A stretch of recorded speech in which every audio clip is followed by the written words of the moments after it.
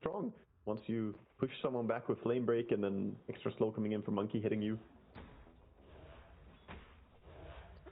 Well, I don't know, I'm just getting flashbacks now. We were casting some like Eastern European Dota like 2 years ago, and we had the Afterlife or Alpha Ninja. Someone was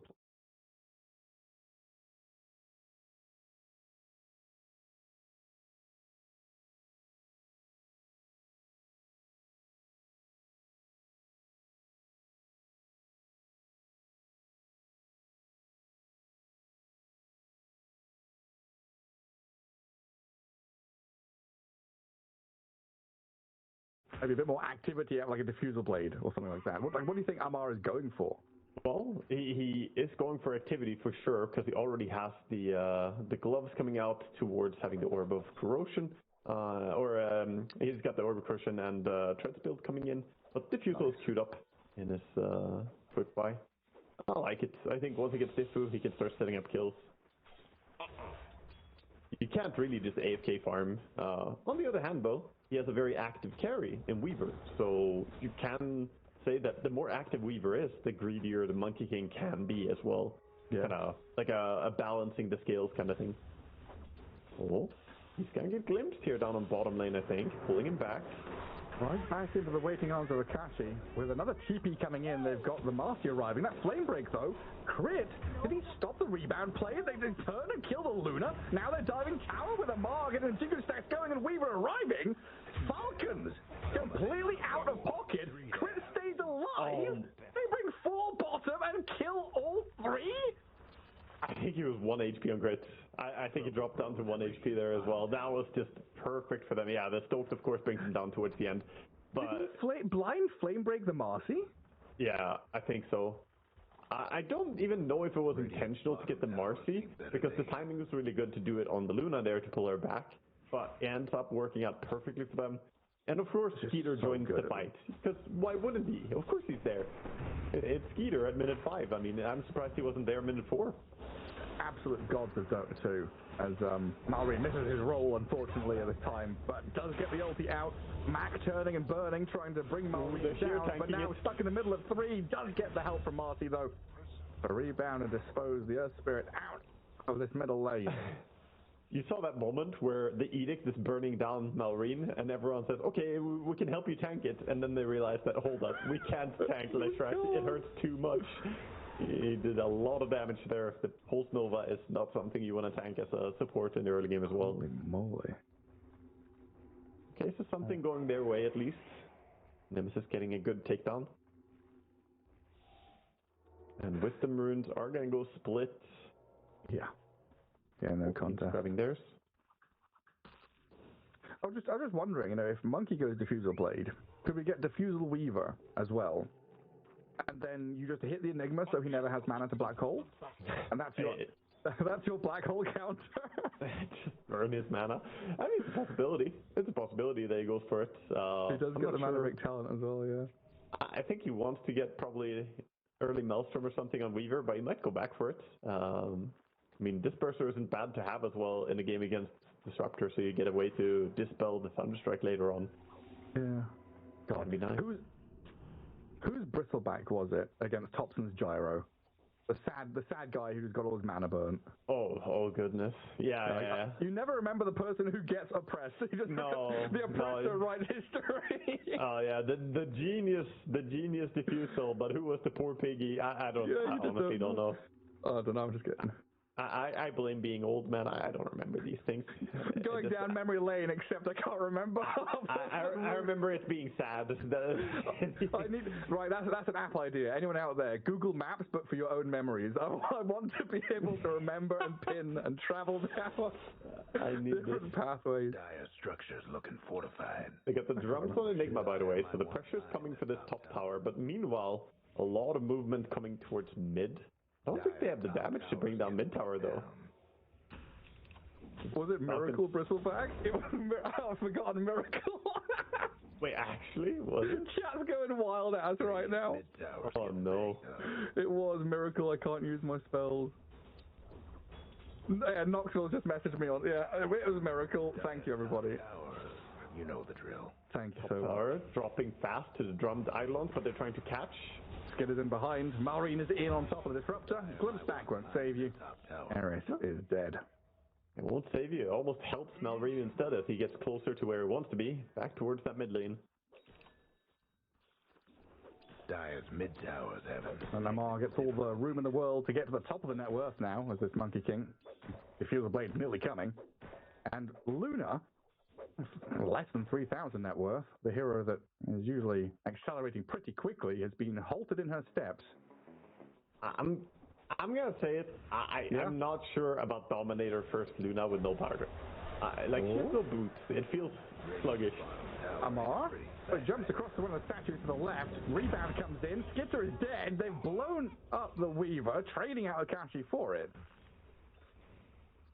Yeah, this Luna is a liability. But the Weaver dying is good, but now the Earth Spirit coming in as well. I think they all want to get out of this area. They're hunting. Monkey King spots a target off to the right. Disruptor could be an easy one. Marcy has also been left to her own devices. And Eris just going to wander through here, get an Ob Sword down before falling. Maureen. Acrobatics going on. Trapped behind the Vool assassins. Oh, Jing. The tree break with the dispo. Monkey King comes down from the tree. There's Marcy breaking some ankles, running around in circles. Could give time for some TPs to react and play down here. The answer's no. We're not saving this Marcy. She's dead. And so is Eris. Yeah, he had no one to jump off. Could not get himself to safety. Eris finally dies as well towards the end of it. But meanwhile, top tower does fall to the Enigma. Dire's mid tower. And he brings down that building. But yeah, bottom tower is dropping, and now Luna going jungle with, this 2 points glaives, no power tread. I think she finds a wolf.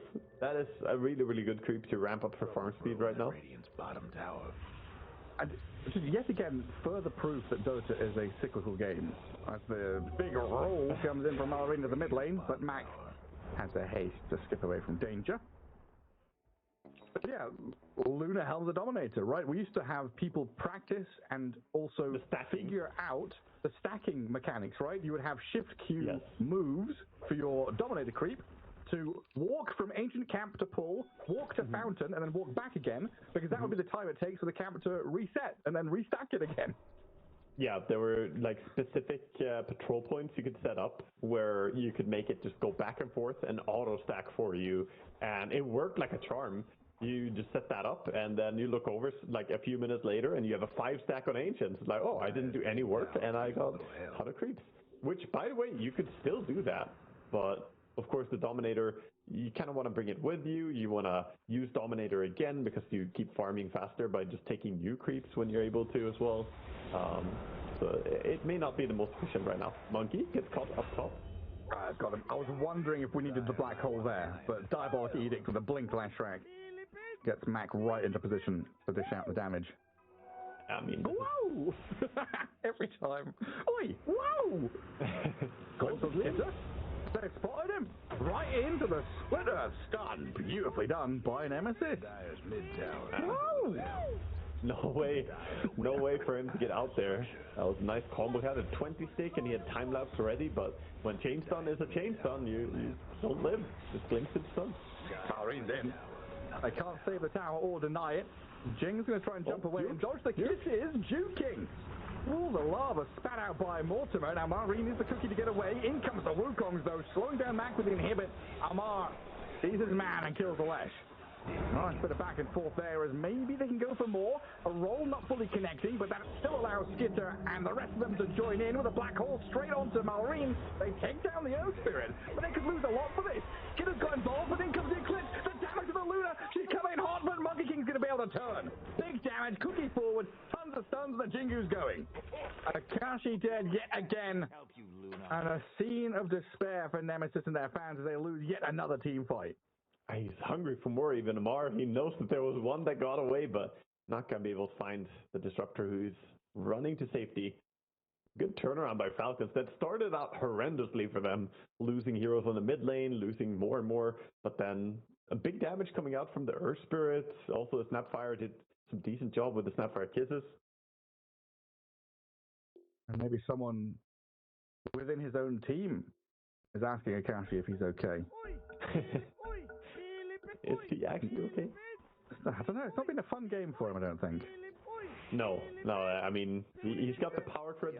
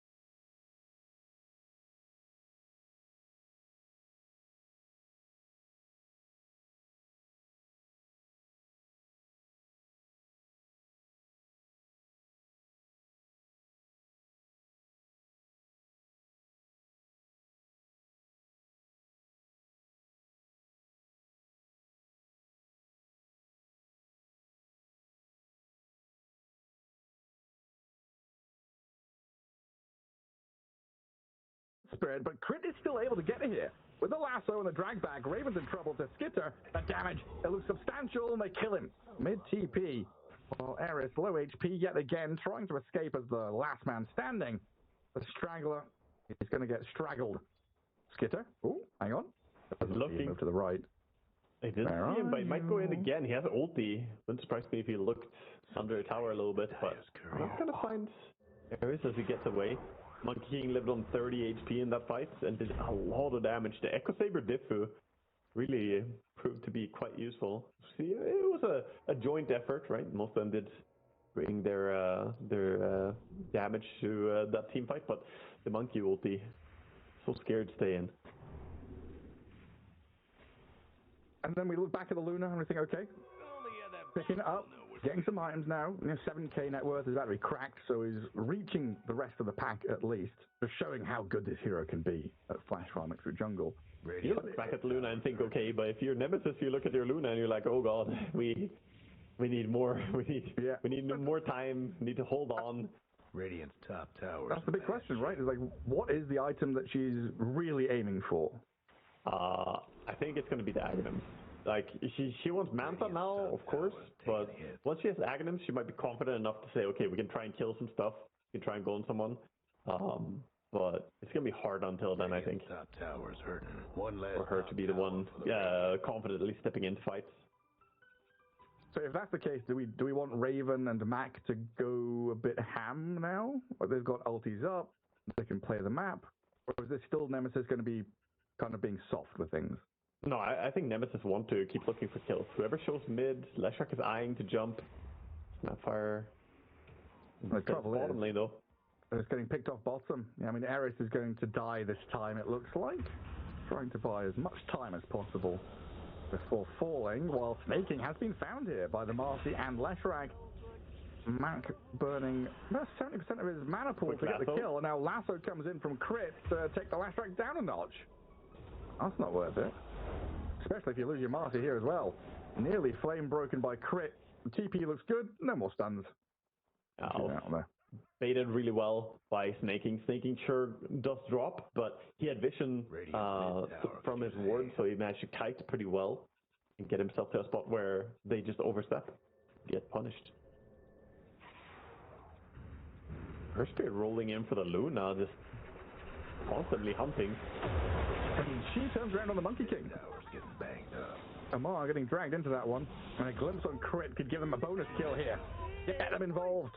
Take some names. Akashi with a double kill. Would you believe it? I might want to mine the top tower. That is really, really big for him as well. Being able to get some gold injection. He actually finds himself at the top of the net worth chart. Like, not long ago, he was the least farmed, but just a series of good things happening for him here. Getting a takedown on the Monkey King, getting the killing spree, and getting crit as well. Tons of gold. Just a little bit of magic. A bit of sea magic. And a couple of, oh, hello, Arcane Rune. Who wants it? Lesh? Enigma? Yeah, for sure. Lesh definitely wants to bottle this up and have it ready. Lower cooldown on the Edict. This can be massive. More mana to keep that Pulse Nova going. Guy's bottom tower's getting the business.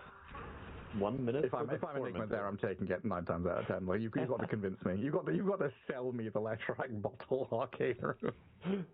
You just like big ultis. You're a play-by-play caster. It's in your heart. You have to. You know, it's in your DNA, Gareth. Been printed on me. Well, as a mid player, I just see efficiency. You know, I see all that Leshrac can do with this. I'm like, oh, he's got to feel so good. It won't look very flashy, but it's got to feel amazing. By the way, Enigma got the Force Staff next as well, so a little bit of auras first, but now getting Force Staff to reposition out of that Wukong's command, really important, can also help his teammates. I think there's going to be a nice effect where if they later go back for the Hurricane Pike on Luna as well, they'll be able to kind of save each other. But first, of course, Luna is going for that Aghanim Scepter. Bottom tower. Big fan of these little past 5 minutes net worth gain boxes that pop up. The Dire best do So something. you can see, like, Luna in the past 5 minutes has had 1,000 GPM, basically. That's like half her gold came from the last 5 minutes. That's crazy. Dire just couldn't save that It's really nice to see when you've got like a player in a bit of a lull, or showing the Falcons have been fighting and not really farming, Dire's bottom tower. giving a bit of space to Nemesis there to catch up and even this game out. Honestly, that past 5 minutes thing looks like one of those things that should be added to the in-game spectating. That would be such a quality of life improvement for just watching games. Okay. It's a great idea. Nice production. Radiant's Nice. mid tower's getting banged up. Roshan swapping homes. Daytime dawns. And yeah, we're in a bang even game. Net worth lead is nowhere to be seen. That's Nemesis all grouping up top left corner. 20 seconds for the Wisdom. A little bit of a thought from Falcons to take the enemy Wisdom, but realizing that no, there's too many people here, they're going to get out with the Batrider. It's going to be a 1-for-1 again.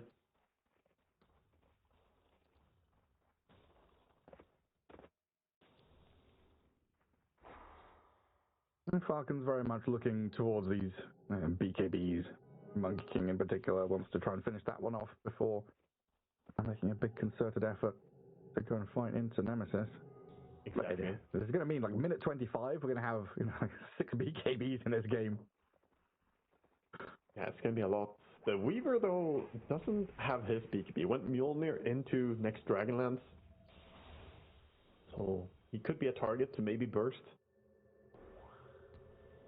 Malrine having the upper hand in terms of timings on BKBs, has his with a blade mail and is lurking up top looking for something.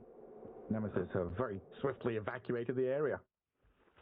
Good dodge by Nemesis. Get out in time. Take over the bottom part of the map instead. Falcons, though, also happy to control this. This is a very close and even game right now. So we have less than 1,000 gold lead at 22 minutes. And the dominator value. Definitely, right now, Falcons are finding themselves not being able to keep pace with jungling, right? Weaver and Monkey King cannot farm as fast as this Dominator Luna, having Manta Style as well. Like, she's just accelerating. And with Aghanims being delivered, this is going to be a time to strike for Radiant. Nemesis want to go and take a team fight. This is going to be massive for them. Just need that right moment. Dire best do something about that bottom tower. Strike into Falcons when they least expect it. The Dire have a lot of sentries and they're trying to keep vision around this area, with Malrine even in position to smoke break in the trees. He's done the job perfectly, but that Leshrac jumps in front of his roll to block it. Malrine taking a lot of damage from the DD Mac, but he's got BKB and a cookie to escape from danger. I mean, the Enigma almost had him. Tried to force staff into black hole play. Good for him that the worst case scenario didn't happen where he pulled a black hole, but the cookie saves him. But BKB traded, not too much more. Akashi didn't want to spend an early Eclipse there, as he knows that the BKB on Earth Spirit will keep him safe. Well, pretty safe. It doesn't completely save you from it. A lot of damage still goes through. Without looking, Gareth, what's the cooldown on Eclipse? Oh my god, it's like down bottom. 50 seconds. Yeah, 65 is... Yeah, when you have... It's a minus 40 second CD talent on level 15. It is so good. Whenever you ask me these questions, I immediately want to go for like the dumbest answer ever. My brain was like 30. Yeah. Say 30. Say 30 seconds. Do it. Glimpse. Who have they got? Snaking? Trapped in the Enigma. But they've got the Enigma though as well. Dragged into the Wukongs, and Snaking even survives it. Wow. Raven and Jing both dead, so Malrine found a pick off on the Marcy top left corner. I guess the Snapfire is just not as squishy as you would think. Mech and Glimmer, Cookie to safety has the Shard as well, so healing coming in from the Mech and the Cookie. Not the quickest burst on Snaking. That backfired hard for them. It sure did. And now they're hemmed in on their side of the river. It always really hurts when the person who's out there split pushing, you know, for the Radiant, the top lane pusher, has been cut out. Now Weaver gets 4 waves in a row, plus access to Lotus Pool, can shove this to tier 2, and that in turn allows the Monkey King to maybe pivot into enemy ancients, play towards where the Luna is. A lot of options here for Falcons as the map really does blossom open for them. Excellent. Yeah, he's getting really big on Weaver, all this time farming, while Luna trying to join some fights. I mean, she's still ahead, but once Weaver gets BKB, that again is this weird offset to power spikes. Let's go down bottom. When Lashrak turns on the lights, you don't see an enemy anymore. They disappear. He's going for the Kai Assange build with a Ghost Scepter as well. He's going to be able to BKB Ghost Scepter combo. One of the best ways to stay alive in Dota. Pretty hard to kill someone who you can't hit and also doesn't take any damage really from spells generally. Hello? Monkey King gets off his BKB, surviving the Eclipse, at least for now. Let's see if he gets glimpsed or played around with any further as Eris looks to line it up. And the Monkey King jumps to the statue to the far left-hand side, but he is still grabbed up there. And Falcon's leaving him to die. Seems like a wise move here, as Nemesis are still hunting for maybe a +1. Snaking, Malrine, high ground play. Falcons, a lot of damage onto Raven there, but saved by the Marcy for now. Dodging away from the kisses, but they still land on the Marcy, and Raven getting dived in on by the Earth Spirit. Gets sent back though. Can't keep going on the Enigma. Skitter dives onto Eris, finds a support kill. At the front though, Luna and Lashrak are able to mark up that Snapfire for a little bonus kill. It's a good bite back for Falcons, at least getting some stuff after losing their Monkey King, but in the end, if we look at the whole, it was still not a bad fight for Radiant. They didn't have to spend their Black Hole, and they got the kill on the Monkey King, which was a really, really nice takedown for them. And Luna, of course, has the ulti ready again. The supports aren't even respawned yet, but Akashi could go and fight again. That's so insane. There's permanent ultis left and right from this Luna. It does get harder to fight against that as well when the BKB durations go down, because you have less of a time where you could stay safe against her. It becomes a game of find and kill the Luna as quickly as possible. When she's so tanky, it can be quite a challenge. Yeah, already sitting at almost 3,000 HP with Strength Threads, it will do it. But 4 BKBs now on Dire. The BKB Batrider as well is out. I told you. It's going to be infinite BKBs. Well, here we go. Another smoke from Nemesis. They want to use these ultis. They know they feel strong, and Falcons haven't been able to really impose themselves on the map the past 5 minutes or so. And the difficult thing, though, is if you don't find a pick-off, what to do. It's very simple to be like, okay, smoke here, find a kill. But if Falcons do this and they re-smoke, they come wrap around, and Jing is the one who has smoke broken. Nemesis are now on high ground, trying to push top lane, while Falcons push through mid and protect this Roshan pit from being stolen. The Monkey King broke them as a tree. He was pretending to be part of the environment. You know, there should be some Dota players with like perfect photographic memory of what the map looks like. They always be like, that tree is wrong, you know? Like, there are about 4,000 trees on the map. Surely there are some players who just know all the trees inside out. I know a lot of them. I know the terrain, but I can't confidently say that I would always see if a Monkey King is added somewhere, you know, that... Show me 10 pictures, I'll probably fail, you know, a lot. Different map cosmetics and stuff like that as well can be difficult. Yeah. When sometimes the Monkey King is just a different type of tree, so he's a pumpkin. We're going to lasso onto the Disruptor. Eclipse is going to come in and force a BKB or two. Crit's going to pop his to stay alive. Looking for anyone deeper in the tree line, but Falcons can't quite find anybody. Okay, let's pull back the snap. He's snaking. In comes the last back with the damage. Amar gets off his BKB Wukong. The black hole will lock him in place. In comes Marine to try and save the day. Gets the big ulti out onto 4 of them. And Skitter can unload the damage for himself. TP out for Luna should be successful. Marcy going to try and escape, but she's stunned. A roll from Marine hits in time. And they do get a 3-for-2 trade in the end. Man, that was some confidence there, trying to just kill the Monkey King during his Wukongs. I mean, big call with the black hole. Everyone did listen to it immediately, so credit to Nemesis for bursting him. But they all stacked up, and the Earth Spirit just showing his damage coming out with the Magnetize on everybody. Veil of Discord adding to that. He turned that fight around really hard. Bottom towers seen better days. Big AoE silence, huge Magnetize. Marine with a great reinitiation. And now Black Hole is on cooldown and Roche still available. Okay. The glimpse him into it again. Oh no. Oh, that's dirty. You think you're safe, but you get pulled into the Eclipse again. The enemy does, in fact, have vision there. Yep. Well, in 50 seconds, they can do it again. Yeah, rinse and repeat. Oh, Roshan's had enough of that top left corner. They've been fighting over me for 5 minutes. I'm going to move. It's too loud and crowded up there, but, you know, and right as he's about to settle down here on bottom, I think he's going to get some visitors. Not the good kind. Poor Roche. Minus armor, stacking up with the Snapfire. Hey! Chief. You can't be Roshan. Yeah, they threw him. They made Roche do a jump there. I've never seen Roche get cookied before, but... Okay. A little bit cautious now, though, as they were starting the Roche. The idle ones are here. But you can't wait for too long as the Enigma Black Hole. You know, this is the timing you want to play on. You want to make stuff happen when it's on cooldown. I want to mine the top So either you start the fight or you continue the Roche. Running in. They spot target. Stackstorm dropped immediately to stop Amar from continuing. Crit was looking for Raven there as well, but he's going to get eclipsed and forced to BKB once more. Yeah.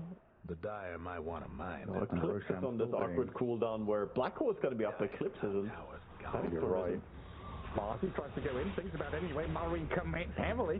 Straight onto James. BKB up for this Earth Spirit now. Magnetize and AoE galore as they kill the 2 Radiant supports. They have buybacks. Yeah, but buybacks into what exactly? It's hard to hold this area. It's hard to keep fighting. And Dire are not as dependent on cooldowns at all. Big thing to mention as well is, well, they have all these BKBs trying to counter out the Radiant damage from their magical focus. The same isn't applying the other way around. Like, you can't just block all of Falcon's damage by buying a BKB. There's so much physical damage coming in from the Weaver, from the Monkey. It's much harder to solve their draft. Yeah, the Hex is up. Wishes that this game would be a little bit more split push. Oh, he drops his Hex on the ground to not show it as he goes pushing away. It's so risky when you know that, you know, there's a Monkey King and a Weaver and Earth Spirit could roll around. So. A bat could come out of the tree. Yeah, imagine if someone stole your Hex, dude. I'll be nervous to leave it and farm a single creep wave like that. Oh, real rough. Yeah, you're right. Just this like Mech Greaves business on Snapfire makes everyone so tanky with the Glimmer Cape. Radiant lost. Yeah, he's doing a great job just keeping people alive right now. can be one of the, I guess, downsides to Marcy is that she is very much a BKB support. You have like Blink support, BKB supports. Yeah. She's not a Glimmer, mech, whatever kind of woman. And that's also where I'm not a fan. Oh, Blink Hex. They're going on Weaver. On the Weaver with a chase stone coming in. I think they've got the first one down. Marina's in though with his BKB going, magnetizing the three of them. Jing and Ares in trouble as Skitter unloads the damage to take the two supports down. Now on to tier 3. Marcy has buyback, Disruptor does not. A hard sell here to come back and defend. Looks like Luna is going to shove out that top lane. Yeah, they saw the TP, they know Luna is coming. But I don't know how scared they are. I mean, 2 supports dead. Another Hex into Eclipse. Can they save? Skitter, they can. Cookie, then it's the BKB, then the run forward from Skitter, time-lapsing his HP back up, while Marina's dived into Akashi, getting turned on quickly though by this Luna. Amani to come in and do something about it, but he's black holed up! Crit is there with a lasso to save the day, potentially. Amar, life stealing, trying to heal back up, but he's hexed. The little piggy trapped in the trees are being burnt down. Mac and Akashi will take down the Monkey King and Earth Spirit, defend their tier 3 bottom, and hold on. Boy, that was some crazy stuff going on there. If the Enigma was a little bit closer, they would have maybe killed the Weaver immediately there, but it all works out really well for them anyway as the fight goes deep under their base and they punish the Monkey King. I think great patience from Enigma. Raven found his moment there. We talked about him as, switching, be an offlane player now with history as a carry. I think he showed great resilience, through a hard fight and dropped a great black hole there. Even if it's just a one-man black hole, sometimes, that's all you need. You caught the most important hero at the best time possible, and that forced, a really bad situation for Dire. Yeah, good outcome for them. And honestly, just like props to him in general, right? Being a carry player, moving to offlane, playing Enigma, and buying auras. It would be so easy to be like, screw you guys, I'm buying, yes, I'll buy drums, but then I'm buying Midas BKB Blink. But it does create a challenge for him because you've pointed out that it's kind of difficult to negate or mitigate Falcon's damage. So him going for pipe, maybe he wishes that was a Crimson or a Greaves or something like that. Because you want a lot of these things to try and save you up, but you can't afford all of them. Yeah. I mean, having the BKB at least is going to be a nice start for him. Now it's essentially down to the Batrider to try and counter him. It's getting a little bit trickier to solve the Enigma problem. Still not easy with the Wukongs possibly, making it hard to go in and drop a good black hole. You stand in Wukongs, you just die to soldiers instead.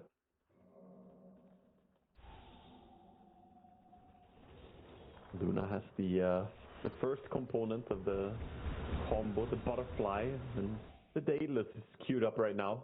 Personally, a big fan of Satanic on Luna, like Butterfly Satanic. I think feels safer to me, but Daedalus will be a crazy amount of damage. I'm honestly just glad it's not the Mask of Madness into Manta, into Crystalis, into Daedalus, into Skadi. The exact same build we saw for like a year straight. You mean with the shard build that we had, where like the shard was just bursting people because it did, 1,000 damage, and if you got a crit, there was 2,000 damage coming in essentially. Yeah, that was really cool at first, and then got old very fast when you realized, it was a time. This is just going to be the meta now. None of that business. Shiva's up on Lesh, so with Shiva's Hex, his damage is now really substantial. Trying to survive his Hex combo is not going to be easy, and it's a great solution to all these BKBs. People say that, need a BKB because the enemy have Hex, but it goes the other way as well. Having Hex is one of the best tools against BKB, so you can prevent them from getting it off. So he got the Timeless Outworld Staff as well, so another bit of a save for himself, but also 8% Spell Amp? So he's up to 20% Spell Amp on this Lesh with Misanthropy. Yeah, and he already has the Edict hits additional target. Just wait for level 25 and he gets the Edict Explosions, and then his burst potential is going to be absolutely crazy. And these fights are pretty scary for both teams. That instant single target catch and kill from Falcons is spooky. The big AoE from Nemesis equally. We have more key items coming in soon, possibly. The Batrider is only 60 gold away from an Aghanim Scepter for himself. Being able to grab 2 heroes. We've seen a lot of Aghanim Batrider lately. It was played a lot as core, but even as support, it's become a priority item.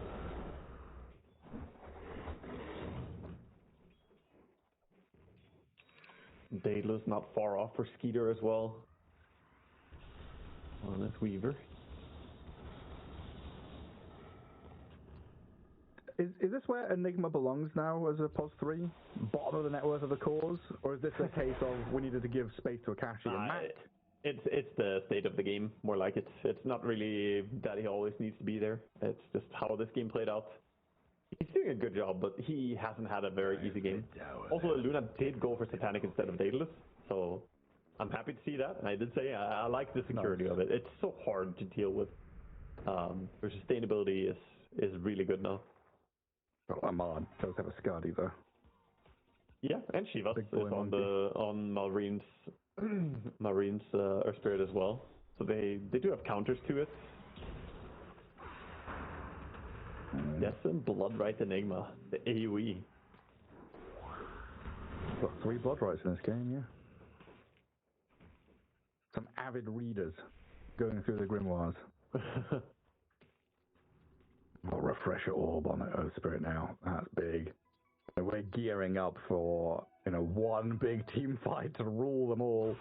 Yeah, this team is building 30. Last much longer. It's like some of my favorite meals, or when you have a slow cooker. Mars, he's walked into this. He saw the Eidolons, decided not to react, and then gets blink hexed.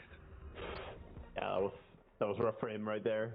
Shows in the wrong area. Now immediately they see this as an opportunity to go do something. So they swing down bottom, try and shove out lanes. What can they make happen with this?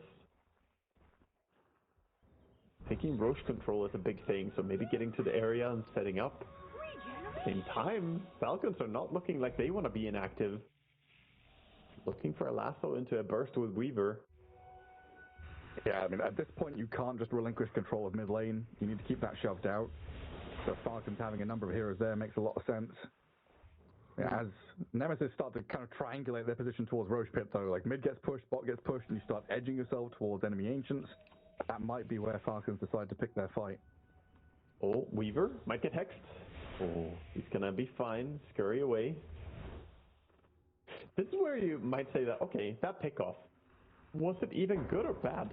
Because you have Black Hole cooldown for 100 seconds, Roche could spawn at any time, and Monkey is about to be respawning now. So right now you have a power deficit on Nemesis because they don't have Black Hole. And Falcons are allowed to make the power play, and Roche is spawned. So it was a great pickoff, right? But now you need to deal with this situation. And I think Falcons could be making a move. Dota's such a hard game. Yeah, it goes in layers. So we see them smoke up now, and this is the consequence of the pickoff up top that expended the Black Hole. What's the cooldown on Black Hole now? Still 60 remaining. Still a minute. Still the minute to go. 20. And they do have the damage to kill Roche pretty fast as well, but we'll see if they dip straight into it. Of course, the little Eidolon is running there to keep traps on it. Well, I like the fact that Nemesis have kind of made the call to not fight Roche, and then Falcons have made the call to, okay, they're not fighting Roche or here, they're just creating more and more space for themselves. Yeah, but they shove them really far away now, all the way to the left side of the map. This might be enough time for them to go Roche. Quick smoke up by Nemesis, though, getting over there. Black Hole check, 20 seconds. 20 seconds is getting there. Roshan roars. Yeah. Oh, this is so tense. Lesh wants to lead the way. He has level 25. He has the damage on Edict. Long wraparound. Now, do they commit? They know they're not in the pit? Do they know? They will soon. Shiva's Guard gives them an indication. Thunderstrike into the pit as well. Long wraparound here. Both teams kind of know what's up right now, but how do they connect? That's going to be the most important thing. Who sees who? Ring around the rosy. Weaver spotted. Weaver spotted. Hexed up. The damage incoming. Oh, it's just too much to handle. Now Batrider lasso too, but he's dead on our screens. Mac picks up the double kill. Malrini's in. He jumps forward. Black Hole's there. Weaver's back. The Earth Spirit down he goes. Skinnerboard back to time lapse. Anybody's dropping so quickly, being pummeled to the ground. He's going to it. there to heal the Weaver back up. They buy back on Eris. 2 dead on Falcons, no buyback for them. They're leaving Snake King to die while Monkey King jumps in, but Weaver gone for 2 minutes now. Monkey King in trouble as well, and Nemesis, they've saved Max with his Marcy. Oh my! Incredible scenes. Amazing play by Nemesis. What a team fight to take. Max just absolutely destroying people, and Marcy clutch multiple times there as well. The buyback into time lapse is such a risky play. Peter went for it, but he gets punished immediately as well. The damage was too much. They couldn't really burst people fast enough into that, so now he's dead with no buy, and this is basically game already. Oh my god. Luna is just gonna go straight for the tier 4 towers, so it all comes down to that one team fight. Right here we see the Weaver go in, trying to DPS, but Wukong's is just a little bit late. Oh. See, the Wukongs didn't really connect. Amar didn't get to do the damage he wanted. Back in live, the tier 4 towers are dropping. We have the Batrider getting nuked from the orbital strike of Luna. Luna and Lesh is going for it. They're going to eat it again soon. Luna's getting the damage out with the glaives. No buyback to Falcons. Yeah, like you said, might just be game. Baron's going to go in with Malrine to try and do something here to deal with the Marcin, kill her off. Buyback force, but Mash with Akashi dealing damage to the throne. Another roll in from Malrine with his BKB going, but the building is dying. The throne is falling, and GG's call. Nemesis tie it up, and it's best of 3 to take it to a game 3. It's only the first series of TI, but I cannot hold back my excitement.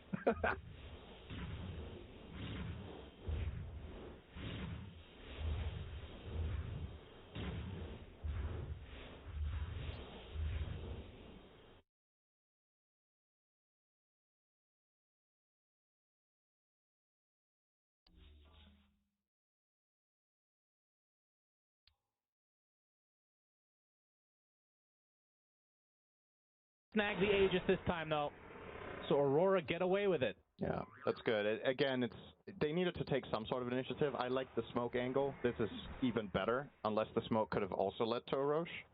So, good heads-up play to take advantage of the cooldown of God Strength. And it did come up as Roche was about to die, and I think Extreme just did not have time to set up a play for that. So, we'll be conceding the Roshan to Aurora, and as a result, you can just farm up this BKB now on Faceless Void with this Aegis, and then maybe put it to good use. A very early BKB for XM, by the way. Interesting. Not a item you see that often on Puck. Yeah, it's very good against Void Spirit, right? You know there's the 2 silences, so if you buy Euls, it's not protection. You just come out of the Euls and get silenced again. It allows you to largely ignore Nether Ward as a factor. Oh. Ame. You don't hit that hard. Well, I guess you thought Jinku could connect this time. He hits hard enough on that guy. Yeah, I was going to say. But Void Spirit does get out. I guess, yeah, Jinku was not in range in time. Obviously does not have the dagger online, opting to go Glimmer first. Again, carbon copy of last game. Jinku, ranged support, protecting with Glimmer, and playing backline. Now he will go dagger now. As I mean, you have 2 cores with dagger. Yeah, so. you don't have to buy Lion. Lion is just the best, right? Like, because you have instant hex. I feel like a lot of times we see when teams have these compositions where these heroes could buy Blink, they all buy Blink, and it ends up being kind of too much. Yeah, I agree with that. Or it could have been distributed a little bit better onto whatever other items. Yeah, and I think in this game you don't play Puck or Sven without it, right? So if anybody skips it, it's the Lion, which is quite rare. Usually, if Lion is in the game, he will buy the Blink and somebody else, like a core can scale more or whatever. But the identity of Sven and Puck just rely too heavily on having Blink. All right, Troll Summoner destroyed. XXS. What a riveting fight that was with the Decay. He did win. 3 minutes on the Aegis for Nightfall. Has the BKB. Still queuing up the Lincolns, by the way. See if he opts for it in the end. It protects him against Stormhammer and then Lion Hex. 2 spells from Lion, right? Yeah, the problem is if Lion is clutch, he will just Mana Drain first, right? So you have to...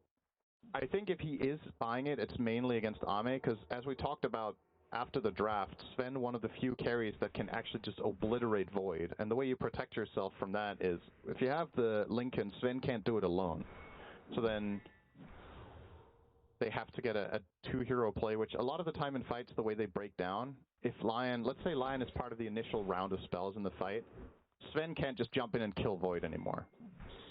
Lion's spells have already been expended. Yeah, I don't necessarily mind it. A little bit on the side of, do we have damage concerns again, like we did for Aurora Game 1?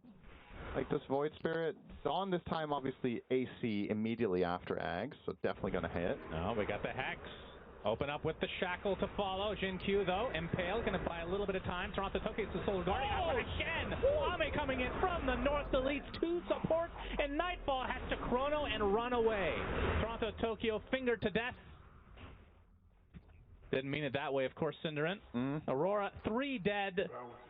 And the Aegis is just going to expire the old-fashioned way. Just, Ame has seemingly come out of nowhere repeatedly in this game. He keeps finding the right targets. I think this is just a beautiful showcase of what Sven is really good at, which is isolating and killing weak targets first is generally the go-to. We've talked about the Void counter, but it's infinitely better if you kill the supports instantly. The fight just ends immediately. Like when he casts his stun, this fight is over. And look at this angle. Beautifully, he TPs in from the top. They also have to be careful. They got caught by the sleep, too. Yeah. Like, just beautiful Echo Stomp setup. Very nice there from Xnova. And Nightfall chronoed, hit Ame twice, and realized, okay, this is not a fight any longer. No. I am tickling him. I think we're going to be seeing quite a bit more Sven this tournament, by the way. I have a feeling that this hero will go up in stocks and is one of the best carries right now for this meta. I don't think teams are able to punish Sven's or prevent him from farming enough of the time, and I think especially if it's picked later in the draft, like in this game it was the 10th pick, so obviously it's a bit of a trump card, but a lot of the time when this hero gets picked late in the draft, do you have the tools to really solve him? To me, Sven needs a farm. Sven needs specific counters to not find impact, right? Yeah. And with the carries being picked late in drafts, Sven is definitely worth to some degree. This is a byproduct of the map being so large, right? It's inherently going to cater to heroes that farm really well. Yeah. Which Sven is always going to be one of those with inherent cleave. Absolutely. Oh, look at that hero damage on Nightfall. That is pitiful. Yeah, 3.4k. Waning Rift to start, XM. Can we get a fantasy point breakdown for Nightfall for this game? Do you have him on your fantasy team? No. I heard a player that a lot of people have on their fantasy team, Yatoro, though. Yes. Got a rampage in his previous game. Oh, really? That's good for me. Ame takes out Mira. Yeah, I definitely have Yatoro on my team. Yeah. I mean, he has the most rampages in TI history, I'm fairly certain, right? I think that's right. I just made that up, but I'm pretty sure I'm still right. I think you're right, yeah. And Tormentor number 2. This time, Ame getting the shard. So the Warcry getting just a little bit better for his team. Undispellable. Passive 6 armor is great. Yeah, absolutely. This takes me back to Kataomi playing support Sven for Entity. They had their Sven Pudge strat with Pure, and then Kataomi would play the 4 Sven, rush Shard, and just always Warcry his Pudge, and he would have insane EHP. All right, Nightfall, Chronosphere, Nova goes out with the... Oh, the Tombstone save. Grab allied, oh my goodness. As the Nightfall maneuver was successful this time, but it's going to get the cost of the support as Ame and company just running through Aurora. The grab ally out of nowhere, I don't think he got that from any of the Tormentors, so he purchased that for exactly that purpose. I think the play call there from Nightfall was, I'm going to ult and use Solar Guardian at the end of it so we can keep chain stun. And then he gets put in the Tombstone and the fight is just over. Just lack of information there, going for that play. To be honest, I don't even know if they would have killed him. I was going to say, how would they kill him anyway? He has 4,000 HP on the Sven. Yeah. I don't...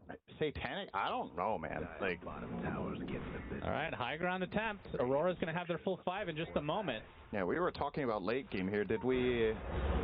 And there's the God Strength. Are we even getting there? Fortification comes out. Creep Wave is going to take all of that damage. I mean, surely you can't kill him without Chrono, right? So Ame just gets a lane. Yeah, it looks like it. I don't think Aurora interested in this. Just has to let it go. The Dire's And that is going to be Elena Barracks in favor of Extreme after a not so great Chronosphere in the end. But like you said, I mean, how often do we see a grab ally reveal quite like that? All right, Sven just cracked level 25 after this camp, I believe. Don't check. What do you think is the highest level hero on the Dire? 18? It's 19. That was a good guess. Yeah. And as a matter of fact, all 3 cores on the Dire are level 19. And if we do bring up the level chart, well, Sven is slightly ahead of everyone else. He's 5 levels above Puck. Yep, a little bit. Ame with a classic, true hard carry performance here. But not in the sense of, okay, I'm farming all game, showing up with a totally clean game. 450 CS now at 30 minutes. And this bodes well for the 0.95% of the fans that chose Extreme Gaming to get 4-0. If they could start off with a 2-0 start, that would obviously be good news for them. And Ame is actually opting to go for Aghanim Scepter, so a lot earlier than, I mean, I guess he does have a ton. Oh, okay, he changed away again. It. Yeah, I can understand why he was considering it. I don't think it's worth it. Yeah, you'd basically be getting it to dispel Decrepify, which, in all honesty, hasn't really been that big of a factor this game in general. Yeah, it's hard to use Decrepify when you're the one getting jumped by Sven every fight. That's right. Fall flat immediately. Yeah, it looks like it'll be an MKB instead. Definitely not been a fun game for the Aurora supports. 1 and 13 combined in KB. Yeah, it doesn't help when you get 2-shot. No. I mean, Rasta, that's the whole purpose, is to not get 1-shot, right? Yeah, the stay alive a little bit longer. Rasta gets 2-shot because of foul play. Pugner gets 1-shot. True. Yeah, tough. You can see now that Aurora are... Oh, my goodness. Testing out their BKBs. Oh, my goodness gracious. They're getting more and more cornered on the map. He looks so derpy. Why? All right, so things just getting worse for Aurora. Maybe need to check their hotkeys a bit here. Extreme, of course, didn't have... I don't think they had vision there, so they don't have the information. But if they take a fight now, then well, they're going to be even more at an advantage. In the next 70 seconds, that is. And there is a smoke from Extreme.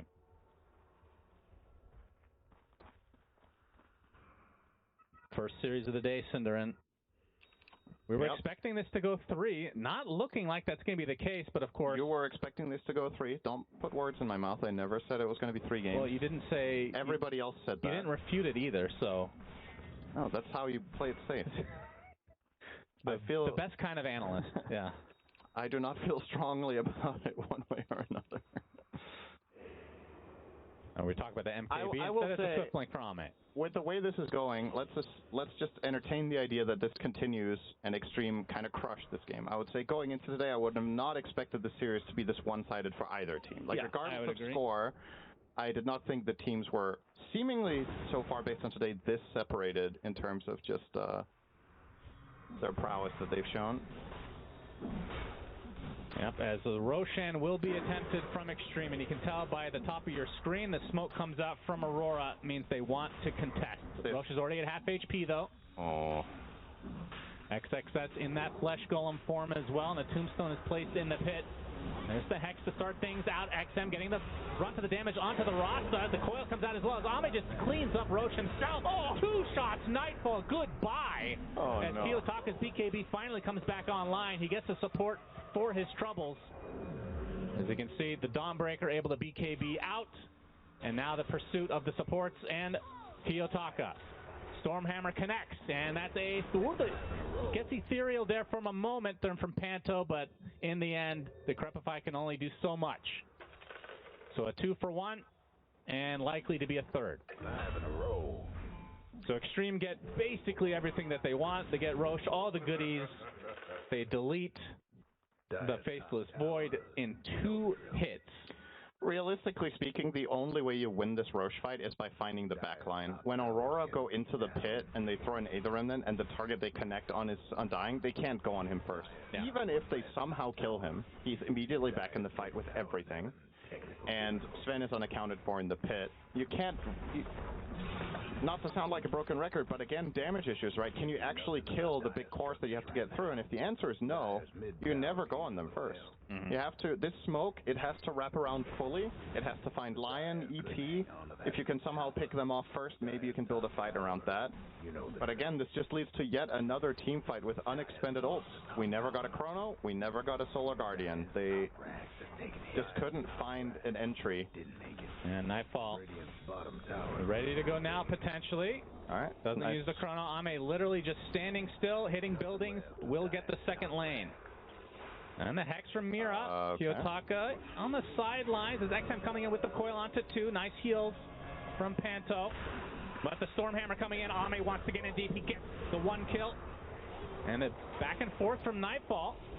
You can see the reset was there, but Ame now with that God Strength available. Earthsplitter does a decent amount, but Nightfall able to time walk most of it away. Toronto Tokyo getting on top of the Sven. Remember, this is still an Aegis Sven who just brushes off the damage with that Satanic. Gets back to full HP, brings them back with the Harpoon, but the Chronosphere is there with the Life Break on top of him. This is going to be enough to take out life number 1 of Ame. Can you do it again, though, is the question. Ame pops the Warcry. Basically invincible now as a result.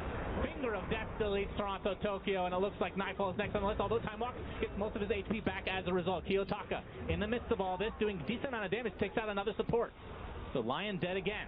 Toronto Tokyo is going to get Harpoon back into the arms of Ame. That's a double kill for XXS, though, as Nightfall and Kiyotaka, last remaining members of Aurora, as it looks like this game 2 will likely just come to an end right now.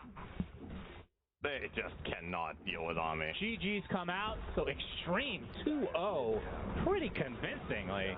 10, Really 0, impressive. and 10. I'm sure Fear has a little smile on his face. Obviously a big Sven Enjoy himself, one of his favorite heroes of all time. Of course, second only to Clinks that we have yet to see in 2025. Who knows? Maybe we'll get a Clinks this tournament. Yeah, maybe we will. Let's go to the panel. Yeah, great game from them. Yeah, I mean, we had it from Fear leading into this game. Almost any hero could work, especially with Helm of the Dominator and item that everyone is picking up to get to that laning phase. And look, Faceless Void, get a little bit more.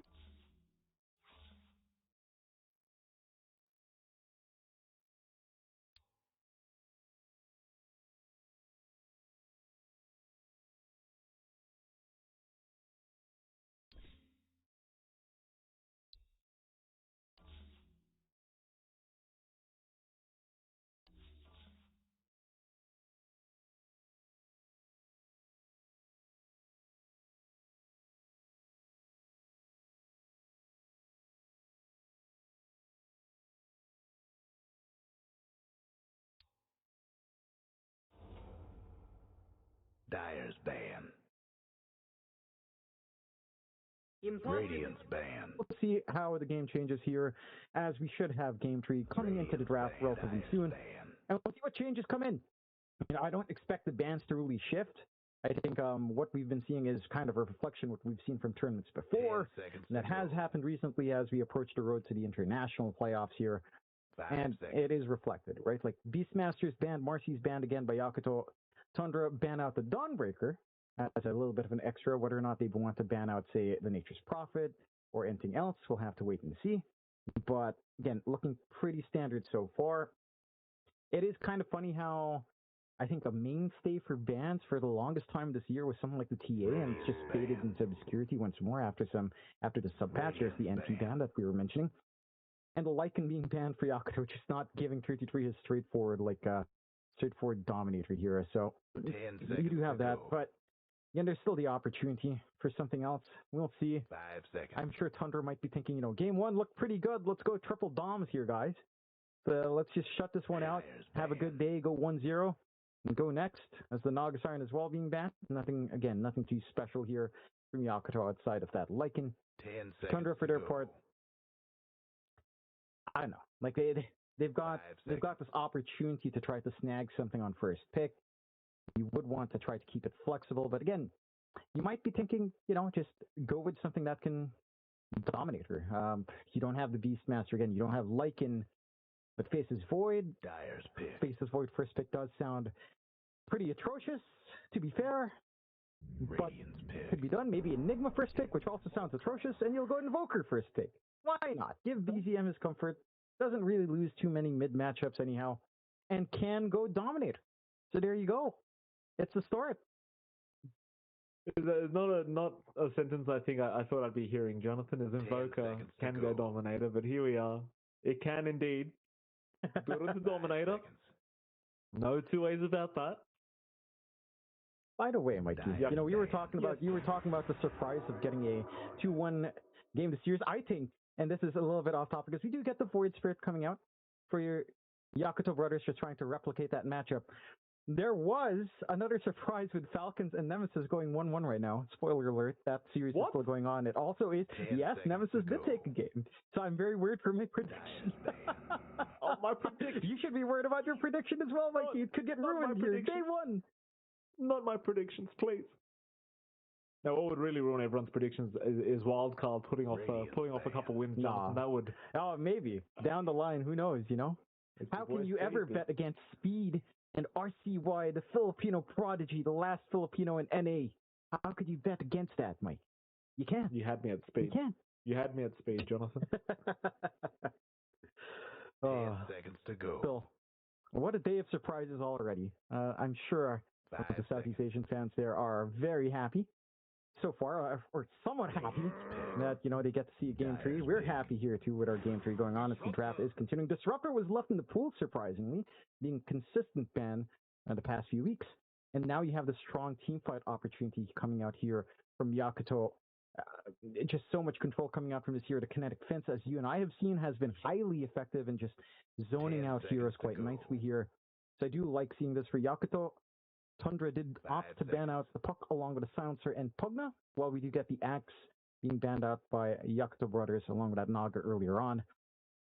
So at the very least, you don't have to deal with, say, a Silencer Tusk kind of combo lane. I don't know if that's something that, or a combination of sports. I don't know if that's still something you'd want anyhow. On Tundra, there are some big choices here. The Bane that we saw Yakuto bring out in Game 1 is available for Tundra here as well. Still not the easiest of time into Disruptor to try to get a grip though, but they will pick it up anyhow on Tundra, and Toby has enjoyed this hero. And if you can find the grip on that Void Spirit, then it simplifies this entire control process. The issue is, this Disruptor will be the bane of the Bane's existence, right? Like the Static Storm, Glimpse, interrupting that grip is not too difficult here for Yakuto, and you add the Tiny into that mix with, say, a Blink Avalanche Toss. It's also not a very simple game, again, to get that key control going. At the least, there's some ways of maybe isolating this Disruptor away now for Tundra, getting that jump in, looking for the back line, and taking care of that Disruptor. You had some words about Tiny a few months back for the qualifiers, Mike. How are you feeling about it now? I mean, what is it, support or core, John? That's the important question here. Is it support or core time? Right? Because if it's support, I don't mind. If it's core, you know I'm going to get upset. As Yakuto Brothers, they will pick up Abaddon. So maybe things have changed, Jonathan. Maybe things have changed with Tiny. I will reserve judgment, but I still don't like core time. I agree with you. If this is support, I don't mind it too much. I think you have a lot to do with crash landing on, say, Pause 4. Again, finding the backline is going to be key. Really intrigued with Yakuto going back for the Abaddon here. Really good save against the Bane. So you do have a strong Dispel on hand. The Bane is not going to feel as impactful as you'd want. And that is something that I think Tundra is going to have to try to work against somehow. Maybe you target the Abaddon first now, try to burst him down, but he has such a big window of opportunity because of his ultimate as well with borrowed time. You just can't take care of that issue fast. And now we get the Rubik out as well. Maybe the core Abaddon coming in on safer off. You've got the Rubik with a lot of good spells. Like the grip is just something consistently easy to find here for Baboka. And that is concerning. Even the Invoker spells are going to be nice to steal away. Tundra will go into Darkseer for 33, so you've got this Darkseer Tiny combination, which is good. Yeah, I mean, it's a Dominator game for the two heroes. The issue is I do feel like Yakuto is now, they're drafting correctly. They're not, look, in Game 1, they went for Mars, right? They went for, mainly the Mars and trying to counteract the Enchantress as well, to counteract that kind of gameplay. Went all in, didn't work. Now, they're playing their own game. They've got the save for the Bane. That's it with the Abaddon. They've got a Rubik that can steal some spells. The kinetic fence can still be annoying to kind of run into and try to run all these creeps down. There's a good way to block it off here from the Disruptor.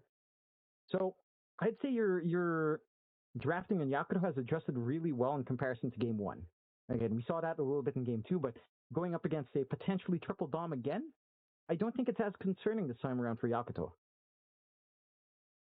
We'll see, John. We shall see. You know those little combinations as well now, right? Like you dominated creep with Iron Shell, toss it in, maybe pick a Centaur so you can stun as soon as it's tossed into the enemy. Perfect setup. You got to think about these things, Jonathan. It's Tundra Esports we're talking about. Yakuto, I imagine, is still looking for a position 1 ban out here for themselves. I hope they're still looking for a position 1 ban. Yakuto brothers, that is, because it means we're probably going to have to watch POS 1 Tiny if it's not the case, John, and God forbid we have to do that this early on in the road to TI playoff. Oh, goodness gracious me. Imagine if we would. I guess that would be the greatest comeback for Yakuto. Just, that would be a gift, I suppose, for themselves if they could see that. And, you'd be a very happy man going to the next series, Mike. You'd have a really strong talking point about Tiny. I would. And how great he is. 10 seconds to go. I would. But hopefully not this time, John. We are going to see one more ban. Seems like Tundra believe there's a position 1 to come. I still, Tundra obviously need their own carry here, Jonathan. Do you see something you like? Something that tickles your fancy here for this Tundra side? It really depends where this Abaddon lanes for thinking about laning. Jug is pretty fine. Jug is a fine choice. I like it. Juggernaut has felt good. Okay. This is also potentially a Dominator hero as well. It's actually not bad in Jug.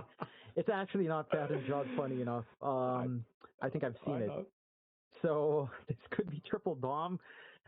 It's pretty nice. You don't have hard control for Jug, especially if he goes Manta afterwards.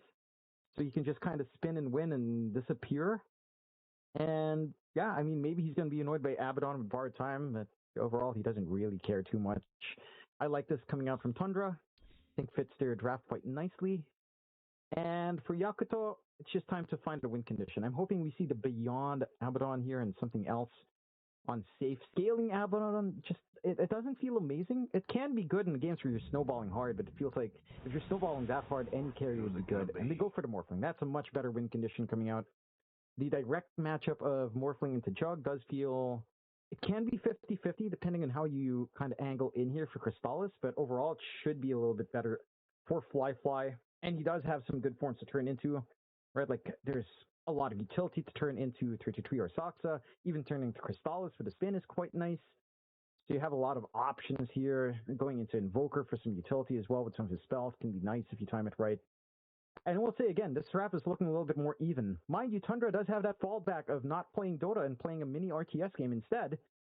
Whether or not they'll go for, say, triple Dominators this time around remains to be seen. I'm a bit surprised BZM is still going for Agent of Galeron, because there is no big control outside of Vac Wall Avalanche, right? So your window for playing with Cataclysm is a lot smaller, with just Vac Wall Avalanche to kind of bring that combination together.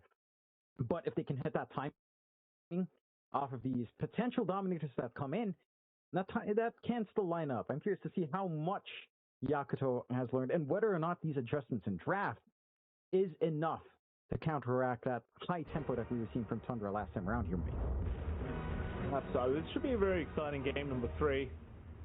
Fully anticipating we are going to see the triple Dominators here from Tundra once again. Let's see if that is going to be the case, as I'm sure this time surely have some form of an idea as to what to do about it if that is going to be the case. We'll see. So Cheeky's on strike right onto Fly. We are into game number 3, of course. Yeah. Again, I just love it if we're getting some surprises coming in here to the first day of the road to TI playoffs, right? Like again, on the other series, you've got a 1-1. We've got a 1-1 here as we are ready to get into the game. And now it's a matter of who goes on top of who. Game 2 was even. Game 1 was very much in favor of Tundra. Game 2, of course, even, but was better for Yakuto for a longer time. And that does reflect with a win. There were some moments for Tundra. This time around, I know it feels like a bit of a hybrid. It's not as all in on this potential for say tags with Agent of Galeron. It's not as amazing unless you really nail that Avatos with the wall, with a back wall. Smoke on smoke already broken out here though on Emo. So see if they can start to angle around. Level 1 is pretty nice for Tundra, but you're not playing into kinetic fence as well, so maybe it's not too bad. You're not going to be blocked off with the insane amount of spam. You're not going to be at least locked away here. We're waiting though. Yakuto certainly wanting the attempt at a kill, and they're going to see BZM. They'll also find 33. But there's no real fight to break out. Everyone just kind of holds back. Is going to be a 3-for-1 trade in bounties in favor of Yakuto Brothers this time around. So a nice little bonus for them. Bit of a chase onto Chrysalis, but he'll be just fine. Looks like 33 already trying to get perhaps the blocks going on this creep wave, even the Iron Shell, but no, he doesn't bother. Meanwhile, Toby going to show up there for a second, cops the Thunderstrike, but will be just fine. And looks like Sux is even around here just in case. They will, of course, TP Toby out of there. There we go. I mean, bottom lane, of course, you are going to have Darkseid Tiny against Disruptor Morphling. It doesn't really feel like you've got too much to be concerned about here as Fly. Just make sure you don't get caught with your pants down with low HP against this toss of Sux. Yeah, shouldn't be too rough here for Fly. Maybe you have some opportunities once you have that level 2 Iron Shell, and whether or not Soxa can kind of get that spacing. You're probably just going to be looking for pulls here as is standard for Tiny gameplay in lane in the year 2025. Whether or not he can, though, is the real question. Ollie already burning through a lot of his mana with all this Thunderstrike spam. Can kind of simplify the lane a bit. He does have at least a Mango on hand. Would love to be able to get Lotus control as well later on. We'll have to see if they can manage that lane properly to get these resources lined up, but it's going to be pretty static until at least level 3 down bot here. Unless, again, a severe misstep happens. Bit of a back and forth up the top as well.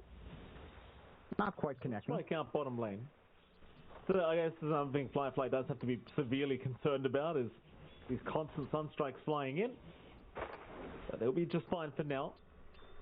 All lanes going pretty smoothly, I might add. Of course, the top lane, no real contest at all for Chrysalis, but you could say the same for Beyond on the Pulse 3 Abaddon. And even I was just looking at mid, like, Emo is going to find the CS advantage in the Void Spirit, which is kind of anticipated. But we saw this in Game 1. Like, BZM, he doesn't really care too much. He understands he's going to have that disadvantage in CS.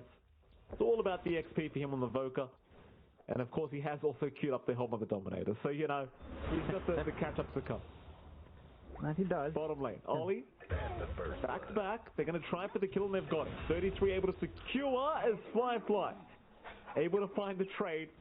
Getting a little bit worried about him because he wasn't strength morphing, but he does make it up.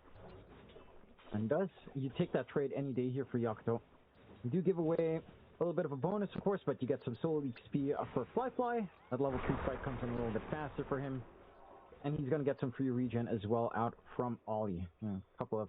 There's a salve in the backpack. There's some tangos left to share. Fly is going to be nice and happy.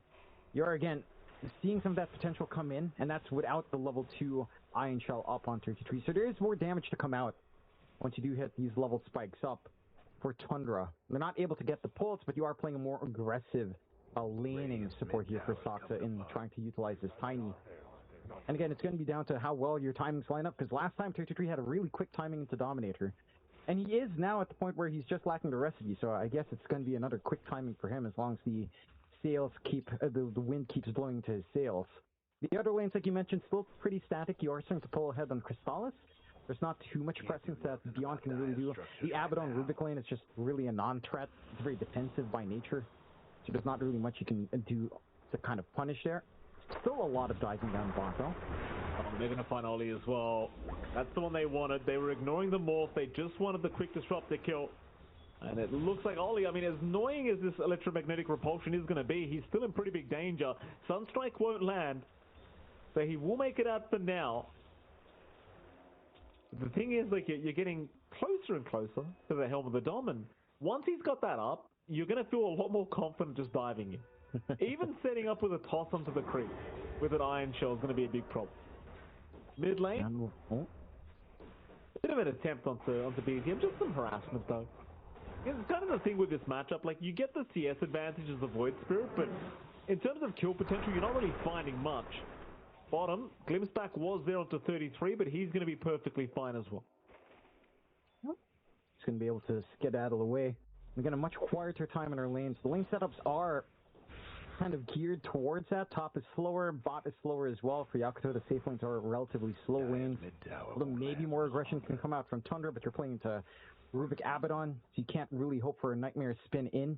Mid lane is, I will say, a little bit better for Emo in comparison to game 1. Like, this is a much more smooth time laning into this Invoker.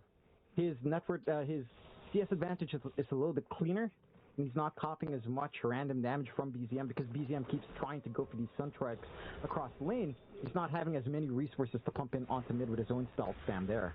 So it is holding back in how much he can stop Emo. And then the question then is, how well can you control these runes coming into 6 minutes? Because that's the big one, where Emo is going to be approaching level 6. He wants that first power rune. We saw that commitment earlier where Tundra was finding the better end of the stick because of how much pressure was on bot. This time around, you don't have that laning pressure to hold back these supports from rotating early. So there should be an opportunity here for Yakuto to get a smoother start with that first power rune spawn in a few seconds here. This is part of the game plan, Jonathan, but concerning signs for Tundra, Chrysalis has not queued up a Helm of the Dominator yet. Well, what's going on? Oh, no. He's queued up a Battle Fury. What's going on here, Jonathan? He's playing it smart. And I mean, the Dominator does make sense, but this is a jug. He wants to farm. He wants to farm the good old-fashioned way. You know, it is what it is, Mikey. Lane. Karune's being denied away from Emo, but he will jump in, trying to chase down this Tiny. Those Sucks with the Fairy Fire actually still surviving, but they will glimpse back for Tiny, as now the chase continues for Emo. But you aren't going to have the follow-up, so Emo's going to be perfectly fine.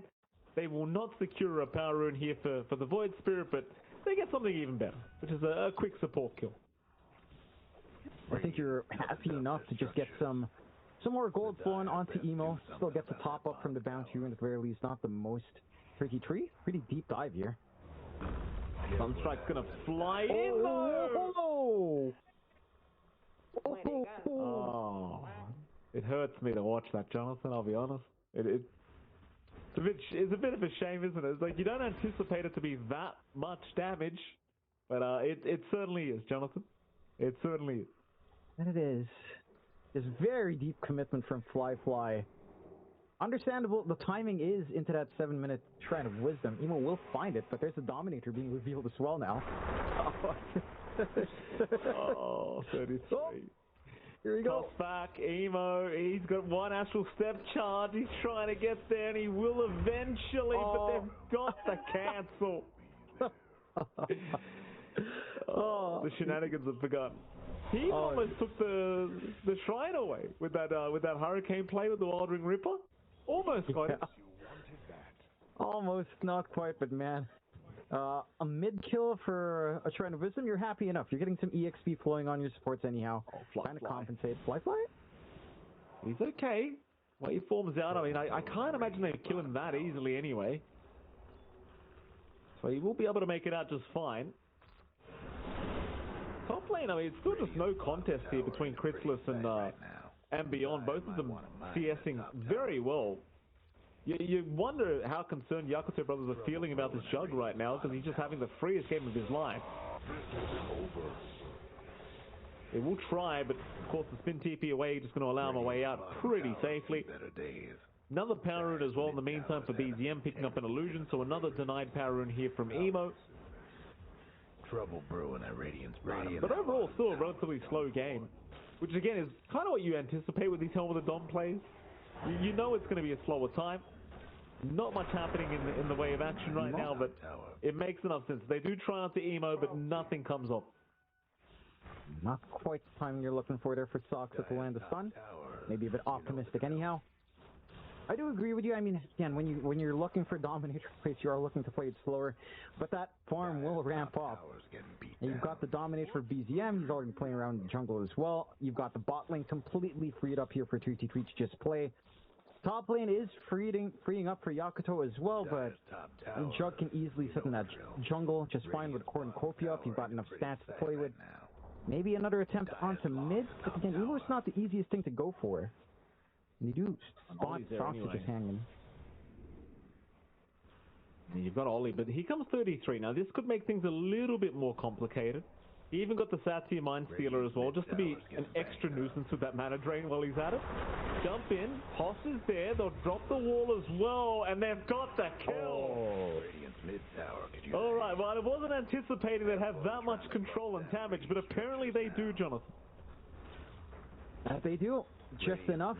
Good chain, good set of chain stuns coming out with BZM on top. And yeah, I mean, if you can't dodge out the Sunstrike, that's where your damage is coming in. A mid-tier 1, a pretty devastating blow for Yakuto, but again, when you have double Dominators and all of these creeps that can just help siege so fast, you do lose map space quickly. And mind you, Yakuto still has good control in the triangle. They have small stack built up on the medium camp. Oh, regenerate. The Boca.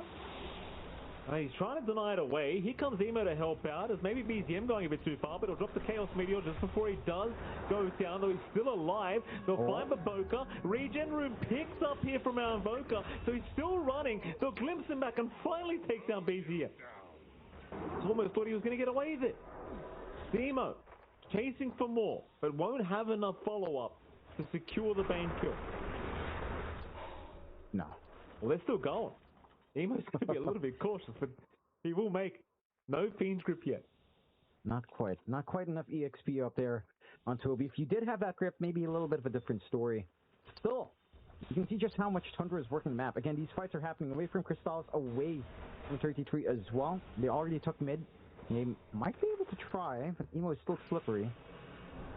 Still like one creep away from Fiend's Grip being up. They're still going to try and chase him down. He has an actual step charge, but maybe they can time a nice Sunstrike here. And it won't be enough anyway. They won't bother. 33. Starting more shenanigans across the map as Desi Tossback plays into the creeps. And well, this is a bit annoying for Beyond. He will make it out, but it's starting to look a little bit scary. Keep in mind now Toby has the Fiend's Grip up, so if it wasn't already kind of scary enough for Emo as it was, now with the Fiend's Grip, you've got a guaranteed way of just holding him down. You do, and you see the confidence coming out from Tundra now. Just crossing that river into that bot jungle and dragging off this attention away from Crystallis, who is very close to the full Battle Fury, pretty much just lacking Quelling and the rescue itself. Still looking. Toby, he's going to get jumped. Toby should be going down here as a Static Storm, not going to allow him any kind of play. So a very nice pickup now from Emo. And finding some forward spirits for themselves here for Baboka and Yakuto.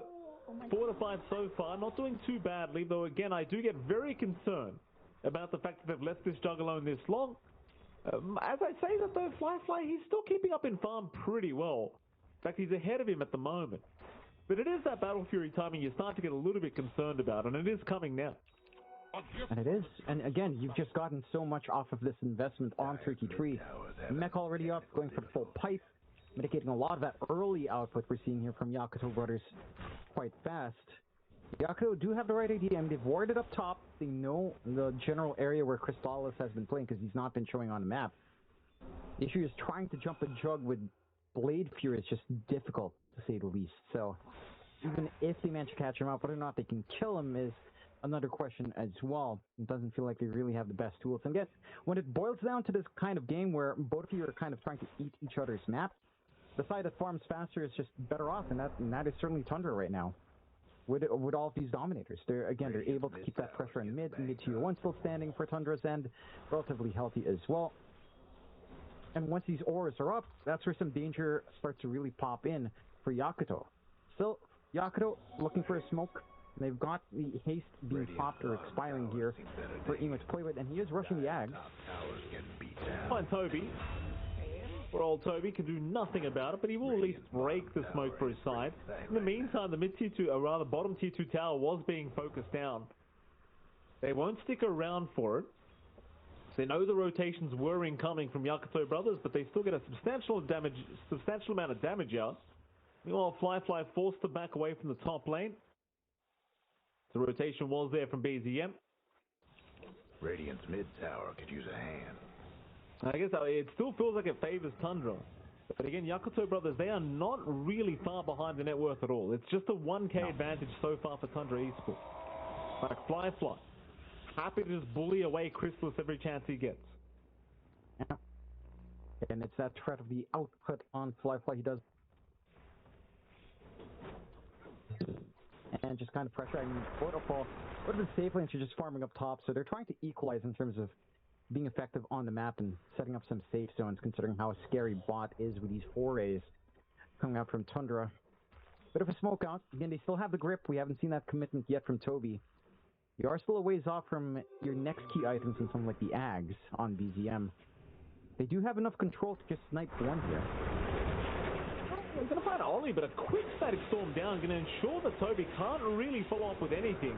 He's still safe for now. Here comes the Morph, Fly, trying to find himself a target, but the Fiend's Grip is going to lock him down. It is cancelled though. Emo saving the day for this Morphling. It seems like Tundra will need to retreat. They will do so. Yakuto, they're happy to continue this fight. But Tundra are the ones not looking to keep it going. And still, it still proves to be a hard game for Toby. You know, he finds a nice Fiend's Grip, but it just doesn't last long enough in the end. No. I mean, there's just so many ways to cancel it off. Right? Like, you've got a lot of saves coming in. You've got the lift, kind of break up with a stun. You've got the Void Spirit. You've got the Static Storm that's been very good from Ollie, breaking up these smokes and just instantly dropping Static Storm, stalling out this movement out from Tundra.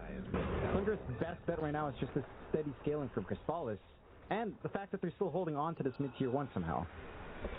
Nightmare's down onto Baboka. They're going to try and at least burst down the Ruby quickly. And they should have him as Crystallis does show himself to boot. Emo going to be fine to step his way out. That was a full 5-man committal here in this mid lane though, in absolute fairness. So Yakuto Brothers, they might call that a bit of a win. They will look to retreat now on the side of Tundra. But that tier 1 tower, I mean, it's standing on nothing at this point. They'll come back for it eventually. I think the key issue for Yakuto is that they have to come back. I think that's the key thing. They can't use these wards effectively. They can't try to sneak around with a smoke from mid into that top jungle because of the mid-tier 1 still standing.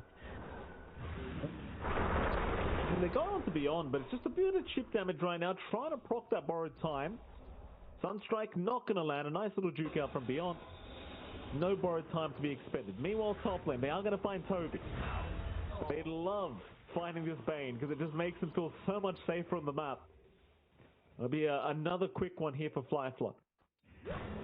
It will be, and again, it's a very even game, but I would say it's looking a lot better now for Yakuto, considering how much you're getting out from Fly. This investment in 3T3, yeah, it's been good. The pipe's coming out relatively soon, but it doesn't feel like you're really seeing the connections as we saw in Game 1, this kind of idea on the strategy. Right? Like, you need so much more to come in for Crystallis first. He's not ready to really fully commit on the Juggernaut yet. You are 2 parts away from the Ags of BZM on the Invoker, but no breaking through it's banking heavily on this big back wall avalanche idea from 33. I don't know if you're going to be finding that. Maybe if you're just going for a solo pickoff, double Sunstrike on 1 is nice. You have enough control to at least guarantee that, but going through for a wider team fight doesn't feel as feasible at the moment for Tundra. And Yakuto are just feeling stronger and stronger as this game goes on. Like, Manta up on Fly, Dragonlance next, already has his Vlads earlier on for the farm as well. Their own Ags time with Emo is still a little bit further away on that Void Spirit, bottom network core, but once you do hit that Ags, that's, again, a very dangerous timing here for Tundra. It's not like you're going to be farming quick BKBs anytime soon either. That timing for the Ags should still be better than any preemptive BKB that may be queued up. So you have a big window for Emo anyhow. That's 7-6. Still a very quiet game in comparison, but you do feel the stakes, right? And it does feel like both of these teams understand just how much is at stake with this best of 3 here is Fly. Punch up the Morphling. Not an easy target. In fact, onto Saksa, they will Fiend's Grip him up though. He's now stuck. He needs some help, but it's not coming. Maybe just not anticipating that many numbers to come in. They'll lose the Morphling. And this is huge from Tundra. They'll find a secondary, and they might even just start pushing through the bottom lane. Why the hell not? About the opportunity to take a free tier 2, already got some gate usage out from Sox up top. just to even out the lane a tad bit as well, and start to set up perhaps for that Tormentor for this timing. So very good timings overall lining up here. Toxa will be on. They're going to find Beyond. Beyond's still sticking around, but he's going to be a little bit wary of Saxa having a toss target. Here comes the cavalry, but Saxa's got the help. This all looks like bait right now. They do jump in for the tiny, but the pipe will keep him alive a little bit longer. Nightmare out into Beyond as well. Here comes BZM to boot. Saxa somehow still alive. Now the Vac into the healing ward to keep the tiny going. Yakuto rather, they're still going for more. They'll move in on to Beyond now. Beyond, he still has that borrowed time available. Sux is still being chased down some way, somehow. They'll finally take him down. There goes Toby to boot. That's 2 supports gone now for Tundra. That'll be enough for this team fight. They'll need to get out of there. But Emo, he's on the chase. Ash will step up in a few seconds. They don't want to mess with the Croaker, though. They'll leave the Croaker alone. Really a lot of wasted time coming out from Tundra. It's just that they can't capitalize, right? Like, it's so hard to look for an angle for Crystal to get something like a good Omni Slash off. They've got the space now for Yakuto to take that Tormentor, and they get the D-wards off. So snipe here from Tundra doesn't really seem feasible. Timing on the Sunstrike just slightly off for BZM. And now you have the upgrades coming in for Baboka. Free shard up. Having that defensive lift back can be massive as well in terms of, again, saving from this single person control that Tundra has. They are looking to force the fight in, though. Why not? They know they're weak right now. Or perhaps weak. 33. Not going to find the angle to move in. They are still posturing around that top tier 1 tower, but they haven't really found the opportunity. As now a counter smoke is out, but it seems like Tundra, they might be aware, but the Nightmare is out now from Baboka. The lockdown Christmas into the static storm. Do they have a way to help? A big back wall out from 33. It's kept him alive. The Jug can fight back. Borrowed time is out. How long does it last? Does it keep him alive? It does, but Baboka doesn't want to go down. Another Fiend's Grip. Emo got caught, but the Aphonic Shield is going to allow him to get away. Now the Omni Slash is going through the whole creep wave. They'll even glyph it up to ensure it does no damage. No creeps will die. Crystallis continuing to run with the healing ward. It will finally go down. They'll try for Toby once again. Now the turnaround. In with the avalanche up from Salsa. There goes Beyond, and now the vacuum. Onto 3 targets. Fly. He's trying to fight back, but there's no fighting. He is gone. And even more now.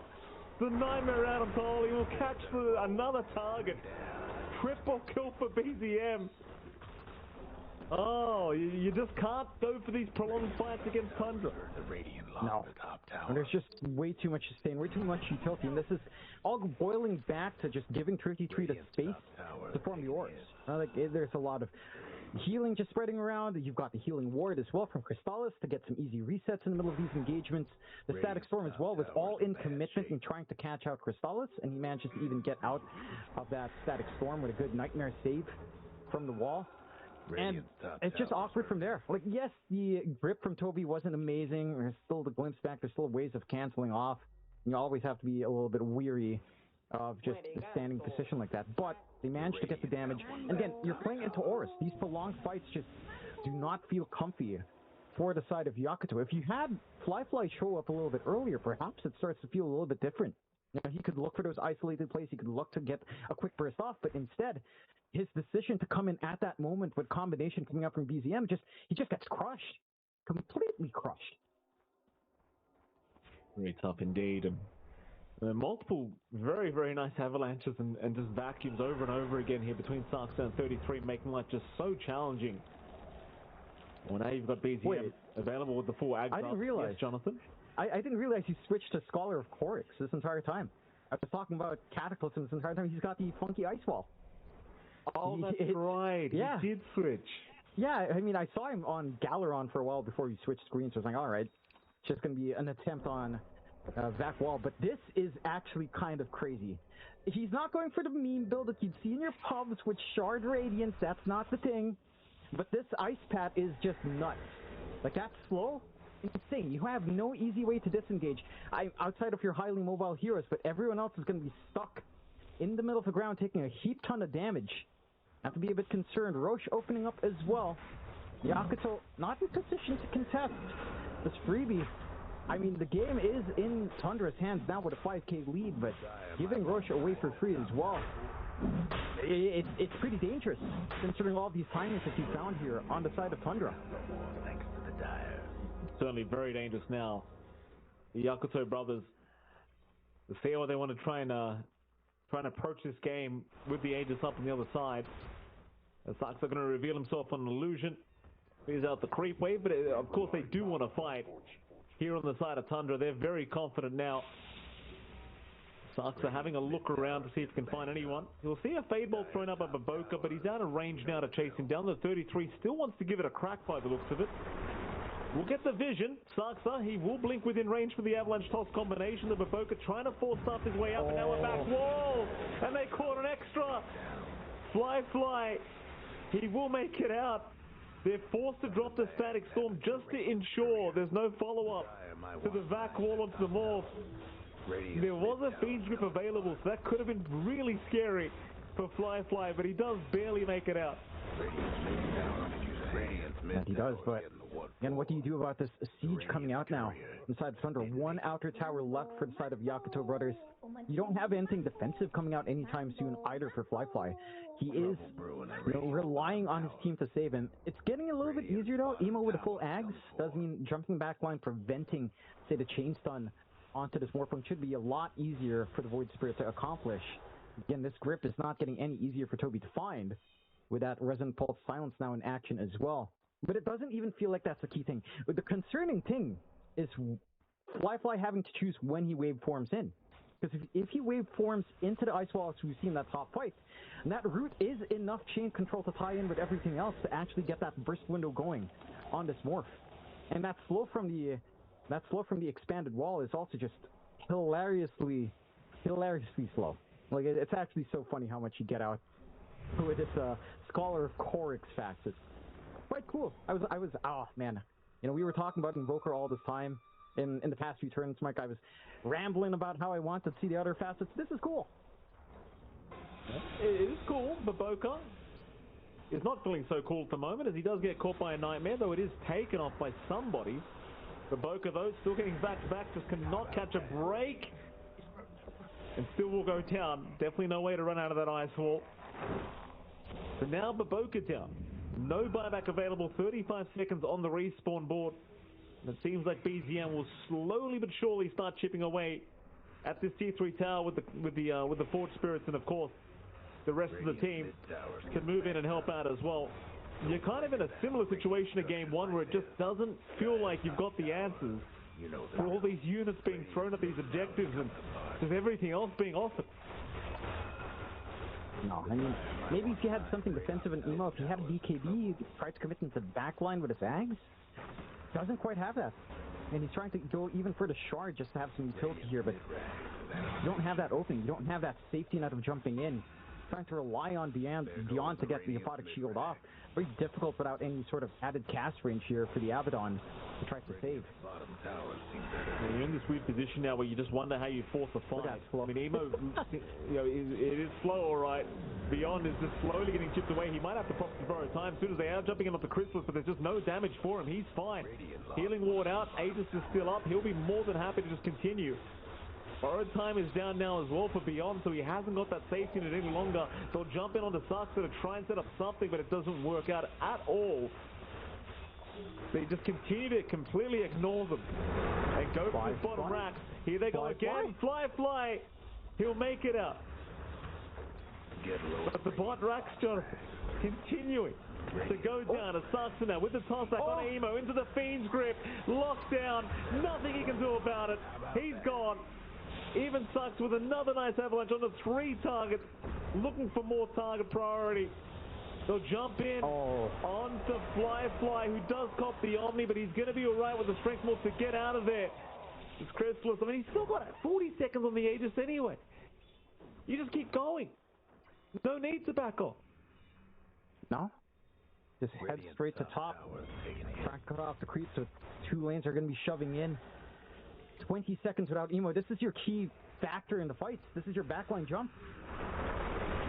Here we go again. Jump is out Beyond. He's got borrowed time in 5 seconds. It'll be just enough time to allow him a way out as they are going to toss back 33, but he's a very tanky target right now.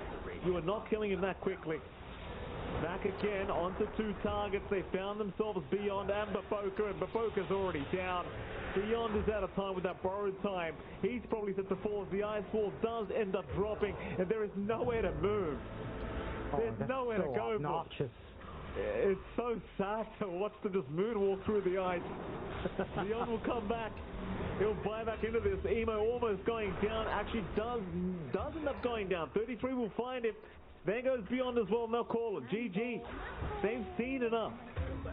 The Tundra, they had a bit of a misstep in Game 2, but Game 3, they go back to the helms, and you look at that, Jonathan, it works out quite easy. That it does. I think the shift in play style for Tundra as well is just really smart. Again, when you have a nerd like 33 on the offlane who knows how to utilize all of these stat advantages, you get these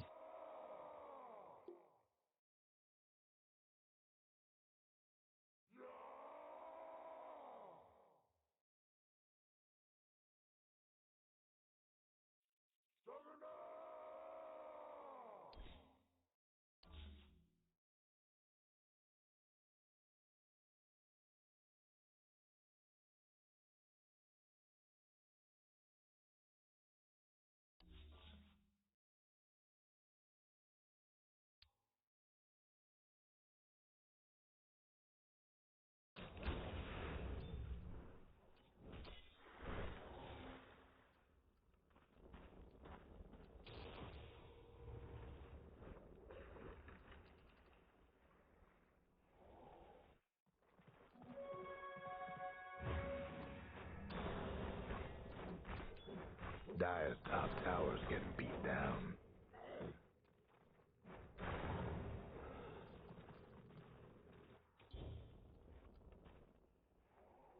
Tribute to my house.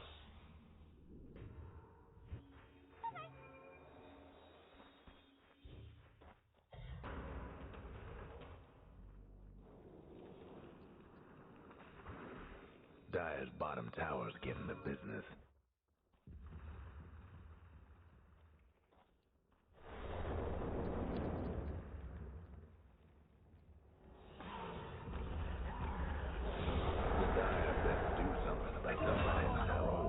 About that.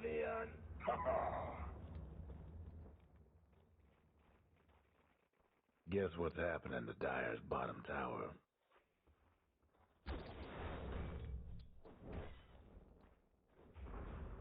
Dire just couldn't save that bottom tower.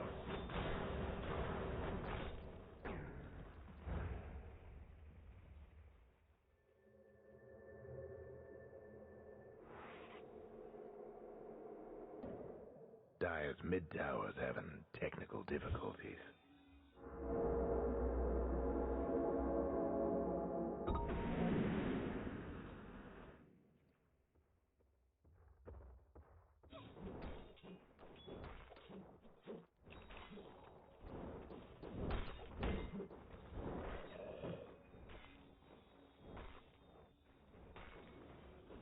Danny trying to catch it. He just used his blink. If they manage to go south here, but doesn't have more covering him. Oh, he blinked over them. Jump forward, stun, follow. No, he pushes him out of there. Doesn't matter. They got enough. Wow, that was quick. That's a huge kill. Dire's got one last. Yeah, that was 722 pure damage just from the Leshrac Edict during that. Yeah, it's quick. It's very rapid how quickly you can kill him. But you need that first stun and then the follow-up, like, Split Earth to connect. But, I mean, that's, what, 50 seconds? Like, that's going to kill most of this Aegis. Yeah. Unfortunately, they've already lost all their tier 2s. Yeah. So you don't really have an opportunity to defend much else. But at least it makes so it's pretty unlikely they're going to attempt a high ground here as Liquid. Foxy. Bullying here. They're bringing down the rest of the squad. Genuel's going to take a while to kill. He might be able to survive through some of this. They didn't have Nullifier delivered yet, and so that means he stays alive. Oh! Finally, keeping his buddy alive is going to be Armel. Moves forward. Nisha goes down. That's Aegis dead. They TP out on one, but now, left completely alone, can they find the stun? Not quite there. Nisha trying to curveball away. Chasing a puck is just an exercise in madness, but maybe they can get him there with a silence. Yule Scepter looking for the stun, connects, and immediately dead. Oh, what a huge window. That was crazy. That's now 70 seconds. Man, this is It's adding up pretty fast here. Like, Mickey respawns. He's going to head into the jungle, start farming up a little bit, but they can keep this pressure up down bottom. I mean, they have to. Surely. Like, you've got to get some sort of territory win here. I don't, like, Armel's running down mid. That would be great. Get rid of that tier 1. I mean, Tormentor is up soon. That's the other thing they could be angling for. Saberlight and Mickey are coming up here. If they can get this kill onto Jabs, I mean, it's impossible. It's really hard to get that one. They spot him now there. Going to go through the gate. Insania shows for a moment and looking for the Disruptor kill. That was greedy. Oh, wait, he's going to get out? He gets the blink. I can't believe they didn't get him there. I think he went to right-click and there's a ward there, and Tim's accidentally hit that instead. I really feel like they could have pressured this faster. They're going to go for the Tormentor, I'm guessing. Where'd you go? But, like, yeah, I don't know. I hear ya. Feels like they're not going to get anything out of this at all. Like, they're trying to extend this by getting another kill, which would be huge if they caught Mickey. He was going to Secret Shop, but he gets out. He's got himself a Relic heading in towards his Nullifier. I think without Lesh, they don't kill anybody. Because everybody has BKB TP out, and they don't have damage to get through that. Yeah. You need, like, the duration of the stun to have, like, enough damage to kill. Pretty sight right now. All right, Liquid making their way up here. It's Tormy time. Jabs. Gets a Croaker. And they're in position to contest this. Mickey, blink ready with Nullifier done. Also have Nullifier completed on Puck. So Decrep is not a save anymore. Oh, Saberlight guesses. Jumps in. Nisha. Coil. There. Doom. Dead. Gone. Lesh does have buyback. I don't know if he's going to be able to use it, though. There's nowhere to TP to. This fight feels almost impossible. And Stania is dead.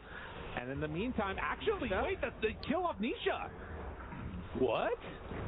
Okay, this is actually kind of working. Jabs and DK pairing together with the Aphotic Shield, the Croaker stun, the turn down onto Mickey. It's looking like enough.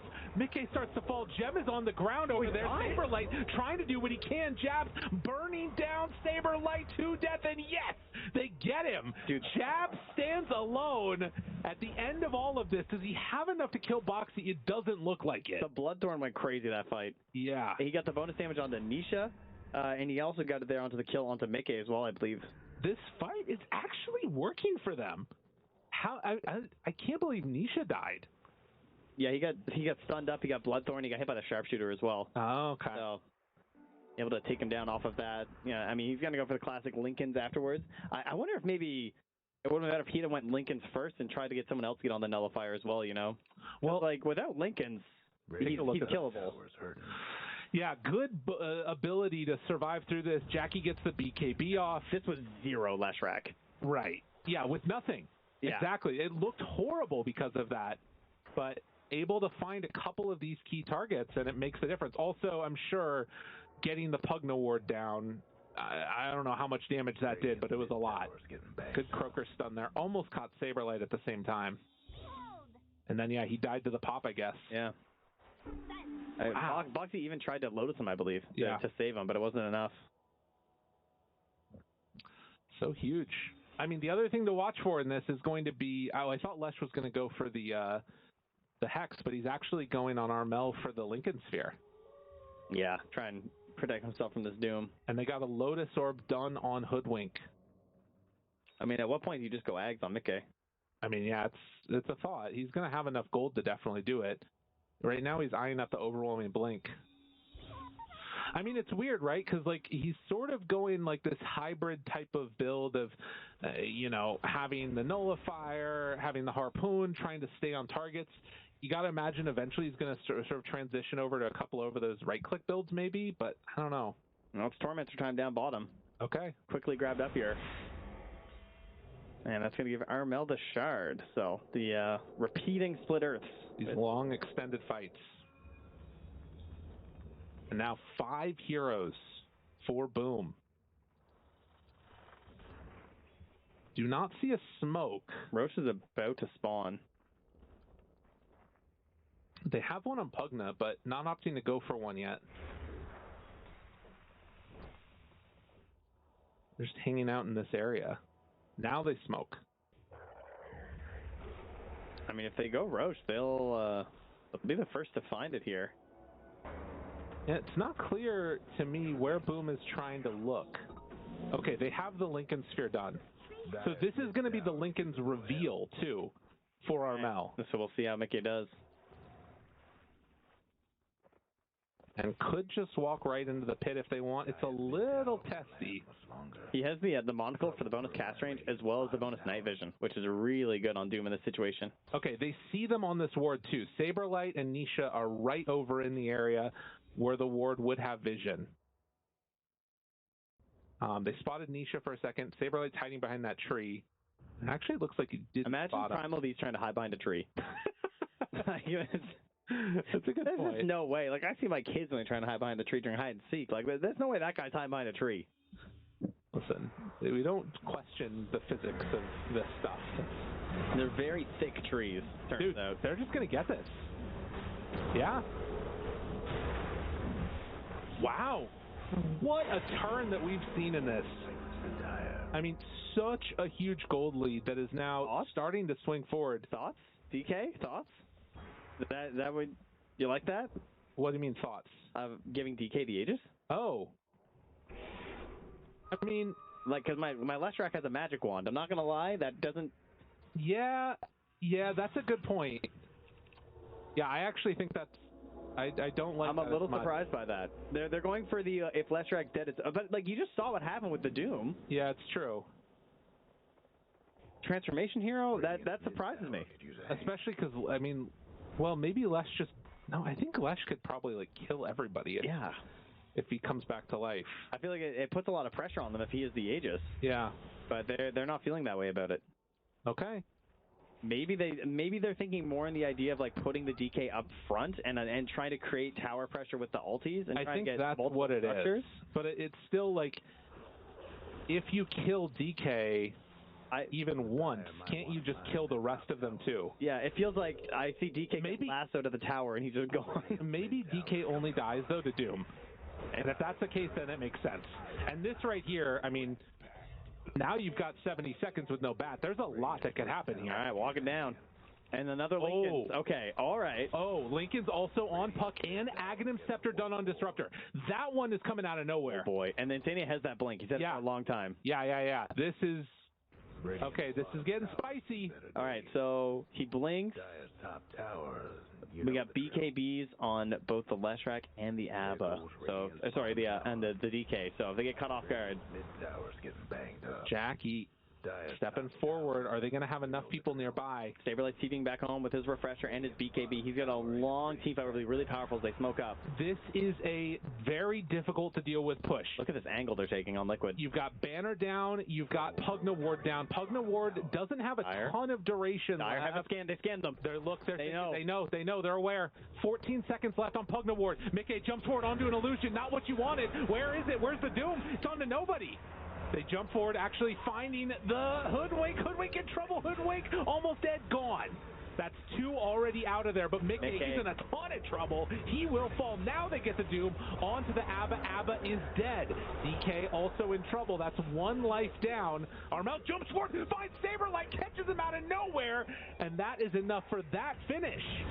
Now DK, how much more does he have left? Save the BKB. He doesn't have the long range, but he's going to TP out. No, stops. Interrupted by Saberlight, and that stops the pressure. Okay, so the buyback from the Primal Beast guarantees the lack of a BKB TP out there from the Dragonite, so get some value on that buyback. Okay.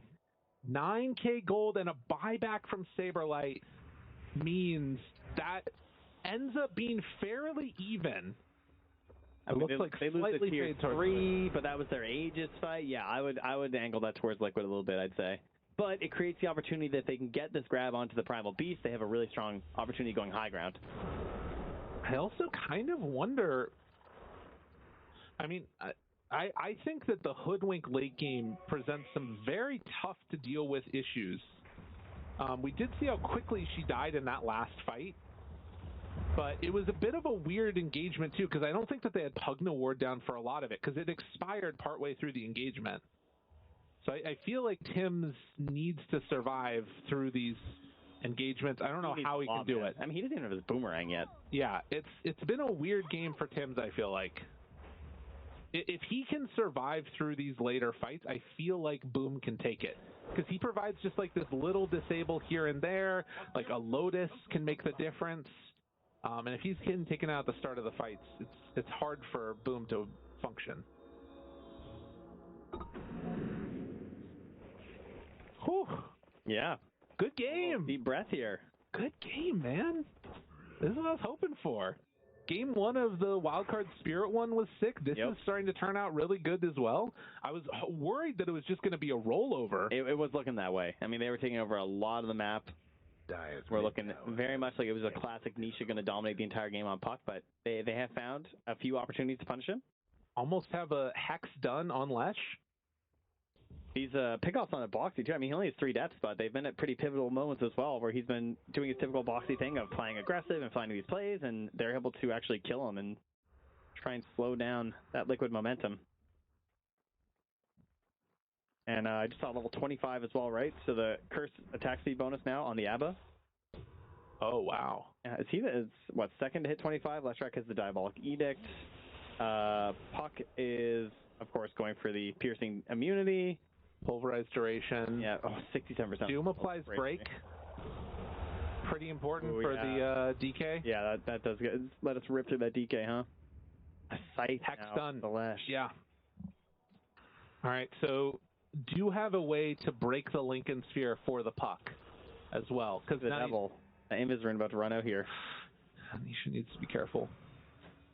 Yeah, especially with Jabs having the Blink Orchid. Like, you can just Blink Orchid pop it. They're going to get Boxy again. Yeah.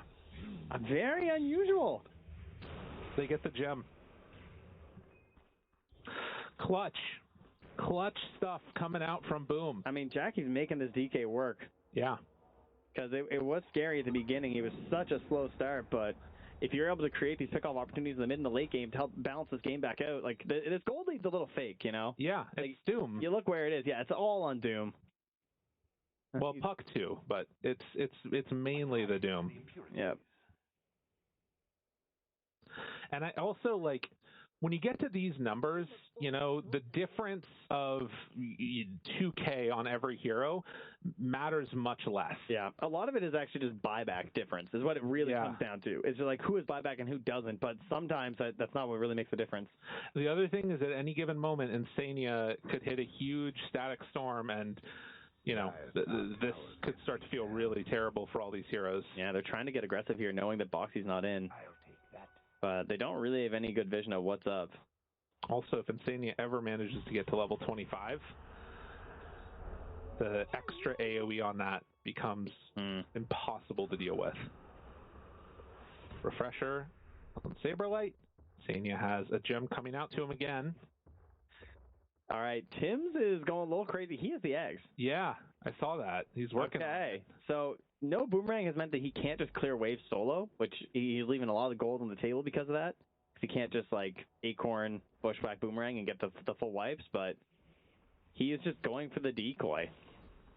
Oh, and he got the Dezoon Blood right too on Insania. So his AoE is pretty nuts. A 616 radius, and that's before the level 25 talent. Yeah. We also have the Outworld staff on the Leshrac too, which, you know, I don't know about you, but I feel like I never see it coming clutch. No? But we'll have to see. I mean, this is a great hero to have it on. Of course. Yeah.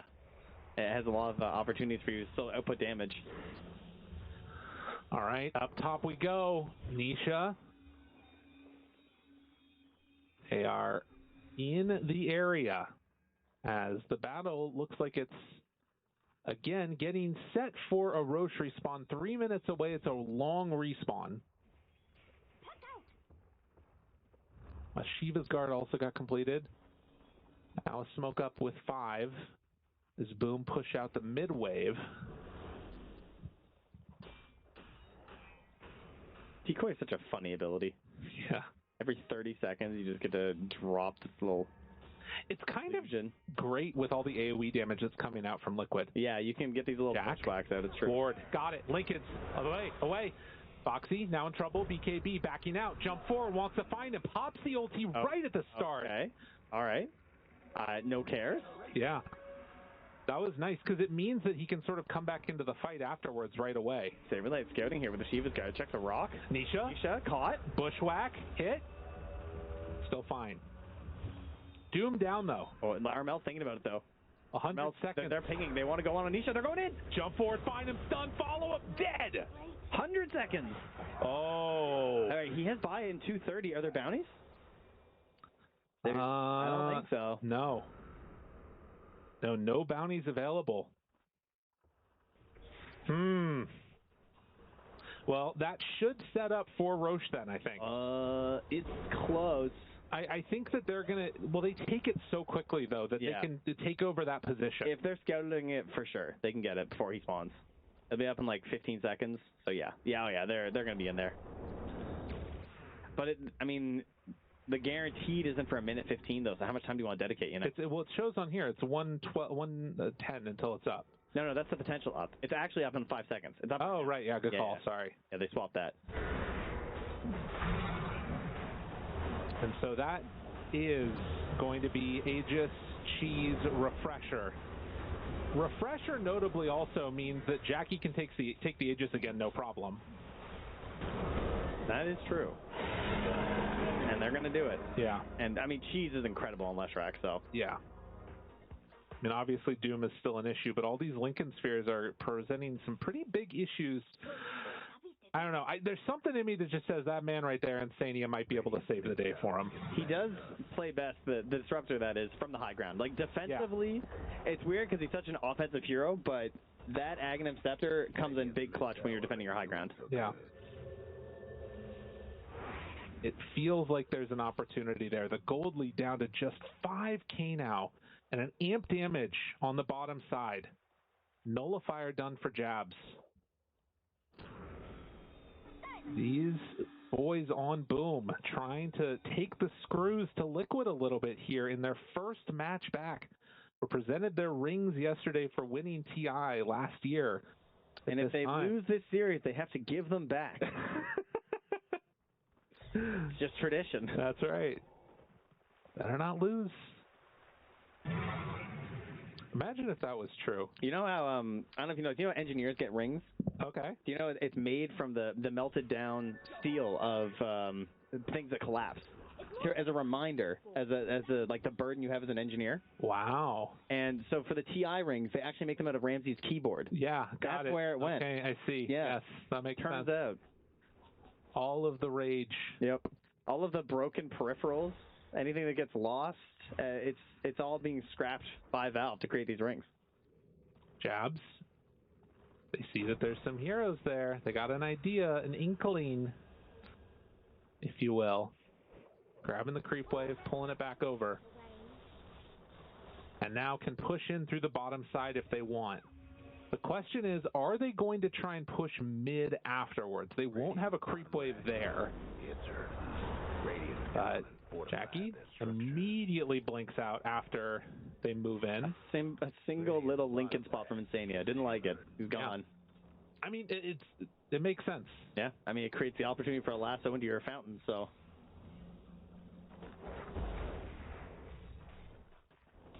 They're being so careful.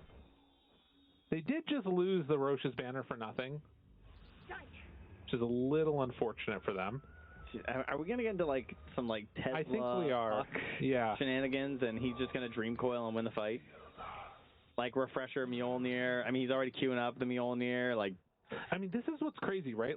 Boom are pulling this game back and starting to take control of it, but in a moment it could all just swing and be over for them because all it takes is one horrifically bad fight. Yeah, I think they need more Wind Wakers. I see they're queuing up one on the Leshrac, but you're starting to get some pretty big gold on some of these heroes. I think Wind Wakers would be clutch versus Disruptor. Pretty good versus the Primal as well. I don't think that they're going to have the range to do it though. Well, actually, giant Zag Storm. I guess Insania's just level 22 now. Yeah, you can see it's starting to swing back. It's starting to swing even further into their favor. Dota Plus has believed in Boom this whole time. Opts for the Boots of Travel now on Armel. Wants to make sure if there's a fight that he's there.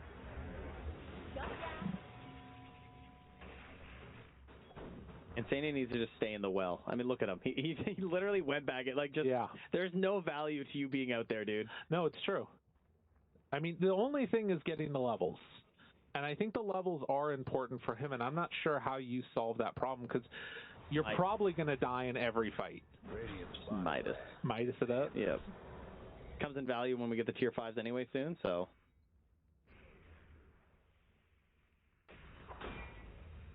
Well, you know, I think that they did their little push with Roche's banner, and I don't know if they're going to push again. I mean, they're kind of coming back down there like they might make a quick move and see if they can get a Rax before the Aegis expires, but I don't know. I think Boom are happy to have this game keep going later. You think they're going to wait to farm some Madstone bundles? I think so. I think that they'll go just for tier 5s. I'm not opposed to taking the occasional bounty. And I don't know if that's a mistake or not, honestly. I'm not sure. It feels like it could go either way. Jabs gets the haste, runs away. I think we might be getting 60-minute items here, Trent. It is feeling like that, isn't it? I mean, Nisha's queuing up right now for a BKB. The late game BKB, a classic. Yeah. A certified classic support complaining for it. Another Lincoln Sphere, this time on the Doom. So how many Lincolns do we have? We have a lot of Lincolns. 2, 4? Is that right? Yeah. Yeah.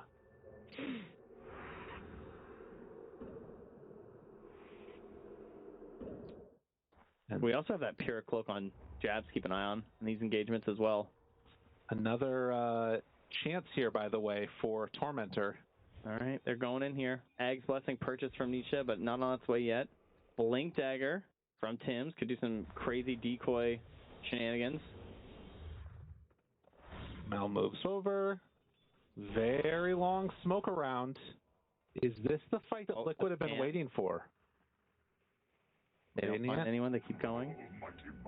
If they take Tormentor quickly... Okay. Wait. They're following the courier. Look for him. Jumps forward, finds Armel, blinks away! Januel is going to be glassed out instead, and now Saberlight cancels it immediately. He broke it. He pulled him out of the lasso. Wow. Oh, disaster. Because they both just cast it, right? Yeah. So he's holding him in place. He ripped him out of Boxy's hands, and thus neither of them are functioning. Yeah. Oh, man. And now they get the Tormy.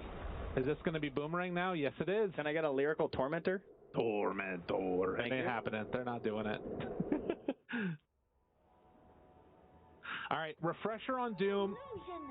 But you can see, like, the way that these late game fights work is that it's, like, really clear wanting to find somebody with lasso, wanting to find somebody with pulverize.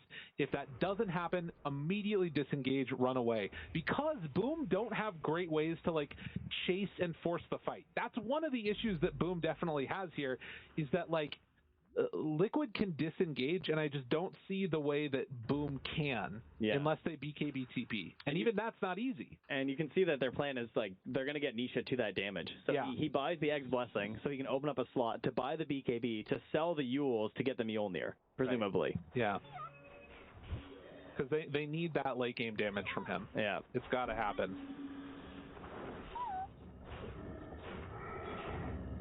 And he will become that damage dealer.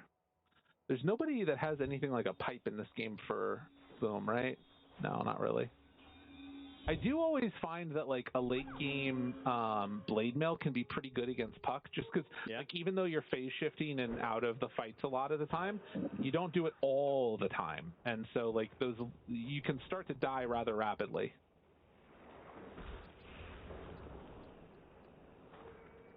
Boxy going pretty deep here.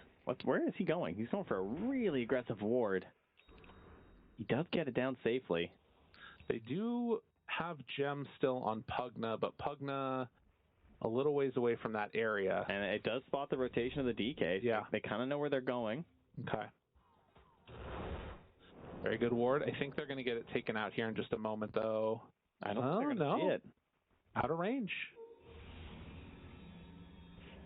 And that ward scouts them moving through. It sees Jabs right now. He's crazy. Plants another ward. He's hungry for something here. They see the... I mean, I don't know if they saw the smoke, but they knew that there were a bunch of heroes there because of that ward. All right, 56 minutes. And Roche spawning soon.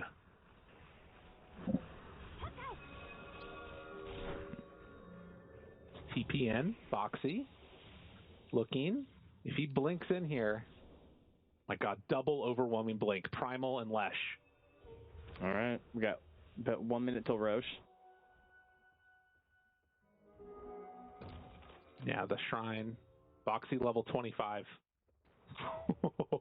All right. Flame Blake applies forward. Not the best 25s, eh? No. If they're not related to Firefly or Lasso, it's like I sleep, you know? Yeah. But you're getting close on Insania now, too. His 25 is going to make a big difference. I keep harping about it, but it's pretty hype. Nisha checks out a big orb.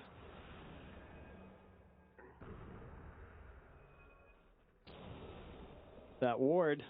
Yeah. Oh, it might be the difference maker here. It's getting them a lot of value. Well, it was. Less so right now, but they're trying to play around it. And the illusions will go out at first. Pugna has not been able to scout it yet. Boxy staying under another ward. They want to be able to contest this Roche. Oh, here it is. Pugna sees it now. Pings. Gotta get out. Gotta run. Gotta run. Boxy jumps in. Finds Armel. Oh, what a hit! That is exactly what they need, but is it going to be enough to keep them alive with the Ags? Yes, it will. They have buyback. They might need to use it here. They need to come back into this fight. Mickey turns, punches. Jackboy in trouble. The DK dying, dead. Januel could not get there for the save. Is he going to buy back too? The heal is not going to work. This is all falling apart. They're losing hero after hero. 3 dead, 4 multiple buybacks. Armel surrounds it, second time up now. And there's the Hex, the stun, it lands. Armel trying to wreak havoc, find a little bit of retribution for his squad. All the abilities have been used by Liquid. Insania starts to die, is going to finally fall. Jabs now goes down. They all have buyback on Liquid as well. As the TP out from Saberlight, do they want to buy back to keep their hopes of Roche alive? Armel doing so much there. That was terrifying. He just blinks into everyone. He knows he has to refresh, just dump it all as hard as he can. Saberlight barely escapes. By onslaughting out, getting the TP off, almost got killed by Jackie, but chucks a shard rock at him to help the escape plan. Yeah. And that's going to give them this Aegis, but it is everything from Boom. Yeah. They spend it all. Like, put it all on the table here for all of these. The other thing is that Armel takes this refresher shard. It's 130 seconds because he used refresher on that last one. So they actually do not have enough to really push the envelope here, and it's a win condition for Liquid. You bought back on so many heroes, you kind of got to wait, I think, the full 7 minutes. Now, here's the thing, though. It puts pressure on you as Liquid to make that move, which, you know, you'd rather be waiting defensively as Boom. All right, as Liquid, you mean? No, it's Boom. There's a pressure on Liquid to capitalize on this. Yeah, you know what I mean? yeah. Well, we're about to have 60-minute items. They're going to actually try and force out the buybacks, and they'll get a lot here. I think Liquid are going to be in a weird position. Do they want to buy back on like 20 seconds, or are they just going to give up the 1 racks?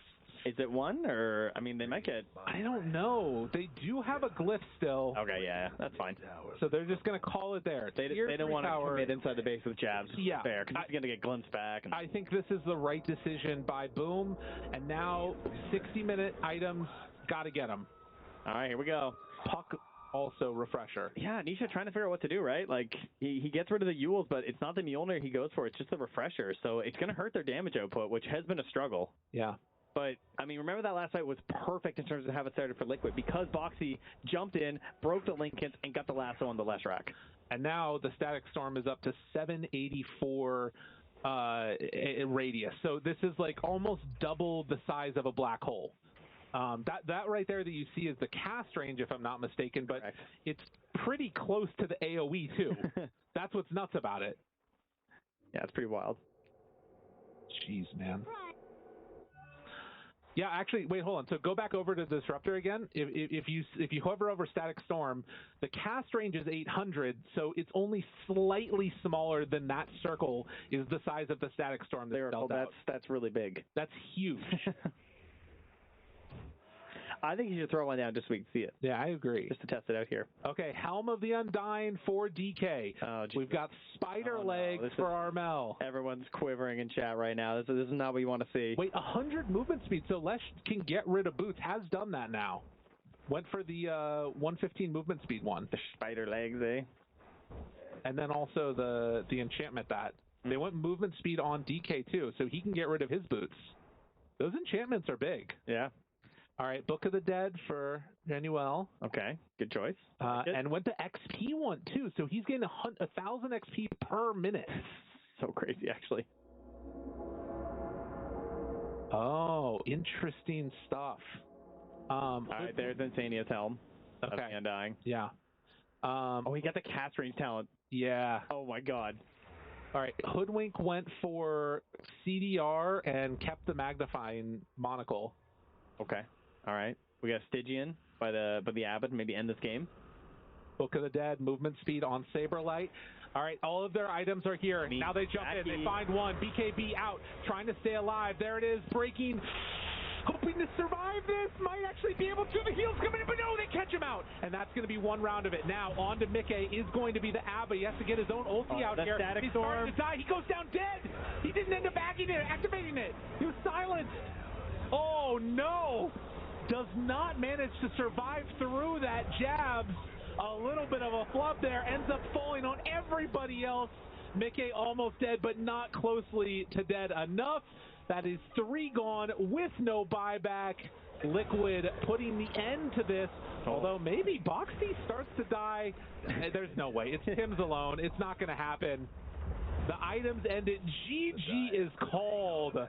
What a freaking play. Ends up coming together there at the end. Oh, man, that was tough. That was kind of a rock and a hard place there for Jackie, because you think you're a Dragonite. Like, what are you doing? Why are you pausing all your stuff when you get jumped? But the issue was he knows there's the Static Storm. Yeah, he has to do it. So, yeah, if he just dies with Aegis and tries to respawn,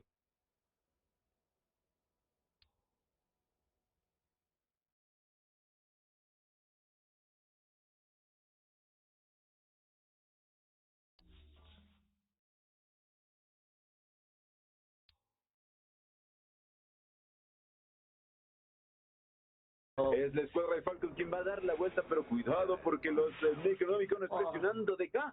Buyback por doquier y esto le termina saliendo mucho mejor de lo que pensaban los chicos de Falcons.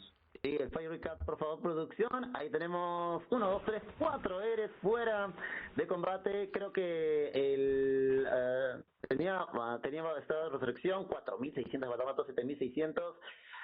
Ay, ha sido mucho costo para el equipo de Team Nemesis y ahora tenemos un K de diferencia de momento para el equipo de Falcons. La partida está en 68 minutos de juego. Dorayaki, tremendo lo que está haciendo la escuadra de Falcons contra el equipo de Team Nemesis. Y es que la partida puede ser para cualquiera de los dos, La partida está para cualquiera de los dos. Pero pues ahora va a depender de las ejecuciones que cada uno de los equipos realice. Y es que estamos viendo, pues a pesar que el equipo de Team Nemesis tiene a 3 cores que están en tier 30, Asmar aguanta demasiado, aguanta una barbaridad ahora y aquí. Sí, ya con eso, pues Amar únicamente no puede ser ignorado, ¿no? Hay momentos en los que dices, ok, ignora el Bristleback, pero en este momento, con la cantidad de recursos y el daño que está proporcionando Amar, ya no puede simplemente ignorarlo. Y en el Smog, ahí está, Amar hace su aparición, rápidamente buscamos el Plasma Field, el Nullifier, termina rompiendo la Link, pero nuevamente lo que su compañero le permite mantenerse a la vanguardia.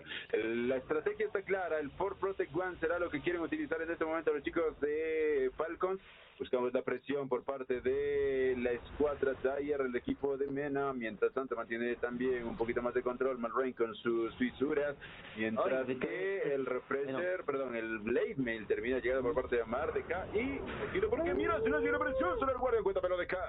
Efectivamente llega el Zona Guardia también para poder hacer mucho más castigo. Mientras tanto Max también con el Nick, también con lo que es el pulso más, también termina desapareciendo Marvin que termina desapareciendo, pero por un lado Esquita también hace repartiendo golpes, buscando a más que hace problemas, más que termina muriendo. Pero ahí llega también el Checker con el buyback para regresar al campo de batalla. Ese problema, llega el Global Silent también, tiene que retroceder el equipo Team Nemesis. No es una buena pelea para el equipo Team Nemesis. Muere también Akashi. Mientras tanto quedan 2 más, quedan 2 todavía. ¡Uy! Queda también el bypass para poder regresar al campo de batalla. Termina recibiendo y hasta el chético play de la partida. No fue buena pelea. Y al final el equipo de Falcons termina venciendo a la escuadra de Team Nemesis en minuto 70 de juego. Sí, lastimosamente en esta ocasión la escuadra de de Nemesis no consigue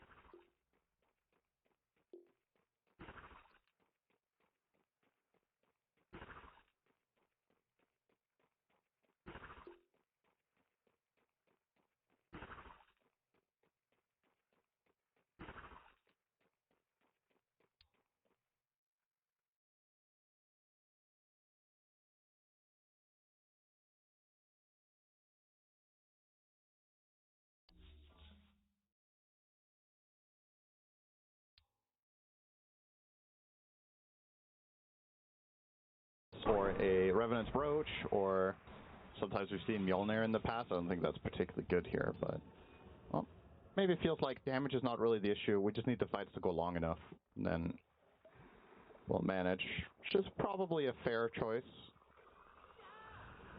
You get your answer for 9 class. He's going BKB. With a classic Blink BKB Alk. Not really... Yep. Very fearsome. Well, it's usually good on carry with Radiance in between, but he doesn't play carry. So nope, that's true. the issue. Boundless Strike opening. No one. I'm going to brush it off. Yuma, he actually gets clipped by the Scatter Blast. Jumps all over the place. Oh, they spot him at the last moment. The cookie hits. They have the lasso. Try to counteract this completely. Snapfire's going to stay alive, getting healed to a high degree, but the Wukong's command is going to seal his fate. Yuma, though, extremely low. The dodge on the Boundless Strike, so can't heal up. The phase shift keeping no one alive, trying to take out the Monkey King, turns into the statue again. The last moment trying to dodge with the mischief again. The laser and the grab ally keeping the Monkey King alive inside this Wukong's command. Finally drops to the deck. And now the barrage continuing onto the Bristleback, making him less and less tanky with each instance of damage. Attempted Nightfall, successful. The P-Vision. Oh yeah, they're winning this fight. He went down, and Tinker got the Warp Player on Slaughter as he's going through the gate. That's not stopping it, but, well, he can still TP up the other way. Yeah. Feels like an endless chase, but the Slaughter will survive. Look at that damage on Yuma, though. That's crazy. He did 13k there. When that many heroes are inside your Wukong's command for that long. Still not. You weren't it's pretty expecting. cool, though. Like, you have the Boundless Strike to get to the other side if you want. You have the Soldier thingy, the Facet. You have Tombstone, Grab Ally. Yep, they used their utility really well. He did a ton of damage. He doubled Tinker, and they still lost. Yes, that is the issue. Fortification popped as P-Vision. They're only missing one member, and that is the support Alk that has given up his whole net worth. And this is likely to be a lane as they have the Dragon at their disposal. Radiant's bottom racks. It's hurting. Question is, will they go for 2? 30 seconds for the Monkey King. Radiant's bottom racks. That looks like a full reset from P-Vision. I think something to keep in mind about this game, in like the grander scheme of the tournament, is that if you're P-Vision and you're a confident team. Some might even say sometimes you might be like a little cocky on that side of like we know we're better. Yeah. If that's your mindset going in, this could be a statement game to like plant a seed for later in the tournament to make it harder for enemy teams to draft against you. Yeah. We might pick Tinker position 1. You're just showing carry Tinker in the very first game of your very first game of the tournament against a team that you feel like you're better than, so you should win. And then this is like. It's an interesting strategy because we've seen it used before as well. In matches where you're more favored, you will bring out more experimental stuff that you can then use as leverage later in the tournament and drafting. So you could argue, why did you show your carry Tinker in game 1 against a team that you're favored against? But the value of just having you be a harder team to draft against goes a long way when you get to the tougher matchups. Yeah, I don't mind it. I mean, I feel like there's this whole discussion about teams kind of sitting on strats, and with this Swiss format, it's not catered towards that anyway, right? No, you want to be able to do well. Yeah, you have to take it seriously. Getting off to a good start. We've seen a lot of teams with no one going for the haste rune, and able to blink out, but the lasso actually reflected. Nullifier applied to him as well. No one's going to get stunned by several members of P-Vision. Actually dies and buys back instantly. Wukong's command continuing. As the rest of the heroes on the outskirts, lasers continue on to Schofield. He looks to be dead with one more. Down he goes. No buyback for him. as Undying dying solo to no one. As a concoction will not claim another member. So 2 dead for Heroic at the cost of a buyback. Radiant's top tower. In a vacuum, it's not that bad of a trade for Heroic, but you don't have buybacks. So if the pressure is coming the other way, if P-Vision recognize what's going on, the game is actually probably just over here. A full minute. Okay, Undying got his back. That helps. Bad Rider is far away. That's not happening, even with Bountier and pickups. So this is a guaranteed 5v4 at best for Heroic. Yeah, I mean, they saw the Agnum Scepter for the Bat Rider. Usually that is a luxury pickup for this hero. Yeah, I can't say I love it here. It doesn't feel like it's a likely game to get 2 lasso targets together, right? But if you did. That's right, if you do. Onto the high ground, Roche Banner doing work. Fortification only going to delay the inevitable. 30 seconds on the Bat Rider to come back. And P-Vision talked about their high ground not being the craziest in terms of push. This will take a bit. But nobody can really get close to Roche's banner. That is the main issue right now with triple melee core. That is an inherent issue with your lineup. As there's a coil, another grab ally onto 1. 9 class concoction on stealth into Yuma's arms, and Yuma will clean him up easily. No one has to pop the BKB in retreat. No Wukong's command to work with. Maybe P-Vision just reset. Schofield looking for an opening with that lasso with the Agnum Scepter. Could find 2 targets. Blink down for 8 seconds though. And P-Vision just standing their ground.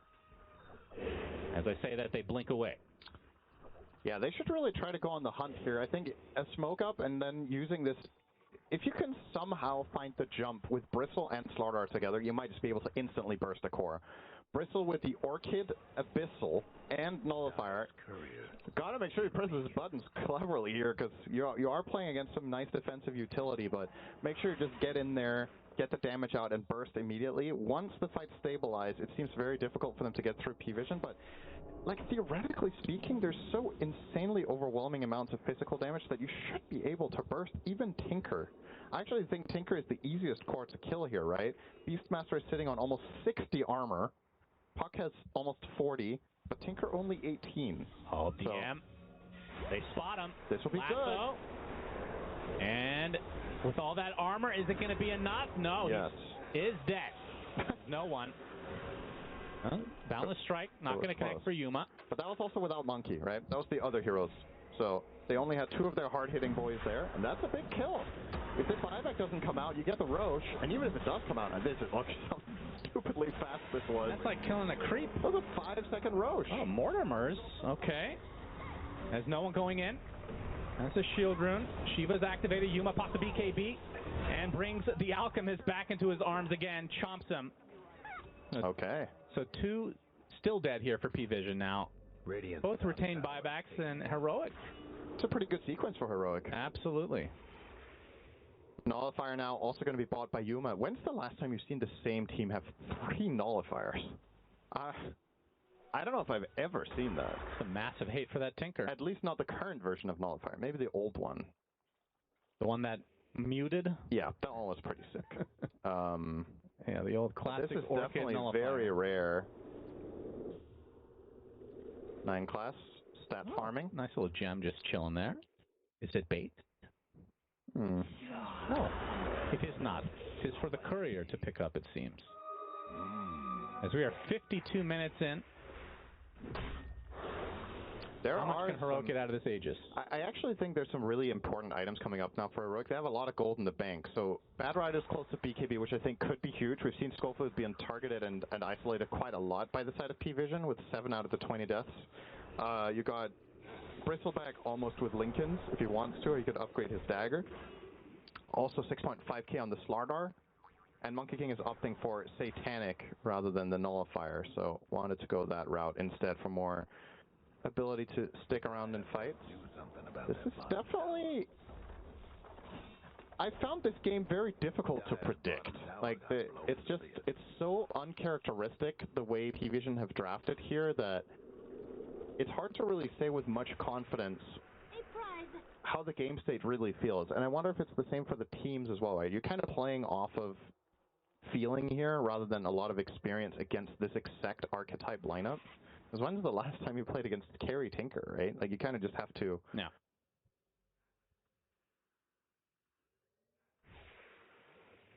Have a read. He is maxed out now, by the way, I do believe, on Satanic. Oh, is he now? So he could buy a Moon Shard for the puck. Oh, yeah. Is there anything else he could really do here with his inventory? I think he needs everything he has. Like, what would you even replace? You could get a Rapier, I suppose, but I don't know what you would slot out for that. Well, yeah, that's true, because you can't backpack a Rapier. No. Because I was like, I don't think a BKB with a Rapier on your courier.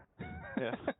The delivers, and then you put the BKB in your backpack. I guess. I mean, that's what we're getting to, I think. I don't think any of your items are replaceable. So, probably just going to be the inventory here. I'm very curious how he spends his gold now. Well, it could be a refresher backpack for something else. Yeah, he can backpack the refresher after using it, but he has to have it available. Yeah. It needs to be in the inventory. Yeah, of course. So you're right. He could put something in the backpack to swap in on refresher use, but what would that be then? Hex? Yeah, Hex is I mean, good. what else is there, really? You'd be missing out on double Hex in that case, but yeah, I mean, it wasn't prioritizing it anyway. Balance Strike not going to hit. Coil onto 2. Mortimer skips just to follow. DM coming in. The grab ally saving 1. As Whisper going to town onto 9 class gets double hit and killed off. Crimson Guard with the BKBs. 1 dead for P-Vision. And Heroic, remember, they still have this Aegis, minute and a half. They have the cheese. They have double Roshan banner, apparently. It genuinely feels like half the fights this game are, is it 9 class or is it Schofield dying? That's kind of been the constant in every engagement. Either Bat or Alk will go down. Now that's the 11th death for 9 class. A thankless job to give away all your hard-earned money and then feeding after. Unfair. Very sad. He even bought the BKB to try to protect himself. Isn't really offering much protection, but now it obviously, together with the Ghost Scepter, can keep you alive because you block the Nullifier. I mean, the good news is, because of his Aghanim Scepter giving, he has 50 attack damage, Cinderin. Yep. That is really strong. True that if this game does go to 120 minutes, he could become a carry. Yeah, he can gain 100 damage. Yep. Wait, if you give yourself Ags, it's 125 then, right? Yep. And then... Really strong. And then you... Well, can you still give yourself, or did they remove that? I actually don't remember. Yeah. It's been a while. Either way. Okay, the Roar will connect. Satanic with the lasers from afar, but Yuma going to be A-okay. They placed Roshan's banner pretty far back, actually. This is kind of interesting. Trying to bait them into killing it off. Stacking waves. Yeah, maybe. There's a crush from Analog. And Roshan's banner is taken out. There's the lasso. It's reflected, though. Wukong's command comes out, connecting onto 3 heroes. Grab ally, saving 1 again, but DM will not be the recipient. He will drop. 97 seconds. Does have the buyback at the ready, though. There's no one in company waiting out both the Tombstone and the Wukongs, and now we'll back away. Tomb. They don't have the best heroes for destroying this. They have Snapfire, which is good, but you give it 1 Soul Rip, so many instances of damage to get through, and they will just let the creeps take care of it, which will take forever, so they won't, and they will be too late. Well, that was the beta test Roche banner. Now they have... Well, maybe it was the alpha, actually. This is the beta. Radiant's mid tower ain't doing so good. Oh, amp damage rune. This is a potentially... a lot of the time, amp damage runes this late in the game can be game enders. They did see it, right? They didn't Analog see it? Oh, they're pinging it now with Schofield. They didn't base notice. Is in shambles, though. These siege creeps killed off a tier 4. Yeah, they're going to have to push out this lane. Bit of buffer for now. They have a good push bot now. Okay, amp damage rune for Yuma. They're definitely not panicking. They're still showing themselves in the area. I feel like it's been a very long time since I've seen a game where Lotus Orb had this much impact for both teams, right? It's just so much. Reflected roars, reflected lasso, reflected lasers. Lotus Orbs in total have played more than the role of a hero, I think, in this game. It's been pretty annoying to deal with, no doubt. 60 minutes, Shannon. Oh, yeah. We're only 2 minutes away. I didn't want to say anything. These are the games that every pub player loves. The late game Tinker 60-minute slugfest. This is why people queue up. This is why Turbo was invented, actually. Yeah, Some people don't like this. Now Schofield looking for an opening. Early Gets BKB. coiled though for his troubles. Illusory orb, but the Mortimers to follow. There's the grab ally again. Puck inside this Wukong's command. It's a massive one. Has the face shift, pops the BKB, but they get lassoed after the fact. Going to stay alive thanks to the E-Blade being used defensively this time. And just like that, the Wukong's command has ended. Can they fight now? Crush. Nullifier applied to the Beastmaster as well. Cookie to save him. 9 class. They get hexed. And lasers from afar. This is such a hard fight for Heroic to take. Maybe it is the tier 5s that are needed. Wait, so how many heroes on Heroic have eggs? Slardar? Is he the only one? Slardar and Bat. It matters because when those heroes are Lotus, they reflect an Ags laser, right? Ah. So whenever you're lasering Bat or Slardar, you're also probably blinding a teammate. So basically you don't want to go Ags now for Heroic, right? To counteract that. Well, very important. No, you want to have Ags so that when Tinker lasers you, he lasers more of his teammates, right? Oh, There's so much damage reflection with this. Oh, they're going to find a connection. There's the BKB pop from the Slardar, though. Coil onto 2. Mortimer's again from afar. Grab ally. And try to take on this tombstone. It's going to be close. The Analog comes out at the last moment. Pops the cheese as well to stay alive. Back to half HP again. A Cookie to get no one into the front of this fight. Pops the BKB with the Crimson Guard. Laser again into the Dagon. Satanic doing so much from so far away. They just cannot deal with it. And it looks like the Bristleback is completely isolated from his team and eventually brought down. Wukong's command, it's been so long, it's back up again. DM gets dropped as a result. A 1-for-1, big laser onto 2, with a huge heal from the Chingu, as another beautiful boundless strike, double kill for Yuma, another Wukong's command. Attempted. Okay, they're going to be able to kick out 9 class again. A triple kill for Yuma. And finally, the damage is starting to stack up in favor of Heroic. With a buyback now to the Beastmaster. Laser far. Satanic still staying alive. Gets to the low ground. Another laser coming up. Analog super low. Looks to be the death of him. Triple kill for no one. Buybacks galore come out from P-Vision. Make it 3. And now the brunt of the damage being placed onto this Monkey King. They finally take out Yuma. Double buyback available from Heroic side. As KJ going to be spotted. There's many gems to pick up to be able to reveal him.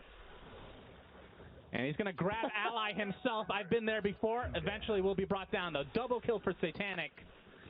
And that is 4 dead for Heroic, with 3 out of the 4 with buybacks available, but many buybacks expended from P-Vision. What a sick fight. And now the tier 5 items are up, by the way. Yuma is popping off this game. If he wasn't having this good of a game on the Monkey King, I don't think we would still be here. 17, 3, and 10. Another clutch fight from him. Great Wukong's usage. Great Satanic Boundless usage. Just did everything he could. And if it weren't for all the buybacks on P-Vision, this would have been an outstanding fight for Heroic. But just the numbers game, they have the buyback and they have the outpost, so they connect faster. Now they will get the Aegis, a Refresher, and Cheese. I don't even know where these go anymore. Is there a tier 5 yet? Nobody has one, right? No one. Trying to take out this second lane. He will eventually get it. We're seeing out a BKB as well from Whisper. Trying to retain all these buybacks on the Heroic side. Yeah, so Aegis on Satanic instead of Refresher makes a ton of sense. Satanic is so annoying. Look, it actually gets brought back in. Thanks to the Lotus. Nullifier applied to him. He's going to be able to find the distance. Whisper the BKB targeting at this Satanic. Tinker trying to get out. The Aegis is expended. So he did take the Aegis in turn. Wukong's command now from Yuma. No one. Stuck inside. They're going to be able to kill Tinker again. That's 2 minutes dead for Satanic. No buyback. And now the rest of P-Vision on the retreat. Not able to find any more from the Heroic side. Okay, they're going to commit hard here. You would think so. Unlikely you get an opportunity like this again for the next long while. 2 minutes. You have a lot to get through, but you also hit really hard on the buildings. If you were to find an opening, this lineup can end the game fast. Monkey King as well as Bristle hit stupidly hard at this stage of the game. Level 30 talent's about to come up for both of them as well to help out that little bit extra. And an amp damage rune? Oh, okay, yeah. A little bit of an extra. We're little 63 bit of help. minutes in and nobody has a tier 5 yet, I don't think. Yeah, nobody's picked one up. Okay, Yuma's queuing up Rapier. Smoke, P-Vision. Swift play. They want to fight outside the base, knowing that this buyback is down. Buybacks are down for most of their team, in fact. No one. Trying to stay in front, gets the face shift off, but he gets crushed, he gets stunned again, and he's dead! Buys back instantly. That is very costly for P-Vision. As Nine Class with the concoction, not going to do too much as Yuma comes in with that Deso. They're going to be able to decimate these buildings quite fast. Wukong's command is placed. No one has to pop the refresher. There's a nice grab ally to save the primal target. And Yuma pops out with the BKB Boundless Strike again. Still leashed up as the Mortimer's kisses are so much damage. He goes back inside the tombstone again. Schofield getting extremely low. Analog is the first to fall. Nine Class dies to Whisper's right click. DM in the meantime gets the roar off. Schofield's going to be fine though as Yuma has another Wukong command to work with. Brings it back in with the harpoon as DM gets to the outskirts. Turns into a soldier. And no one. Back to the high ground he goes. So 2 dead for the heroic side. Their tier 4 is dead and their ancient is exposed. So they're going to have to back away. Okay, that so in the end, they don't get any barracks. That's crazy hold. Look at the calls. I was going to say without looking at the numbers, yeah, I was like, he did a lot of damage that fight. Dude, that Mortimer. He had 2 full level 25 Mortimers going off. This is the extra kisses launched as well. So he's firing how many? 16 globs twice. There's 32 kisses in that fight. We have eventually heroes will Rapier. die. Rapier on Yuma. So this balance strike is going to be disgusting. Stygian for Whisper. Now that's the first tier 5 we've seen. Despite it being 65 minutes in the game now. And they haven't had time. Oh, for sure. They're going to go for the Megas as the Ancient, like I said, is exposed. KJ's going to have to defend this.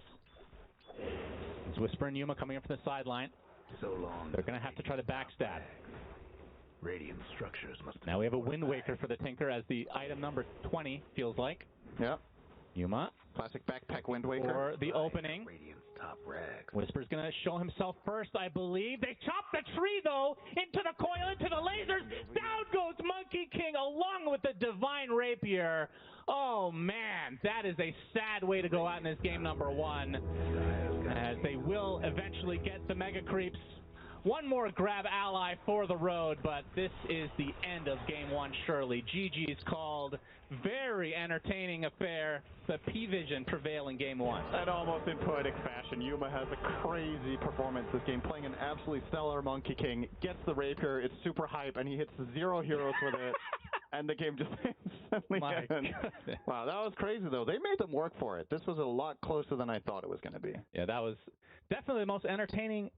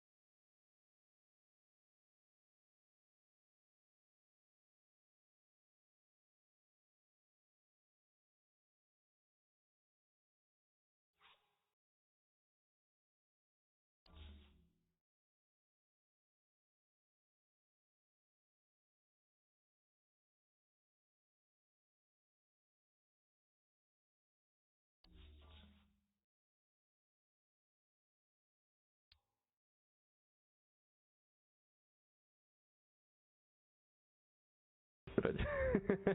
Не, ну просто, я так понимаю, Армель прилетел на нижнюю линию, чтобы хотя бы ФБ сделать, залутать хотя бы какие-нибудь деньги, а по итогу он стянулся, отдал Ликану фрикач миди и ФБ не сделал. Ну да.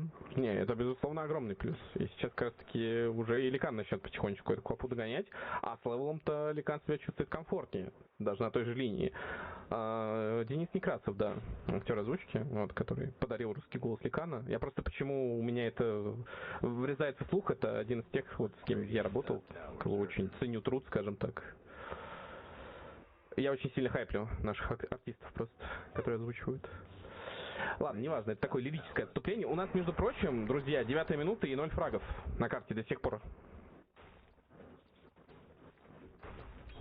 Кто-то может сказать, а что если кто-то из этих команд фэнтези добавил тот самый баф, который типа дается в процентах, если фрагов не было до 10-й минуты. Ну это вот как будто встроенная обилка, да? Да, никто просто этого не брал, мне кажется. Общий баф на все. Да. Мне кажется, никто этого не брал просто. А там много процентов дают? Ну, нормально. Это же целый показатель отдельный. Ну, слушай, 9 минут, 0 фрагов. Я не ожидал, что у нас вообще такие игры будут на турнире. Я думаю, что Джабс должен умереть на ФБ, потому что он уже несколько раз был близок к его отдаче. Ты понимаешь, что Ликвид просто в топе вышку отдали, чтобы, ну, Сэнкинг просто лес качает. У нас вышка упала раньше, чем произошло ФБ. Вы задумайтесь об этом. Да. Это забавно. Все, фармим лес. Такой немножко пассивный геймплей. У нас еще коллеги в закулисье как бы обсуждали момент, а кто на кого падает. И там даже шутка пролетела, что типа сейчас Liquid специально будут очень долго играть, чтобы не попадать на спирит. Что-то такое. Вот. Но там вроде как не так все работает. Там... Это ФБшка! Сюда! И она не была пропущена, прошу заметить. Вот так вот. Ну что, все? Предикт 10 не работает. Но в боте Джек Бойс в топе вышку сломал, перетягивается на бот, команда рядом, прилетает в боксе. Ну, надо по-хорошему прогонять этого Террорблейда.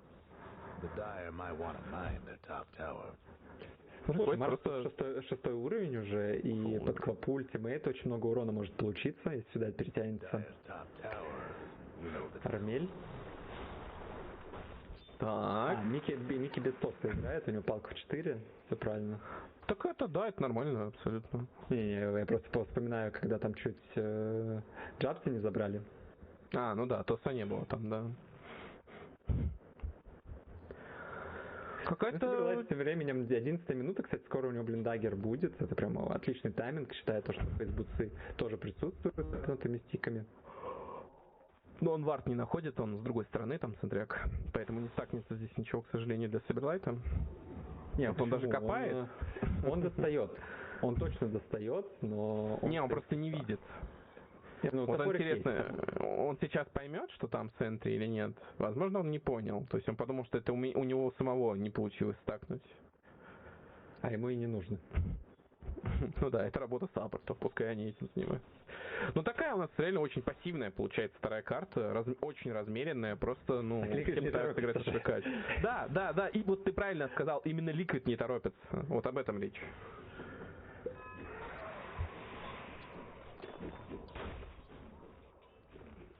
То есть, опять же, вот у нас главный двигатель, грубо говоря, команды Liquid — это Ниша, которая обычно на активных персонажах играет. Сейчас он играет на Ликане, но он качается, то есть он тоже не торопится. И, к слову говоря, вот вспоминать стадию лайнинга, насколько у Ниши некомфортный лайн был, а сейчас он на весь монет всего отстает от Армеля, того же самого. Так, ультимейт пошел. Не должен убивать, хотя подожди, Пугну могут здесь подцепить, здесь будет хорошая привязка, но нет, собирает тут как тут, реализация блинка отличная, и в миде тауэр будет падать у ребят из Бум. Ну вот, все, начали двигаться, причем, видишь, играют под нишу, под мид, то есть не ниша кому-то идет, а просто команда к нему стягивается. Причем изначально какая-то была такая невнятная попытка от Бум напасть на этого Ликана, и вот чем она обернулась, но параллельно Забирают Тиника. Глобал какой-то поздний, не знаю. Очень поздний только глобал, ли сейчас Инсейни вообще его апнул. Тем временем Квапа прыгает на Саберлайта. Есть перелив хпшки от Пугны. Степ-аут. Улетает Саберлайт, все под контролем. Но Тиника потеряли неприятно, конечно. И вот с глобалом момент непонятный. Был ли там глобал? То есть мог как-то ли помочь Инсейни, или только получил. Можно предположить, что все-таки только-только получил, иначе бы должен был нажать, должен был быть кол какой-то. Вполне возможно. Вот Сальнистер не любит такие игры, когда киллов нет.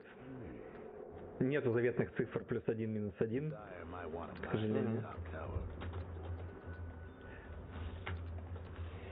Никто не становится тупее, как бы это смешно не звучало.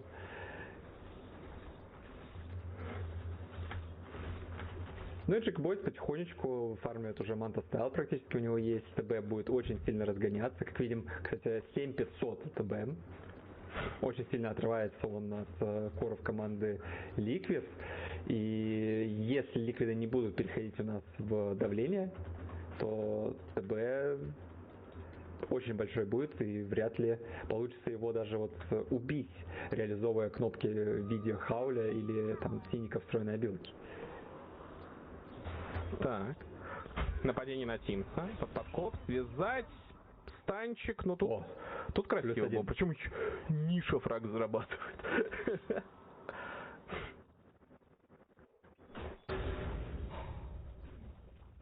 У Джаза тем временем тоже блиндаггер появился.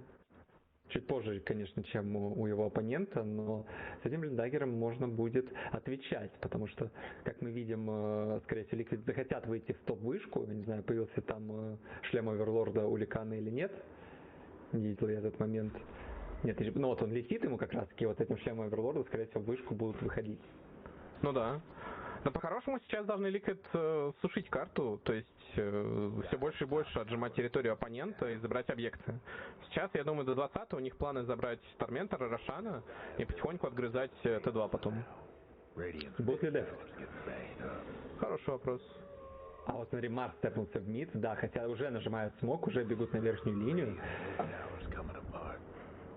Но нужно учитывать, у Liquid есть глобал. Да, глобал на самом деле очень такая штука, сильно меняющая ситуацию. Касательно ТБ еще хотел отметить, вот то, что у ТБ прям вообще все очень замечательно. Фарм великолепный. Единственное, только пока реализовать себя данный персонаж не может.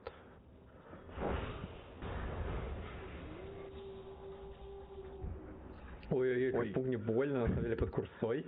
Смотри, как волки... Так он убьет его сейчас. Не убьет, тем временем цепанули здесь Нишу. А где глобал? А глобала почему-то нет, он не жмется, хотя он есть, видимо, все под контролем. По итогу боксе потеряли. Ну, разменяли саппортов, то есть... Пятерку на четверку. Не самый выгодный размен, конечно же, потому что еще Таура здесь нет, плюс Ликан ультимейт потратил.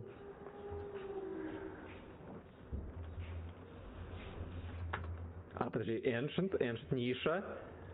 Неужели отдаст? Вроде бы переманил. Вроде переманил, да, все-таки Ликан там подбивал эншей. И не нашли вард. Не находят вижен вообще у нас ликвиды. Это только на пользу идет на самом деле Boom и Sport, потому что понимают сейчас, что происходит. Нажимают смог на вижене. Еще и курьер всю эту движуху палит. Ну нельзя подставляться. Ну видели, Тимс, ну ты же видел. Джануэль тоже я не верю. Но Тимса забрали, да, наказали. Ну, это такой момент. Это даже его вард, по-моему. Да, ну. Слушай, бывает всякое. Кстати, опс сейчас в боксе может найти. Не находит, да? Там Центрик же вроде дотягивается, по-моему. Нет? Неужели не дотягивается? Вот с того клифа. Нет, не дотягивается, очень похоже на то. Обидно, там потому что, знаешь, значит, краешек. Да. Если бы Центряк чуть левее был поставлен на этой горочке, то, скорее всего, попал бы под рейндж апса. Ну, глобальная ситуация... Да, для Liquid глобальная ситуация не меняется. Типа, они просто продолжают давить потихоньку. Да, ну ты понимаешь, они давят, но преимущество-то сильно не растет. А ТБ это страшная машина.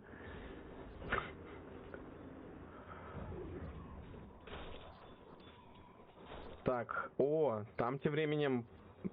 Слушай, там в серии Heroic и Provisions очень весело. Там Паджик появился в пике первый на этом инте. Так, как то на Паджике 9 класс, правильно? Нет, оппоненты, там Виспер. Да, тройка Паджик. Так сказать, друзья, вышибает. Друзья, да, если что, это вот параллельная трансляция, одна из наших, напоминаем, что у нас их несколько, поэтому переключайтесь, смотрите. Вот, но обязательно также с нами оставайтесь. Тут нападение на боксе, арену потратили и боксы должны забрать.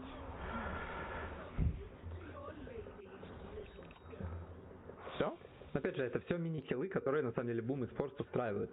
Потому что убили они сейчас ВР-ку, отбили свой лес, Vision у них стоит, причем у них 4 варда на карте, через которые они понимают вообще все, что происходит здесь. Чего не сказать о Liquid.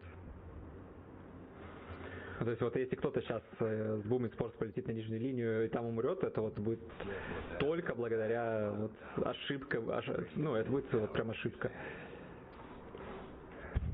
Но Микки тут вышку, да, добирает. Тут вообще легко. В манту, кстати, выходит. А параллельно собирает инициация. Соло-килл? Да, соло-килл на Тимс легкий. Тимс как-то много умирает. Вот есть такое ощущение у меня. Ну, кстати, Бокси здесь находит ВР-ку. Пытается здесь он его забрать. Будет ли Декри, подкатится ли он. Но нет, откатывается лайфдрейн раньше.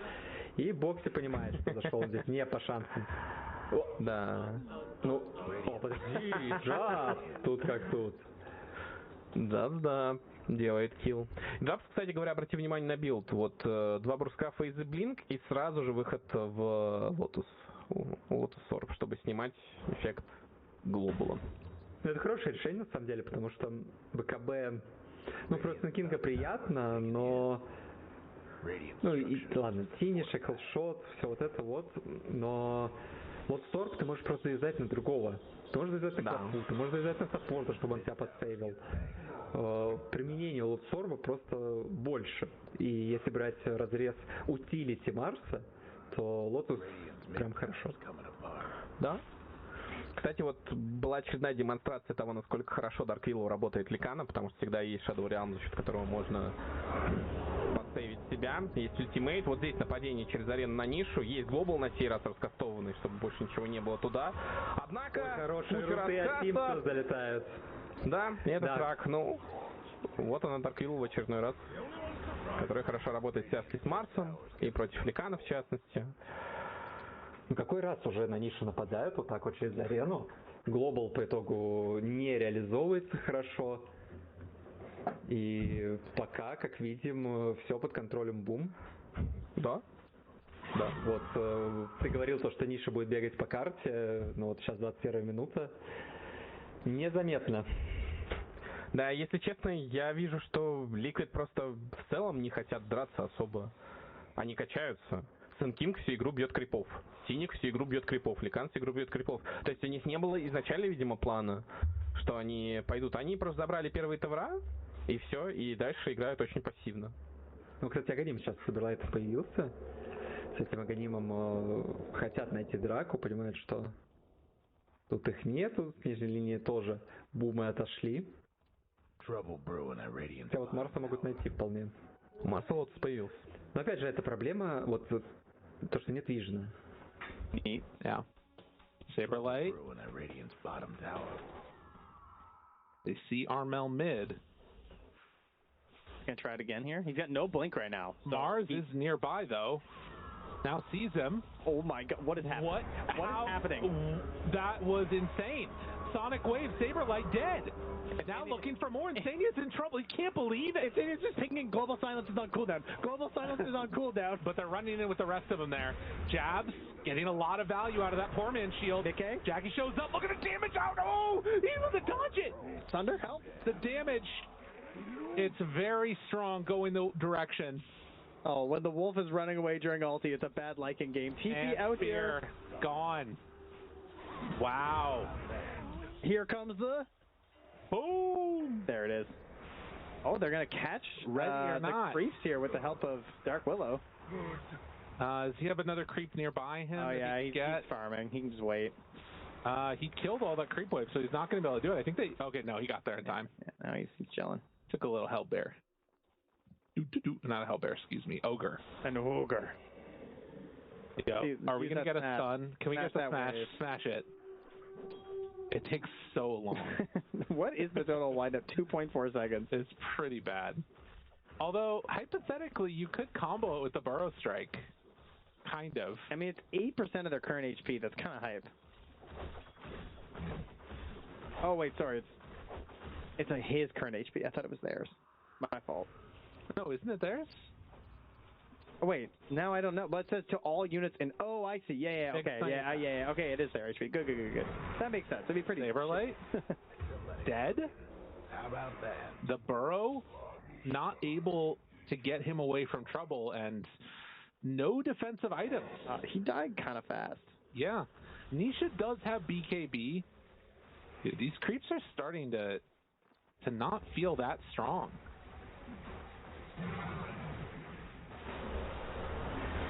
I think it's that lack of the playmaker potential. Because Lycan really thrives when he's like, these Shadow Fiends and stuff where you have a little bit of control and he gets to just do his thing. Boxy, again, getting the hate. These two ultimates used for a second time now on this Wind Ranger. I mean, Boxy had a hell of a game last time, and now they're saying, okay, you know what? You had that good of a game. We're going to throw these ultimates at you and just take you out of the engagement. 6K gold lead now for Boom. Yeah, when he plays these Hoodwinks and Wind Rangers and Bat Riders, killing him is really good because it gives you map control. Because he lurks around and he clears waves. That's how he grows a lot of his gold. His core is from the saver parts of the map, and he goes out and he catches these waves. And every time he catches a wave, not only is he getting golden XP, he's creating more space on the map for his own heroes who are farming in the safe spots. So by picking off Boxy, you're opening up these opportunities to get a little bit deeper. Now, that being said, he's a quick respawn. He's back. They're going in. Saberlight wants to blink, and they see jabs on a ward. I mean, this is still a gold lead that is completely possible just to flip it all on its head. You take one bad fight right now for Boom. Oh, they got the BKB. And look at the dodge. They're just out of there. They understand what could be coming their way, and they are getting away from the trouble.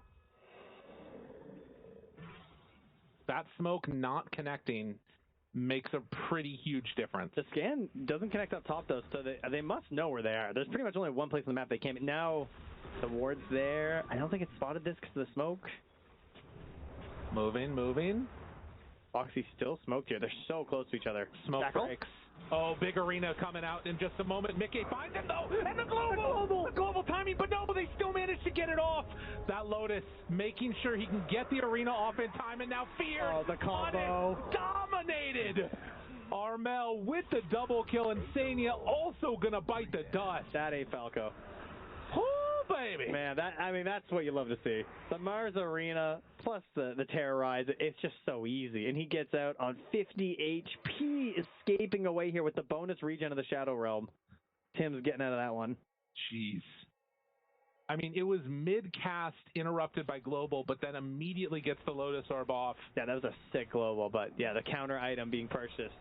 Very clutch there from Jazz to go for that first overall. And it speaks to the issue, right? Look at how much they commit onto Terrorblade, and the root.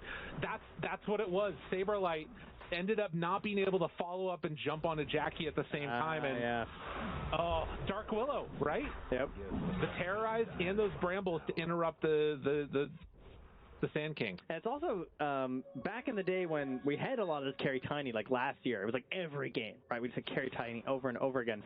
The fights without BKB can just look so miserable sometimes. Armel goes in, says, "Fight me. Let's see it." Does have a Lotus Orb on him. A little bit scary. But it often feels like until you have BKB, you don't actually get to right-click. Yeah. Maybe you get one Echo Save or Slam, and that's kind of it. Right. There's no consistent damage happening. Could use a little help.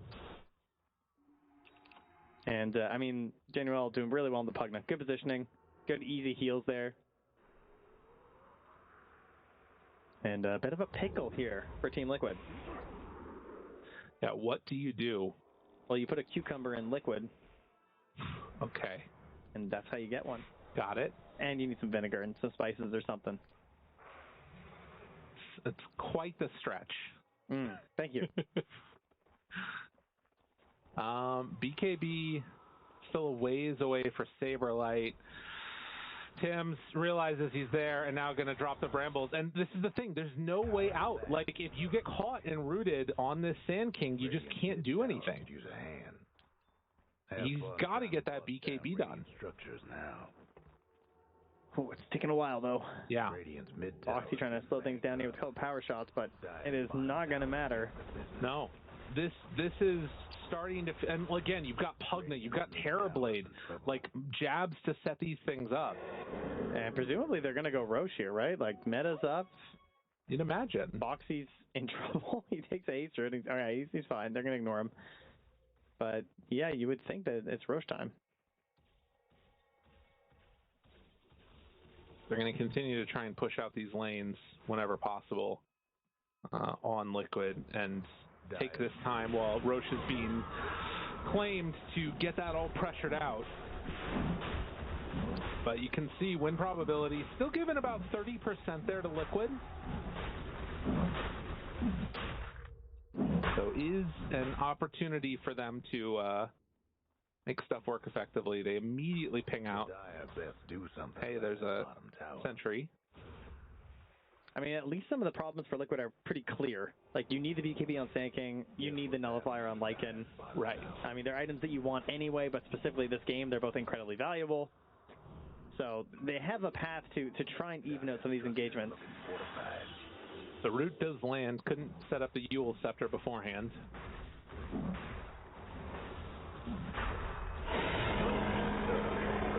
But boom, get themselves a 30-minute Aegis. And the question is now, what do they want to do with this? How much do you want to pressure on these maps? Is it just taking down tier 2s? Is it instead going 1 tier 2 to high ground, maybe? Their high ground sucks. Yeah. I will say. I mean, it's good if you have a numbers advantage because you have TV, obviously, but I think going high ground just looks pointlessly risky. Yeah. Like, Willow really struggles going high ground. Doesn't have Blink, but it's a full commitment if you go in. Pugna isn't as good on the high ground, again, because the save range and reach that you have isn't amazing.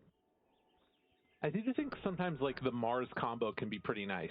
You know, just get like down the arena and then you can terrorize. Yeah, that's true. This isn't amp damage Armel. They might think about it. Yeah, if the opportunity presents itself, for sure. And the other thing is that you have Blink, Yule's, Dark Willow, so Tim's is going to be playing really aggressive, just trying to find someone. Yeah. Radiant's bottom. If you find the right pickoff as, like, a tier 2 dies right here, like, if they could somehow get their hands on Nisha, then you could think about it, but getting the tier 2s is enough. Even no Boxy, I would go high ground, I think. Really? Like, I think just any number is fine by me. Just, I wouldn't go even. Yeah. All right, Manta shoves that out. There still is the tier 2 tower up on the top side of the map, but now Boxy, or excuse me, Willow hunting with Armel, they're going to jump onto the silencer, and that should be a dead Insania. So get one, Insania obviously keeping buyback ready. Thank you. Jackie, completely alone. Silencer players, take note, please. You are the buyback hero. Oh, okay. Has BKB done? Does not want to use it here. A little bit forced to use it. Yeah, good TP. That was a good choice. I think if he keeps walking, there's a chance they pressure a little bit, but yeah, they were already on the way out, it looks like. Boxy's doing his thing. What you gotta do? Grabbing waves and being annoying. Oh, he's close the whole Yeah, that's annoying. He's got the signet. Well, that is going to be a dead Boxy now. Jules is just so good this game for Tim's. Already an amazing Dark Willow item, but you got Silencer, you got Wind Ranger, even versus Lycan and Sand King. Very clutch item. All right, top lane. This is Scotty done now. Liquid, how do you respond to this? Demon Zeal. Have buyback on Wind Ranger if you need it. Also, Silencer at the ready. Radiant top tower. Teleporting mid from the Mars. He's trying to cancel Saberlight's Blink maybe? But no, he canceled it himself. Now Tim's and Armel are going to find Saberlight. Oh, no! He's not coming back home. Oh, God. Yeah, Saberlight is in trouble, and that is going to be a dead Sand King. No buyback. No, that would be one way to get back. He's 322 gold away as they're going to take down the Tier 3 tower in the mid lane now on top of it. So Manta's out immediately after the Arcane Curse. There's going to be another Tier 3 tower. I mean, I don't think they have what... You can't fight without Sand King. No. I mean, his attack looks explosive there on these structures. Destroying them. Now, backdoor protection? It's good. It's good defense in terms of... What? How did he get into back door? He actually is just killing it off. It doesn't matter. And now the creeps come in and it's a full set gone. 20 seconds. You stick around for longer. It's a minute 20. They're going to be going for the final Tier 3. I mean, Jav's just sitting back there in Bulwark, ready to jump. I mean, this is kind of an insane move, but I think it's going to work unless they come on in and try and defend this. Okay, they do at least back out now. Yeah, but I mean, they lost so much. They really did. You are not wrong. All right, with 1 minute left on the Aegis, they're just going to back it up here, a 16k lead. And the last game, we'll see if Anisha Lycan. Oh no! It's been a bit of a struggle. I think that the synergy when it falls apart hard for this lineup. Because Nisha just not able to get much rolling. He's not playing his typical style.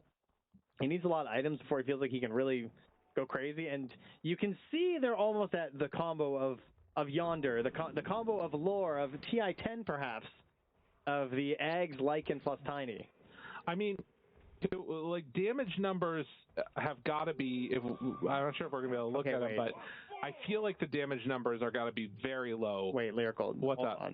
I mean, Mickey's got a Revenant's Broach. He does have a Okay, if he gets bit by the Lycan, he could actually kill this TV pretty fast. Oh, yeah. No, that is you know what? He's only 200 gold away. Yeah, this is happening. I mean, look, it's the lowest. Right now, this is a good time to look at this because Mickey is the lowest damage in the game. Yeah. I think in the next fight, he is going to move to top damage in the game. You know what they say in Batman? That's really not true. Okay, they literally are just running in. Darkest before the dawn, baby. They're ready. They're moving. Mickey wants it.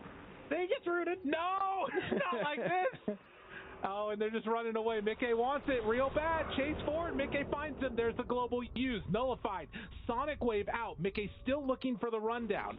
Oh my god, he's taking so much damage from the blade mail. He's getting out-punched even. Burrow strike through. Now finding Jackie. Saberlight's there. Double kill. Oh, Avatar. Okay. BKB TP. Get out of there. Do not want any of that action. And they'll also get out on the Lycan. All right, cheat code found. We'll just BKB TP. That was anticlimactic. It was. It did not. He did do the most damage for his team, though. It's true. So that was good. That will put him ahead of the Pugna, I believe, in hero damage now, so that's a plus. Also, well, now they have a Butterfly on Terrorblade, so that kind of hurts. MKB just immediately queued up. Here we go. They have Wolfbite in 20 seconds. And I think that they're going to need it. Jackie moves on in, takes down the racks. Oh, man. Very difficult to deal with. Hoping to stop this, but it's going to be mega creeps at 36 minutes. Okay. No BKB. Caught outside the base. Find him. Oh, toss. They're thinking about just leaving him. They're not even going to risk it. Yeah. They have Wolfbite back up again. They're going to use it now. He's trying to start something here. All right, Wolfbite used. Burrow strike in. Saberlight finds him. Now BKB TP out. Oh, he learned that from you guys. And hunting. Mickey on the run. Trying to find Jackie. Finds him. And Avalanche. Okay, that was a lot. It is a lot of damage. Bang. Burrow. Nullify. Hit. God! I thought he was going to thunder for a second. I did too. Oh, get back. The creeps are already there. Okay. The meme is real. We have a win condition, folks. It's happening. All they have to do is find Terrorblade completely alone and isolated 7 more times, and they can get back into this one. I mean, if he gets MKB, You know what I mean? Like, you know what I'm saying? All right, so here's the question. Like, how many times have we seen a team get megas and then not be able to finish off the match? You know what I mean? That is a possibility there. And I think, well, I mean, they have a Hex now on Mars. Now, you know who has a lot of experience seeing that happen was Team Liquid. That's true. Back when they were Alliance, they used to get megas and lose all the time. Yeah. Probably like 5 or 6 times they did that. So if they went back and watched those replays, see how they lost, maybe they can determine how to win. You're not wrong. My goodness. 9-19. Armel having a stellar game. 9-0-8. And Boxy actually almost has BKB. All right, some consistency. Trying to get off multiple shackles during the fight, pretty much, I'd say. I love that Insania is just queued up Refresher. And he's like, if it happens, it happens. Fair. Unfortunately, no GPM enchantment. No greedy for him. Still a little ways away from that MKB hat. Wait, are they going to be able to take this? There's no way. Jump in. Find Tim's. Aeon. Hits. Oh, Chaz. Arena down. Hex is there. Bites Mickey. The bite. It's coming out. Now they have to run. Now you got to get out of here. Or are they running back in? A little bit weird. Tim's is dead in the end. Okay. Now TP out on Boxy. Manages to escape. How did Tim die? He's so loaded. I thought he was going to for sure. No. I can't touch him random. Saberlight's gone though, so. Yes, that is not the best trade. Yeah. I mean, they did force them to use a couple things, right? Was there BKB used? BKB Arena. Okay, there we go. Just meta. Shackle to death, thank you. Yeah. Yeah, but well worth it, of course, to get the Aegis and the banner. For sure. And looks like the Hurricane Pike is about to be done here. Another great answer against this tiny. Saberlight going for the Pyrrhic Cloaks, trying to turn things around. Okay. Love it.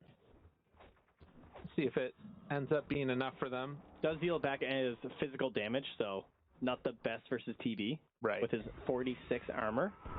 Finds the Hex opening now onto Nisha. Is there a save? Keeps him alive for a moment. Trying to back out of there, but no. Will have buyback at the ready. MKB done. Needs the buyback bite. I think he needs to use it. Buyback bite. It's the only solution. They need to get him. BKB used. Damage now onto Armel. Avatar. I'm trying to find him. He gets eaten. Gotta run. Wrap around. He can hit the creeps, but they're actually bannered. He can't kill them. Yeah, okay, this is feeling pretty bad. And boom, looking to close this one out. Toss back, finds it, runs away, goes and hides. There's the nullify, but the Sonic Wave is out. Too much damage being done. Armel chases onto Insania, who is going to be able to survive in there, but the Ancient, I do not think they'll be able to survive any longer. GG is called. We are going to a game number 3. Oh, this is what you want to see, Trent. That's right. Our second series will take us to our first game 3, and a well-deserved one here. Really, Boom kind of just controlling this throughout the match. Yeah. There wasn't really a time where I was too worried about things. I mean, it looked good.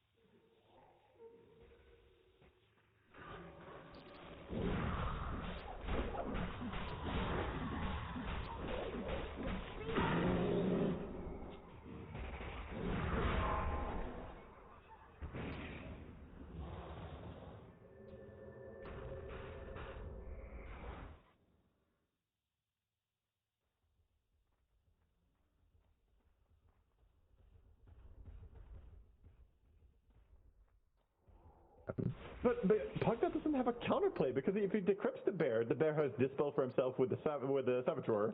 And if he decrypts himself, then he gets nullified. So Pugna literally cannot survive it. He just dies. Unlucky. Yeah, and if he life drains, he also gets Saboteur. So yeah, there's no hope.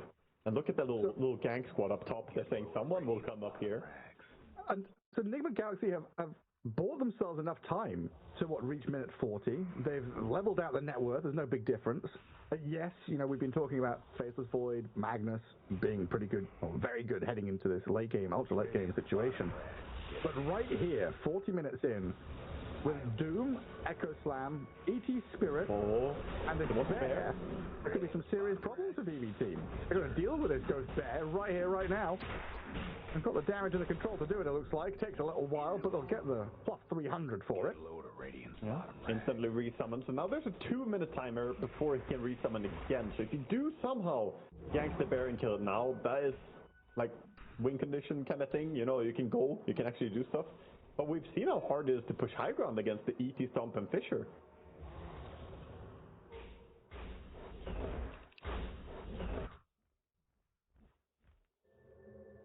We're just waiting for next Roshan now. That's what Enigma Galaxy wants. Man. Whether they win or lose this game, they're going to have nightmares of this bear. I'm already having pre-nightmares about it. Daydreaming psychosis about this bear killing buildings. It's showing itself mid. Maybe they could pounce it before resummon. There's a smoke out coming from Radiant, so first time they're kind of moving. Yeah, they're want to play behind it. They're so baiting the bear. Go on, Nero, skewer the bear. I know you want to. Yeah, it's so delicious. Nutritious bear meat. It's been pinged. They know what's up.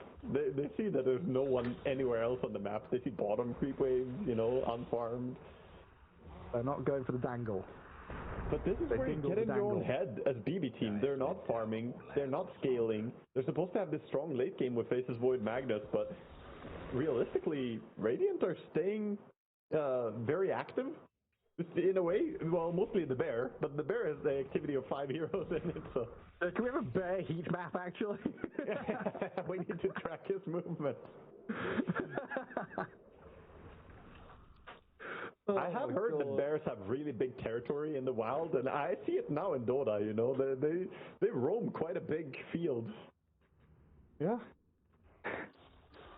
Learning so much about wildlife here. Lands to go and eat all the salmon and stuff like that, I don't know. Previous series we're learning about orcas, now we're learning about the bears. I'm just going to rock up on some kids camping, The bear pulls up in the van or what? Uh-oh, he's close to your racks. Don't let him do it. If we got any closer, it would be what racks? Well, hang on, here we go. We might get it. He's heading back in. Okay, he's hitting. Munty. We'll get away from the skewer plays. Tanking is needed. The Rex is dropping. The building is dead. Stop him. They clipped the building. Somebody stop that bear. But it's 5 heroes reacting to one bear. Meanwhile, all Radiant are farming jungle. This is so sad to watch. The bear with a joystick, remote controller is too powerful for them. Drone warfare has gone too far, Garrett. Seriously though, how do you stop it? I don't have a great answer because it's... So like right now, the bear goes high ground, BB Team have to all 5 heroes come back, defend. Is this just going to be like an ebb and like back and forth, and then Roshan spawns and it's going to be a long game, Gareth. He's gonna wind and grind them down with this bear, sending it, forcing glyphs, Hydrate, chat. This is a good reminder to make sure that you're, not getting dehydrated from what's going to be a long game. I can feel it. I'm getting old, and I'm going to need to pee in like 5 minutes. So they better wrap this one up real quick. We have a refresher on the Faceless Void. They have a refresher on the Sand King. They have no refresher on Magnus, but almost. He's kind of hard. So what you're telling me is they have enough spells to kill 2 bears? They do. And that's the trick, Gareth. They have to kill the first bear and then the second bear. And then you're fighting against a guy with Orb of Corrosion, brown boots, and 3 branches. And that's a whole lot more doable. Okay, there is the worrisome part where there might be 4 other players on Nigma Galaxy, though. Oh, there are? We'll deal with that when we get to that. You know? I thought this was Lone Druid and ET 2v5. Okay, they're heading over. Stop this, though. Right, they've got to stop this Roshan being taken. Do they though? They want to force them to not TP. The bear is foot pushing. This is not about Roche. This is about TP scrolls, Gareth. Pure BKB, Omar is in, Chrono is there, so Pure against the Aegis. Bear is going wild top, and Eon Disc on the Doom keeps him alive inside the Chrono. Skewer across, Nero comes with an RP onto the Doom, so GBK can finish off Noob. 2 down, Roshan taken, but top melee barracks has been destroyed. The bear running for bottom, going up the river to find some nice Alaskan salmon. Looking at the bottom lane, thinks, no, I don't want to go there. I'll head back towards mid, try and get away from the danger, but Miera will shockwave him back and get the bear taken down. Okay, so it cost you the top lane, essentially. The range rack is still alive, but, you know, for how long? There are bears in this territory. But they got the Aegis, they got a team fight win, they only traded a little bit of racks. Now they need to go and equalize the racks. Oh, wait, they're looking at Face of Void. They want to jump in, they're going to go in. They jump! The chain stuns! They've got the kill! Okay, Aegis down. But is he alone enough? No, I mean, maybe they could have burst him again, but it's easy for us to say, right? We see everyone's exact position. Looked like they might have actually been able to do it again there. Didn't use the first or the second refresh Shaker ulti. Yeah, I guess the refresh BKB Chrono was enough to scare them. Yeah. That could have been an option. Yeah. It's possible that he could have done it. Lone Druid is just farming slowly in the jungle meanwhile.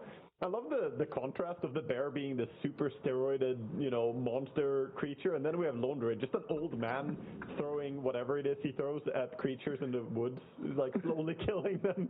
He's frail old man. Yeah, he's oh, they're already heading bottom. Radiant's top tower. You know what he needs? He needs travels on this bear. He needs travels level 2 on the bear so he can be anywhere with it. Right now the push is coming in. Ain't in a happy place. But they are not attempting the high ground. They're already keeping back to defend. As the Shaker cuts the creep wave, but gets spotted, of course, doing it. You know, I used to think I knew a lot about this game. Yeah. You know, playing it, casting it for a long time. A long, long time. And then it comes to games like this, and I realize that bell curve, I'm on the wrong side of it. I haven't got a freaking clue what's going on. This is what it can happen, you know, when hero specialists on these niche heroes like Lone Druid take you into some unknown, uncharted territory, like Lone Druid in current patch, current year. What are we gonna expect? I definitely didn't expect him to be super weak in laning stage and then take over the mid game by having all the impact in the world. That's what I can tell you. Well, I buy that rider with that first Chrono. DD Rune spawn bottom as well, could be big. Oh yeah, that's a really nice rune. With the Empowered, the DD Rune Void, he is going to be so strong. Lone Druid now has Disperser on the bear, so he can dispel himself twice. Nice. Getting even stronger. Also the armor is getting pretty high on the bear. BB team realizing now they've got to preemptively get ahead of the bear and where he is. Yes. Give them 3 of the TP top to defend, and the bear is not even there anymore. It is one of the key things hunting bear. You need to lay your traps, right? The bear traps. Where are they? It's the Magnus. Oh, and don't have salami in your pockets. Right. Maybe if you hang up a piece of meat right next to your Rex, one tap. You just got to distract the bear with treats. So, yes. They're easily distracted. Well, they see him, but it's scary to go on it because there's always this threat of Doom and Shaker sitting behind the bear. So while we just see this crazy bear doing stuff, BB team have to always be, worried that darkness.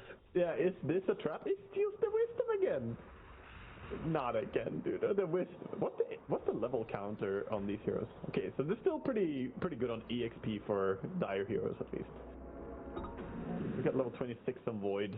Backtrack, of course, insanely good. Level 25 for... Yeah, level 25 on Sand King is going to be massive. The 10 pulse is extremely good. Sandstorm Slow is not bad either. I think Sand King is one of those heroes that level 30 is absurdly powerful because you get the best of both worlds kind of thing. Oh, going on the bear. The GPK misses the stun because the skewer got... It's so fast, dude. 5,000 HP.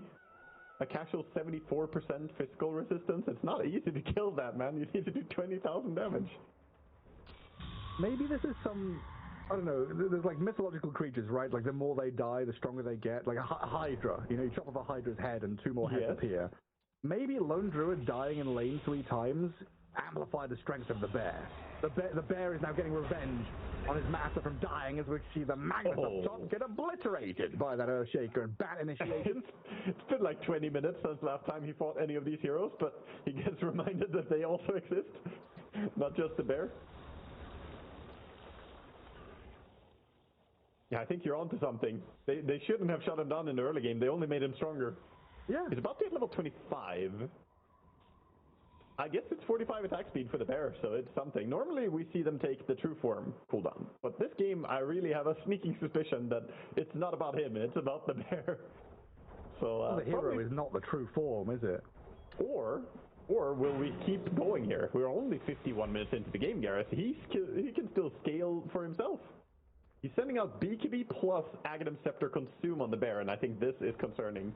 Now you have to chrono or RP the bear to stop it from taking your base. The next time it goes for a barracks, it's gonna do so with BKB form. Oh no. It's getting concerning. As long as they have more... Yeah, as long as they have more ultis than there are bears in this world, I think they're fine. They can chrono, they can refresh, they can RP, they can refresh, you know, maybe at some point when he has a refresher. Does Lone Druid go refresher so he can have a third bear?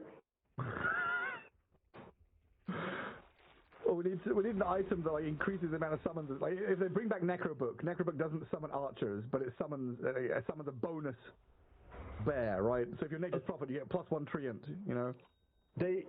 You spoke about, you know, the more times Lone Druid died, the stronger it gets. So it made me think of this awesome Dota custom game called Dota War, where every time your unit dies, there's a neutral item that makes your units stronger.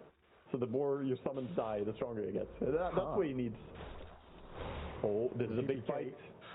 Trying to clear the wave, but it still arrives. Now Omar, he's got him there on the Sand King. Fjord can turn and defend him though. Gets the kill on Omar while the bear BKB'd up and RP'd into the damage of the Faceless Void, but it looks like he's not able to finish it off. Slept up by the Elder Titan. Bear on the run, being chased and nullified multiple times. Shockwave, but now returning and TPing, cancelled by the Skewer. The bear will be made to pay. Huh? But they have to keep their positioning crisp all the time, or the Shaker will go. They jump in with Void. Ooh, if that Fisher landed, who knows? They might actually have just jumped in and slammed him. So scary to play this game if you're BB team. On the back foot all the time. Sure is trying to do his best to stay on the map. Doesn't want to back up and sit inside his base. Wants to control Roche. I'm honestly so glad Enigma Galaxy are doing this first series of the tournament. So often we talk about, the secret hidden strat, they've got this Lone Druid in their pocket, they can pull it out, blah, blah, blah, blah. It's gonna get banned every Showing it here, like, striking fear into the hearts. Like, everyone watching this is like, shit, we've got to first ban Lone Druid. Are you serious right now? Yeah, or you need to have a very, very good solution, like, we just pick this and this will solve it, but I don't know if I would take the risk. Play. Like, it is a big bear move to go for this kind of draft. Oh, he wants to run in with a bear as the creeps are in top. He's going for it. BKB is up in 1 second. He's going to BKB and hit this if they go on. They have he doesn't even need to BKB yet. Yeah, but okay, that's it. He chronoed his Magnus too, and then he gets speared away. God. BKB. Yes, the tower's building's gone. Oh, he doesn't have RP's on cooldown for 15 seconds and he didn't want to refresh to do it. With the Benny Hill music. Kill this! Somebody kill his bear! Oh my god. Oh my. Well, Ghost is in a jungle just laughing maniacally. Yeah. The evil mastermind puppeteering this bear, sending him to its unfortunate but inevitable demise after it scores yet another lane of buildings. Incredible. Absolutely incredible scenes. So mid lane, all that remains in that BB team base. BB team, the team that has felt like they are ahead the majority of their games, have only killed a tier 3. Yep. They have been ahead. The entire there's like one little bump, insignificant bump at minute 45, whatever that is. The rest of the game they've been ahead. Should be mentioned that this bear is stealing the show so hard we can't talk about anything else, but like there's the fact that Pure is insanely farmed and Shaker is massive, but all of it feels irrelevant compared to the importance of the bear right now. But puny, insignificant mortals. Yeah. I mean, the Shaker level 26 with a Desun Blood Right with this item build, he's crazy strong too, but it's all about that Lone Druid. The sad thing is, even if you kill him, right, the bear doesn't die. So if you find the main hero, we haven't seen many assassination attempts because it doesn't matter. The bear stays alive. And now Roshan's back up. Wondering what the hell, why hasn't the game ended yet? It has a butterfly. In. It has a butterfly now. Oh, they're going. Doom didn't get the ulti out. He's got BKBs everywhere.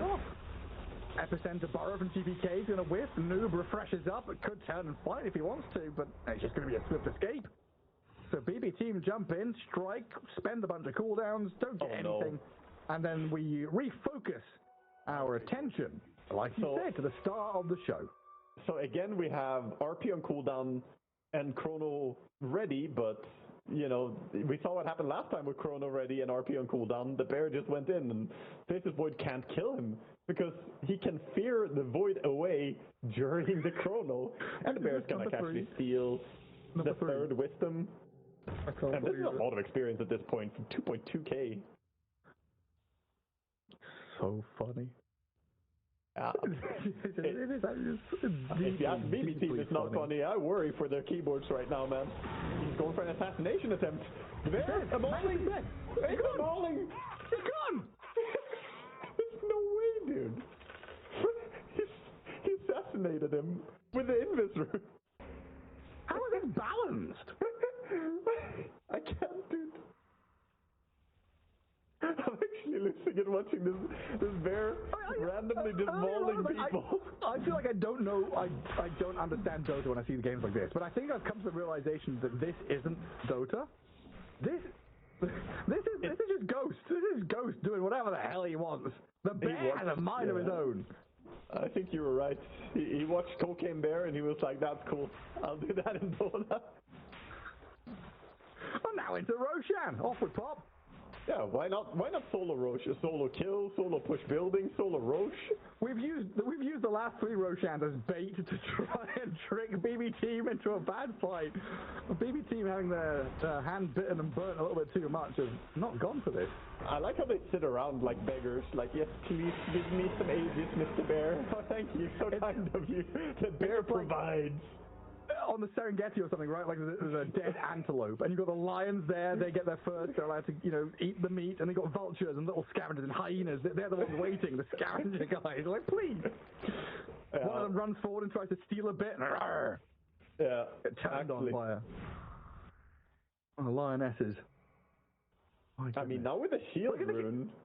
Dude, we're gonna get to like 50k net worth on these some of these heroes, and there's like nothing happens. So we're getting close to the point where Lone Druid has to start itemizing himself. It's not far now. Moonshard is still possible. Shard is still possible. I don't know why he would ever take Shard on Lone Druid's bear anymore, because he can't auto attack while he does. So that's probably not gonna happen. But yeah, he bought Moonshard, so okay, he already Moonsharded up. He's like, why would I save buyback? I'm not the star of the show. The bears. I'm in disbelief. Big team are cowering. They have no solution, and they look absolutely stunned here. And I'm not talking about in-game. It's just like they They have not come up with a solution. They're just sitting in base. This is where we need those, like basketball or whatever. We need a technical, or Counter-Strike. We need a technical timeout. They need the coach to come in. Listen up here, you ragdoll. Listen up, guys, we have a lone druid. You want to deal with that? It's simple. Just counter it. Just kill the bear. Yeah. 2 times. Dearing me. Well, Enigma Galaxy now, 3 lanes pressed in? BB team hiding in their base. So that means Enigma can go back, farm, lap up all this extra gold and I think my favorite part of this game is still watching Ghost's main hero farming jungle creeps slowly. Like, it's 60 minutes in, and watching him kill the ancients is hilarious to me. He's just slowly slapping them. I like that he has... Are those the dusts that were on the floor? On the right side of the map, someone dropped dust on the floor, and I think... No, he destroyed those with his bear. The bear killed them, because why wouldn't he? The bear kills anything. It has killed Roche, Courier, buildings, racks, enemy heroes alone. And if you could kill Wisdom Runes, it would have counted as doing that as well. You should give it a quelling blade. It just goes around chopping every tree on the map. Just full-on demolisher. We were talking about the Captain Planet villain earlier on. Is the Lone Druid Bear a villain? This bear is an Avengers level threat. I'll tell you that at least. This is serious mode. Goodness gracious me. What do we have to get? The 5 Minotaur horns? Oh, no, dude. No. It has the Helm of Undying. No, that's not allowed. I'm sorry. No, not that Helm of Undying. I don't want to be. I don't want to be a part of this. So it's going against all of my morals and ethics. And it's audacious too. You bet your ass this bear is audacious.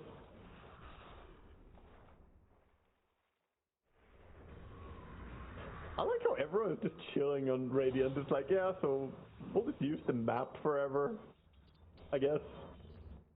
Oh, Hoodwink going in, gonna get lassoed. Action happening, hero on hero action. Hoodwink dead. And no bears were involved or harmed. I don't know if you can harm a bear. They seem invulnerable from this perspective. It takes a lot. From what I learned, they have thick skin. Pure. Go on. Get the bear. Nullify it up. Do some damage. I mean, that was not enough. This bear is gonna take Mega Creeps on his own. I don't know what you do to stop it. You can't RP and chrono it. You can't, Gareth. It doesn't feel right. How do you ever take the team fight then? It's a bear role-playing as a tinker now. He can just teleport home and TP back out again. Yeah. Also, they have 4 Aeon Discs on Radiant, by the way. In case you ever wondered if you can maybe RP the rest of them or burst them. 4 Aeon Discs, 3 out of which can be refreshed immediately. Double damage top. Bear. They're smoking. This is a desperation smoke. They know that they're gonna lose if they just wait. They want to get out and do something. They need a huge team fight. They have 3 Necrobooks as well, dude. The bear wasn't enough. It's obnoxious. There's also Necrobooks. He's going to poke forward, try and deal with Necrobook, but the mail is in. There we go with a jump and a catch. The bear will go wild. He is dead. He's got buyback on Pure. He's going to have to spend it, but they've lost their buildings. Look at the bear go. Oh my god. You've got a glyph, but the game is ending if you don't deal with this bear right here, right now. Yeah, ping it all you want. Chrono it now. Deal your damage all you can. That throne looks pretty dead. The bear is trying to nullify, trying to survive. The bear is finally dropping with a butterfly. The invasion. And now the Undying. He's been bushwhacked up and stunned. I can't believe it's literally just a Lone Druid bear on our screen. And it is so freaking hype. The Doom's going to get caught by the void, but Sumail comes in, big echo, and Pure. Oh my god, he gets a time walk off. The Earthful is huge though. The ET claps it down on them. BB team getting slept up and held in place. The bear's coming in, back again. Ghost is coming in. The throne is exposed. The glyph is available. They have to spend it. The bear is in the throne. He's in a chrono now as well. Oh, he's going to deal with it. BB team holding on and defending their base. Oh my god! The throne is so low. All the heroes are alive on Radiant, but they don't want to go in. Finish it though. The bears have died. This is the timing window. He's dead. The bear is dead as well. Okay, BB team is now or never. You're against Mega Creeps and Necrobooks and Sumail. He's dead. 2 minutes, no Pure. run at by GPK. Noob and GH holding the line. They've nullified and dealt with the Earthshaker for a while, but the buyback out of Ghost, knowing that this Void is out for 2 minutes, and she's called GG! They just call it! They just call GG! Oh my god.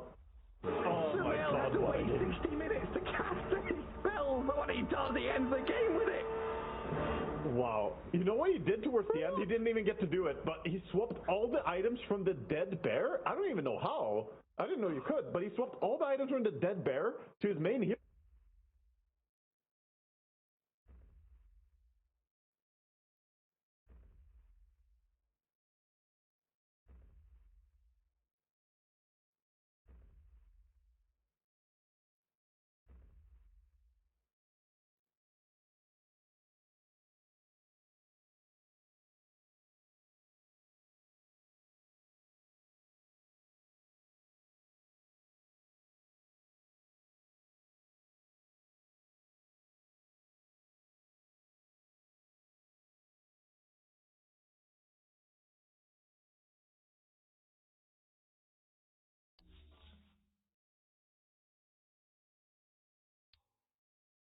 Pain no creo por el time dilation. Uy, terrible.这把的话，其实有虚空，然后配上中路法伤的话，可以抢2的 TP 啊。蹦这边是没有反手的，就从 TP 打狼人的角度来考虑的话，就选了个 TP。 4-1 so far this tournament. Wait, is that just us? Wait, oh wait, no, it's only 1 win and 4 picks is how it's gone so far for Terrorblade. Well, that's just, oh yeah, right, because we saw 2 L's for Wildcard, and we saw 1 win. Yep. For Boom. Oh yeah, Jackie played DK game 1. Right. Yes. And Mickey played... I don't remember. It's okay. We're past it. It's moved on. No, I can't. Fine. You can load it up. It's oh yeah, I guess I have a computer. Yeah. Could use technology. Good. Last round of bans for Boom, they are going to have to pick first and most likely take their mid here. I'm assuming this is going to be a Zeus support paired together with the Mars. I think Zeus is probably going to go 5. Radiant's back. Well, the Willow. Oh, right, so Willow. Good. Yeah. That makes sense. Okay, so if they do that, are we seeing Lycan mid again? That's the big question mark that I have. Certainly hope not. Yeah, I think Saberlight on it sounds better. I'm banning Nisha heroes 100%. Like I'll ban Monkey's great ban, and I ban Puck. Okay. I mean, even though Puck and Void are a little overlap, like you could ban Ember if you're not going to pick someone that stomps Ember. Mm-hmm. Yeah, what do Boom want to take now for their mid? I mean, I assume he'll take Queen if it's left in, because I think it fits really nicely here. Getting Chrono kind of sucks, and they don't have a save. That is the one thing, but that's kind of true for all mid heroes. It's not just a Queen problem. If Boom don't ban Puck, I see them taking Void Spirit potentially too. I think, I think Void Spirit looks really good for Liquid as well, actually, because I like the idea of like the jump AoE silence versus Zeus, Dark Below, Terrorblade. Dude, you know what else Boom could do? What? They could pudge it. Try and bait the Puck, take the pudge. Now they have a save for Chrono. They have to pick first. Save for. Oh, you're saying Liquid take the pudge? No, I'm saying Boom take the pudge. Yeah, but they pick first. I know, but I think pudge could work still, just in like answer to Faceless Void, and then also you like leave in a Puck and dare them to take it. That's a bold move. Although also I don't know if I feel like pudge mid is less of a counter now against Puck because of curveball. That's true. It is less good, but it's still winning for sure. Right. I would think. They take out the Kunkka. To go. There's no way they're picking pudge. Kunkka would have been cool. 5 seconds. You know what's interesting too is I feel like pudge has that like iconic sort of connection to Eastern Europe, but for SEA it's Puck. Puck is that hero for them. That's pretty true. I would agree. It's slowly migrated away, but you know, I mean, before it was like Huskar was just like the C and SA hero, but now they don't even have that many Huskars anymore. It feels like. Right. Now I think more of Eastern European when I think Huskars. True. Or even Western Europe as well. I think of SA as Huskar too. Ooh, they take out the Invoker. Classic. Right. Cataclysm plus Faceless Void, you know? Any Invoker spell plus Faceless Void, really. Tornado, yeah. Great. They're all good. All right, Boom. Where are you going? Not a ton of time left in reserve for either team. Ember. Let them pick the puck. Let RML style a little bit. 5 seconds. I think okay, yeah. They just go for it. They'll style with the puck. Fair enough. All right, now it's the Liquid Pudge. Void Spirit or Pudge? Let's see it. I mean, I think the Pudge has less value here because you've got Chrono. That's why I like the Pudge more. I don't want to see any talking here, Saberlight. That may be your liking, buddy. I don't want this again. Oh, of course. That's classic. All right. So the Nisha Shaker into the puck, and this is more their typical style. Okay. I like it. I think that there is a ton of big play potential, obviously, on Team Liquid. Their team fight is, like, gross. It's insanely good. It is. The one thing that I will say that's a little sketch is that they don't really have a puck answer. You know what I mean? Yeah, other than, like, beating him up. Right. But like, that's phase shift, you know, jaunt away, all the rest of that stuff. I kind of feel like they're going to need to itemize to deal with him. Yeah, not an easy hero to itemize against that. It's very late game, right? Unless you're going Orchid, which they don't really have a good Orchid buyer. No. So, I mean, they have Chrono, so maybe they can get some light, like Fisher into Chrono. Yeah, I could see that, I guess. Pretty decent answer. Well, game number 3, all coming down to this. I think people thought that this was going to be a walkover, but in every game, Boom has put up a really good performance. And Liquid tripped. Yeah, I think that's something to watch for. I thought trip was like a pun or something. It was on walkover. See, I was like, there's something in my brain that's just like tickling. Well, it's only 3:30. It's still early for you, so it's okay. We're sorting it out. I don't know what this is. Is that a pun? 3:30, 6? No, it's just that's what time it is. Okay. It's been a long one so far here. It's day 1, you know. I love it. I mean, we're still I think probably still one of the faster streams. Maybe not now that we've got a game 5 happening here, but it's taken a little while to get through the series. In this series, game 5, the 5th game of our stream. See, I got you now. Are you okay? I just, I think that the audience didn't know that this was going to 5 games, so that's fine. They definitely didn't know. No. They had no idea that this stream would go to 5 games. In fact, it might even go to more after us, perhaps. They might even keep playing Dota. It's possible. I don't think that's going to happen. I think everybody's just going to call it. Okay, that sounds good. And then Cap and Avery just go home. Yeah, that would be fun. Perfect. We're the B stream boys here today. They'll be us, and then Cap and Avery coming through. It's nice. They're coming through with the woo. Yeah. So it's a little secluded, the B stream. We're kind of like, we're the the rebels. Yeah, we are. Yeah, we're the bad boys. That's what we decided yesterday. That's what I think of when I think of us. Yeah, same. Because like the A stream's up there with the panel and stuff, like hanging out, and we brought slacks on our panel. That's right. We had slacks. Production didn't even know. Let's get into the game though, because it's underway. They didn't. They just really come over here, start talking. Can do whatever we want. Wow, we've grown really powerful here. Can you imagine pulling that off on your first TI? Oh no! You would like, shut up, be quiet. We're paneling. Oh, good. All right, Boxy in the danger zone. Danger zone.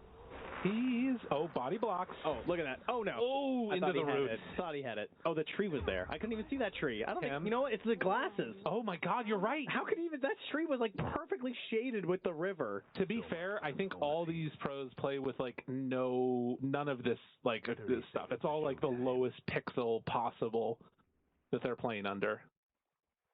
Yeah, Chronosphere obviously taken for Mickey. Disappointment. And does have the Helm of the Dominator queued up. That is good. I will say, I think the one problem that I can maybe foresee is with a Zeus, like you're sort of dependent on the Helm of the Dominator to like keep you constantly surviving and up and like sort of dealing with chip damage. And I feel like it is max burst coming out from Boom. Yeah, that's true. So I'm wondering if they're going to find a way to kind of punish this Faceless Void a little bit, who obviously not the sturdiest of gentlemen. It only has 2.6 on the strength gain. We'll see. All right. Well, they've already missed out on the attempt to stop the stacks, so that's been good. Genuel getting off some good sentries. The first sentry, it is in vision, like it sees the block that Boxy threw it down, but we'll see if he comes back and actually finds it. Right. Not as great of heroes to clear out the stacks in terms of the Lycan, but you're probably going to see Nisha instead be the one that heads back for him. One eventually to get built up. Jackie taking some hits. Yeah, Saberlight able to pull that wave all the way over. And some good damage. Genuel. On to Boxy. Boing. Does need to sort of deal with these wolves. Although it is kind of nice. Zeus, one of the heroes that has like pretty good base damage, is actually able to kill them. Yeah, he's got some guns now. You know, it's kind of like Shadow Shaman, where he feels all right. You know. Over the years, it's getting a little bit stronger. Been hitting the weights. Oh, the jump ahead, dude! What a play! Boxy in trouble, and a few more hits. He's going. Oh, Genuel takes him down. The first big Zeus. It did. Kill. It cost a lot of mana. So he's going to have to salve up and try. Oh, no, but the wolves. Yeah, that's not salve, clarity up. That does seem annoying. And also, how are you ever going to stop this wolf from not blocking the camp, right?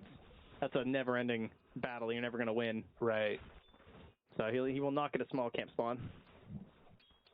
Yeah, in a weird spot after using all that mana. I feel like that top lane might start going a little better for Liquid now.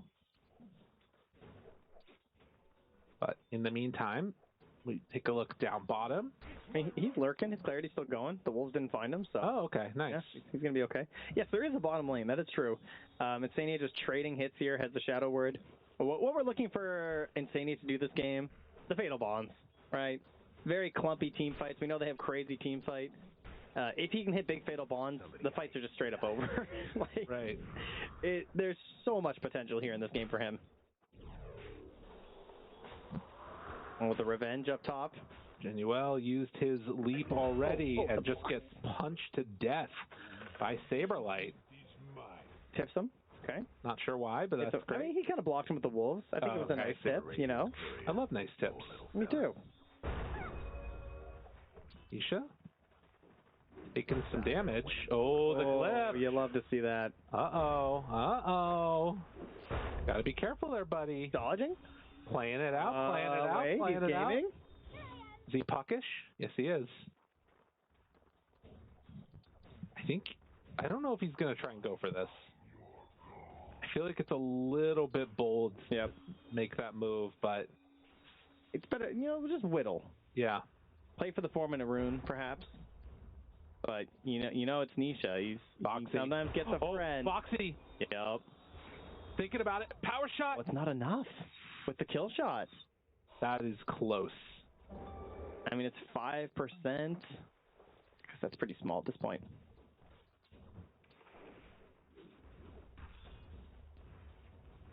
Is he going to stick around and try again, though, at the rune spawn? Like, he's still got another power shot left in him. Puck's going bottom because of it. Genuel is just going to take the top rune and no one to contest bottom. So Armel's just going to get it. Yeah. And Nisha's doing the walk home. Yeah, he's got it. It's too difficult. He's close to boots, too, which makes it hurt much more. Now, that being said, he's at 21 CS and Puck's at 14 because this is the Shaker versus Puck matchup, so it's fine. Oh, nicely done, Insania. All right, that was cool. Kind of putting his courier on top of his hero so that he doesn't get the next right-click on him. Got to get that Dota Lab settings in. That's right. Although, actually, it wouldn't be for couriers. I guess you could just do it for not heroes. Yeah. So that should work. Dota Lab is just way too crazy now. Yeah. Shout out to the search function in the settings. Yes. That's kind of amazing, to be honest. Oh, he kills the wolves. Boing. So they don't get the pull back behind the tower. Yeah, not a lot of heroes that can do that so easily. Armel? Oh, pump faked it. Didn't end up going for anything more.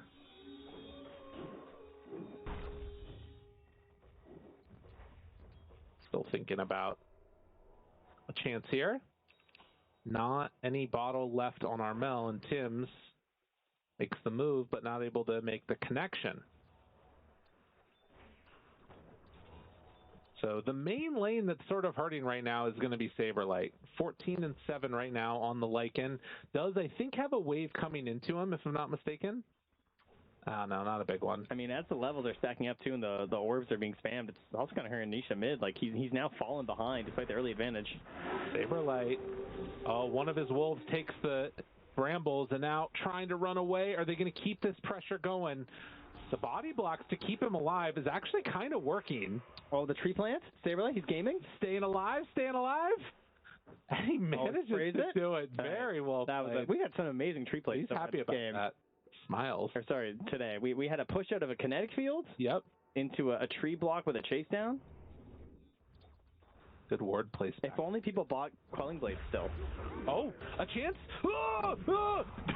Mickey! He almost got out. Live reaction of what Mickey sounded like in that moment. Mickey does always, like, he gets animated.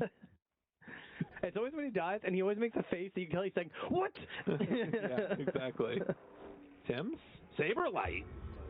Oh, can't plant any trees there. And the Wolves are going to try and do what they can, but I think this is going to be Wisdom going the direction of Boom. That's not good. Can they bring more? They're bringing over people to try and stop this. I think you got to run. This is not yours. Yeah. Jaggy's losing meta. Yeah, you're not getting this. But it at least force the rotations, which is what you want. People have learned, like, one, you can't necessarily guarantee that you get it, and two, that it sometimes feels like it's not worth it if you end up losing, like, 2 to 3 heroes. Yeah, and creep waves, too. Right. Like, all that positioning and stuff just going down the drain because you really wanted that one Wisdom. Well, Boom, it is a 2K lead. Start things off here. Terrorblade riding pretty high right now, followed up next by Jabs, who, again, is on this hero that we like to see. Him on these blink stunners. Where he shines, commanding the team. And Mickey close to his Helm of the Dominator, though, here. 150 gold away, and he can start grabbing some of these neutral camps and try and inflate his own gold. I am thinking, though, that, like, if you look back over in Radiant Ancients right now, this is where things are going to change. Like, if you can get an easy sort of little injection of gold, right now Boxy's only at 800 net worth. That's going to be inflated when you manage to get this done. Nisha steps over. Oh, he needs this. He's going to go Echo for sure after this wave. Yeah, I think that is a really nice situation for him. Oh, wait a minute, but the coil. Dude. Arena down, dead. Right. But he bottled it. Okay. It's okay. But yeah, big kill. Jab just coming in, locking that one down. I think that's fine if they can secure the sex. Yep. Boom need to go check him, though. Because if Boom can take those stacks right now, that's where you, like, absolutely destroy. Yeah, even just orbing the hard camp would be good. Yeah. And Nisha's even saying, hey, do they have vision here? He just asked Bosky to put down a sentry because he wants to come and dunk this. So come on and slam, and welcome to the jam. Here we go. All right, he's warming up. He wants to get a creep wave first. Oh, he does. And they're going to stack one more time. Okay. Okay, yeah, that works out. He just wants the XP. He's letting Instania grab it. Right. All right, he's pre-toteming. We're not going to watch anything else in this game until this happens. Look at how much damage Box is taking. This is going to be kind of spicy. Yeah, they need to pull them over together. And... Dude, that is so stupid. That was cool. That was sick. All right, good setup. God, that is... I wasn't even watching his gold. Well, they've actually gathered more net worth into the favor of Boom while this has been happening, with all the ancient stacks taken. So, and the kill too. Yeah, that's right. That does make a difference. Mickey is kind of eyeing up Tim's here. He's got his little ghosty ghost, some piercing. You know, can I get a rotation? Can I get some help? All right. Well, I mean, this is going to be interesting too, because also it's Blink Dagger almost done on the Earthshaker. That was pretty absurd. That was a really successful one. He did an extremely good job with the Slugger. I feel like sometimes the Slugger isn't that nice. My guy's bowling a strike. Actually, he picked up a spare, to be fair. You know, it wasn't all down on one hit. No, it's true. But it was only a few, considering how many there were. But he converted the spare. He did convert the spare. I'll give him that. Yeah. This is the most we've ever talked about bowling. Hey, it's all because of that Pango animation. Yeah, it's true. It did it to us. Well, only 5 kills. Again, a relatively slow match and series as a whole. Both teams feeling content to kind of just wait for that first set of items. And Blink done. Echo back online in 8 seconds.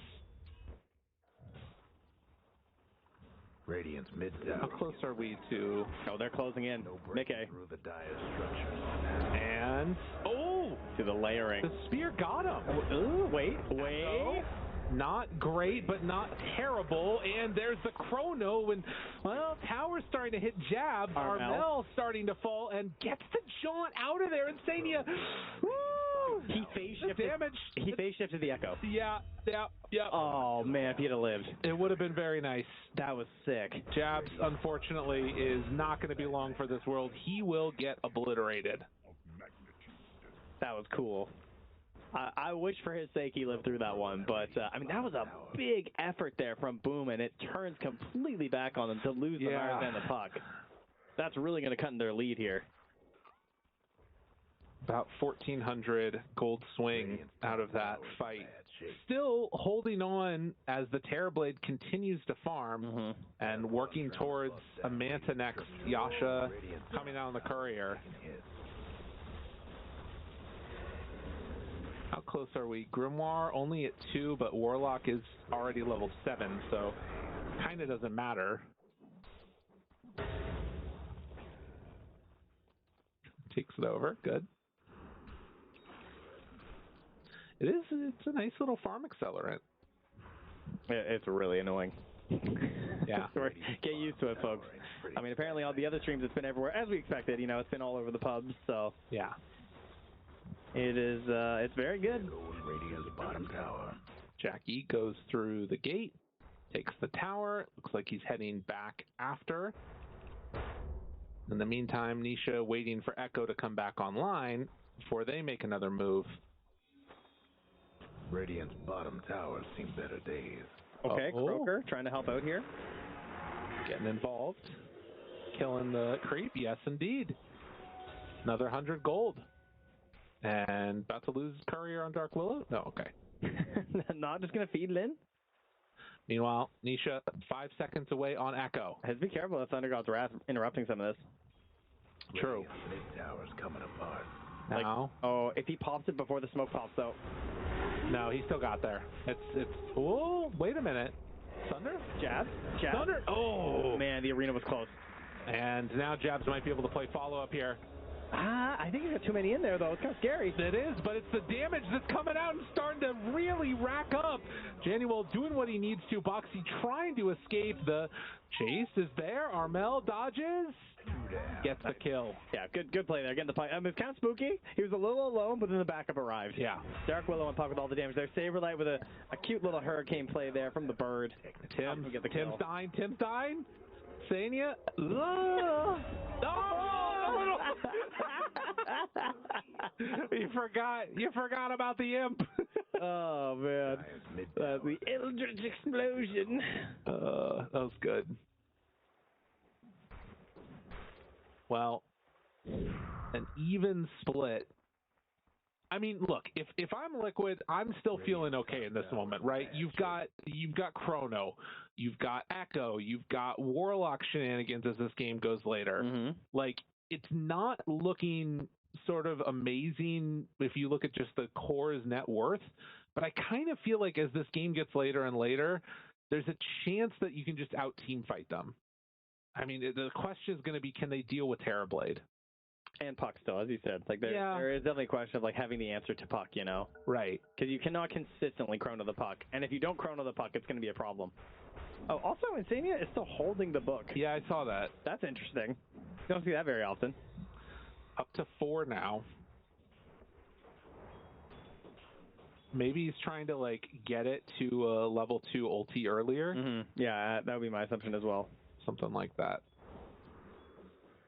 Yeah, I think the thing I'm curious about is going to be like, because I do think late game also Liquid can sort of itemize to deal with a puck super late game if it gets to that there like area. I just sort of feel like late game Faceless Void is too insane. That's true. But the timing that Boom is going to hit, there's some worry that I have about that being too hard to deal with. It's a weird stare down bottom. General gets the hop away first, but I mean, there will be a cleanup kill. They just won't get the TB, so. They have Chrono if they need it. He's going to die, surely. Yeah. Wait, Jackie is still hanging around. They're bringing in jabs. They're going to fight this. Oh! He missed. Okay, that's not good. I mean, you have Echo They in have 2 Chrono, seconds. though. Very weird. Chrono dropped down on beautiful. He catches the puck. He jaunts in. Not sure if it's going to be enough damage, so that's 2 dead. Yeah, they only commit on the Willow. They have to be careful, though. Thunder God's Wrath is going to be back up again. They can make this jump if they want. There's a Yules on jab. Finds it. Now Shackle doesn't land. Trying to whittle him down. Nisha jumps in. Fissure, control. Catching now. Jackie is caught on the far side of this. Armel, the Wolves. Foxy thought about a power shot. Scrappy little engagement here. There's also a Thunder God's Wrath just lurking throughout all of this. That was a really nicely played by Liquid. I was really impressed with their patience. They have Yules here? It goes. Dude, that cannot feel good as Boom. No, that really doesn't. I mean, raindrop, like they don't even bother trying to throw the Thunder God's Wrath. They know he's not going to die. I mean, the thing is, this is again still like not changing the dynamic of Terrorblade being an issue eventually, but you're buying yourself more time. You're sort of accelerating your own. Whoa, farm. Liquid coming in. Armel? Where's Silence? He jumps back. Coil onto 3. Now Thunder God stun connection.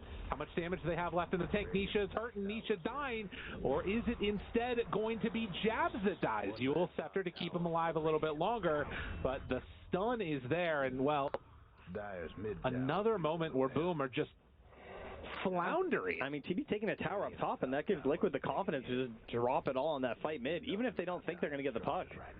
It results in a pretty good trade for them, considering they're down. Yeah. Partial to that mid tower. One Ranger holding on to 2 smokes. Well, Nisha shoves out this wave. Yeah, just going to be going right into that Kaya. The Dire best do something about that bottom This is Void on the other side. Maelstrom. It's going to munch him up. Yeah. Get that Maelstrom out. Jackie, the scan connects by the Radiant.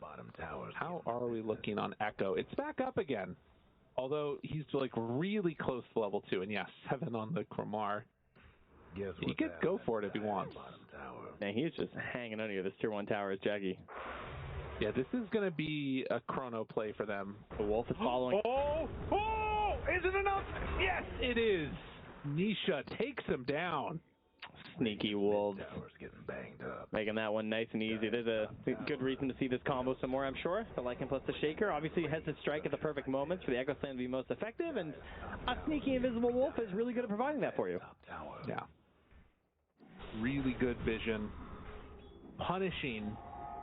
And getting that Terrorblade kill is just so important. Yeah, because it just shrinks the map for the opponent so much when the illusions are out spamming and just he's obviously still top of the board. You're still just trying to keep up as a Faceless Void who doesn't have the same farming options.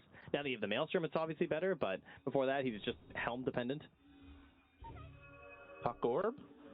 Illusion. Wolves are on him. And then having to back away. Not the best roaching team unless you like hard commit with the Lycan, which I guess is what they're doing. So there you go. Okay. They have Thunder God's Wrath. They have everything up on the Dire, so this has to be at least a little bit sneaky. Pretty tight right now. But yeah, as you can see, like unless you ulti, this is going to take a while. And in fact, they're going to lose their creep. Okay, they're bringing everyone, though. Yeah. So. Flash from Boxy, nice. They do have a Terrorize. Oh, there's the Thunder God. Now a weird situation, blink out. no one gets hit by that. And instead, it's going to be a Dark Willow in a weird spot. Stun comes in, and now Mickey there is going to manage to bring him down. That doesn't cost all too much either. I mean, Thunder Gods is a big part of being able to scout it. They take out that ward. Liquid move back in. Roche regaining a little bit of life. Curveball. They got Sentry to keep an eye on the Wolves. They know where it's at. Echo 115.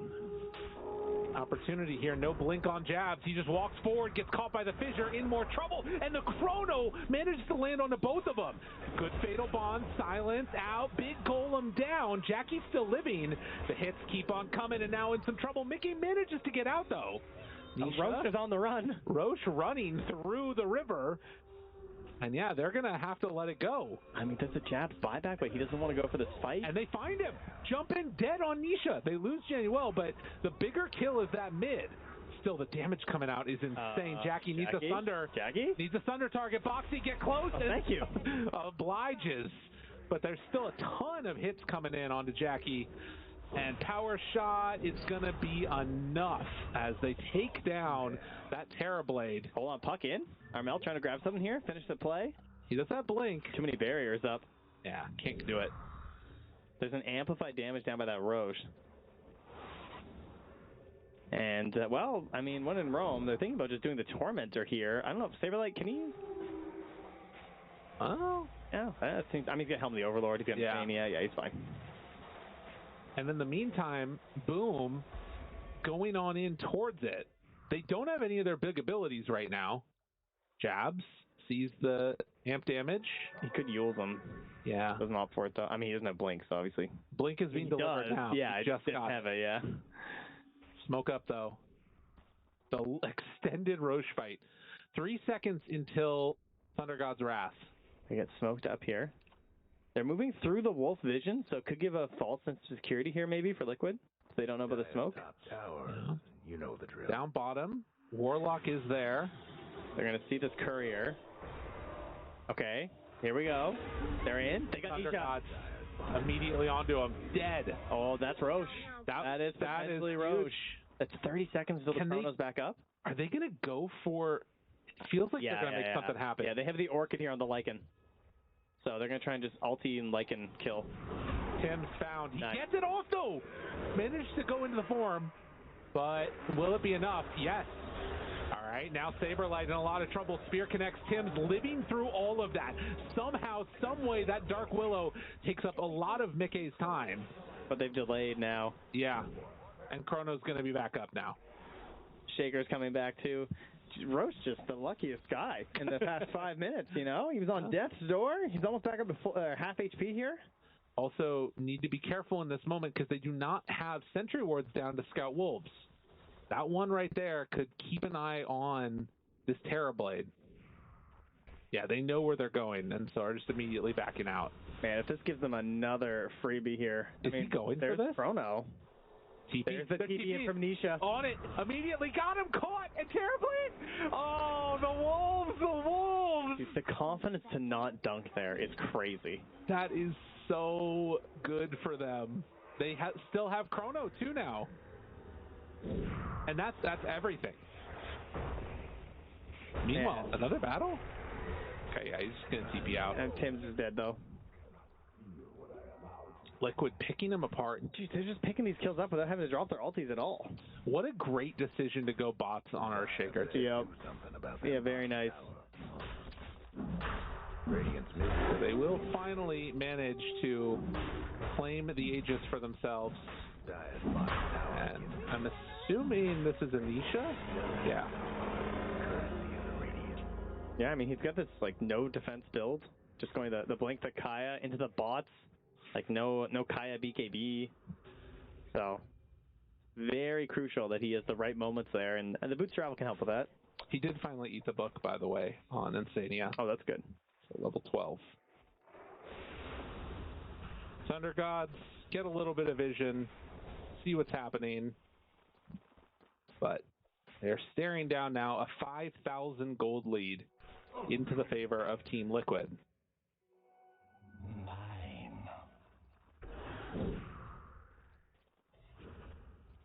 Yeah, I think this lineup, as it keeps going later and later, just looks really good for Liquid.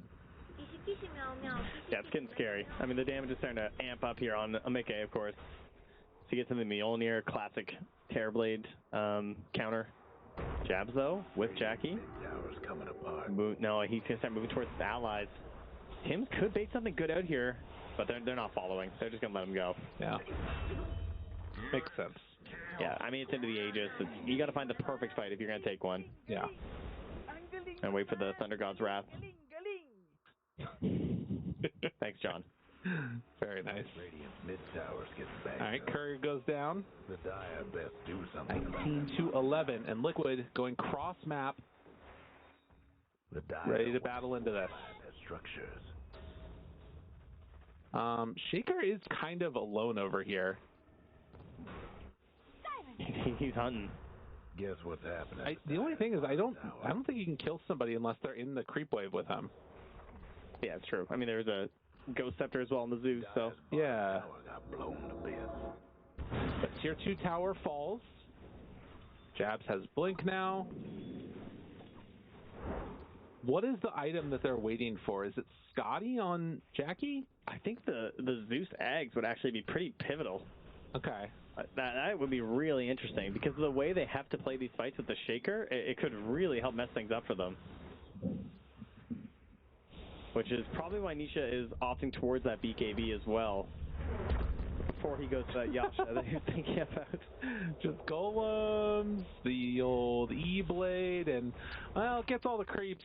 Not going to be enough for him to buy another one of those components yet. Mid lane. A lot of business happening here. Okay.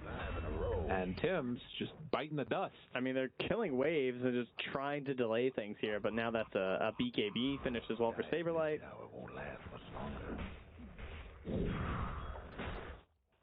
The Parasma from Puck would be nice too, but you kind of need the Shard as well, so that'd feel good. It's certainly a wait out the Aegis moment right now, and unfortunately there's still 2 whole minutes here.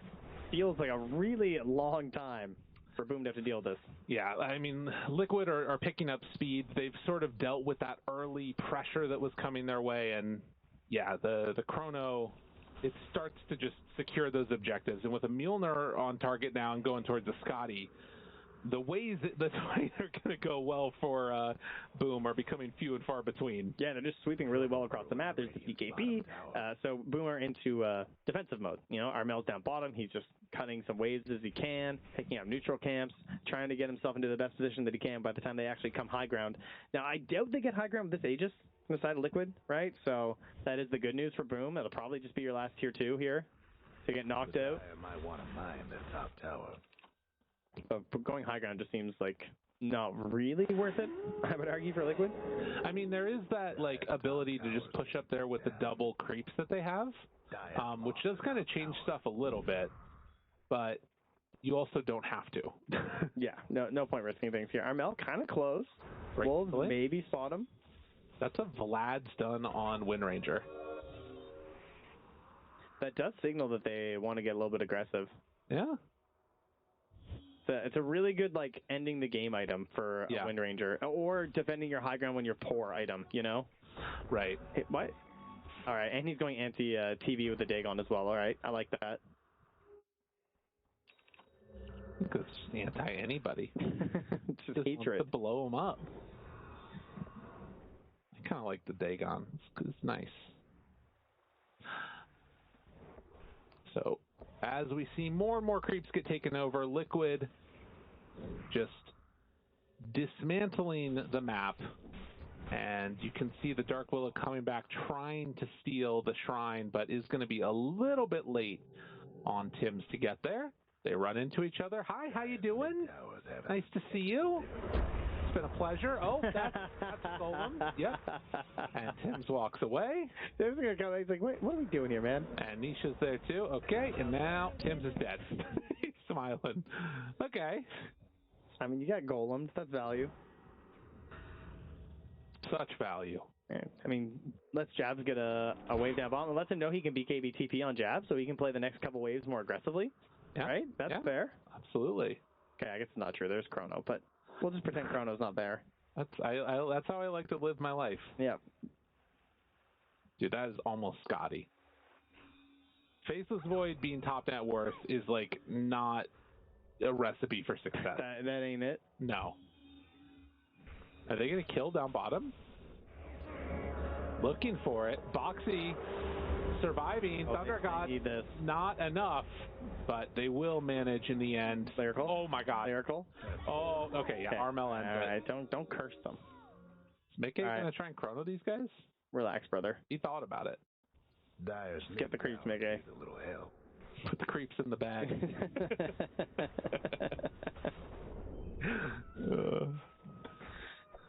Jabs also with Jackie up top here.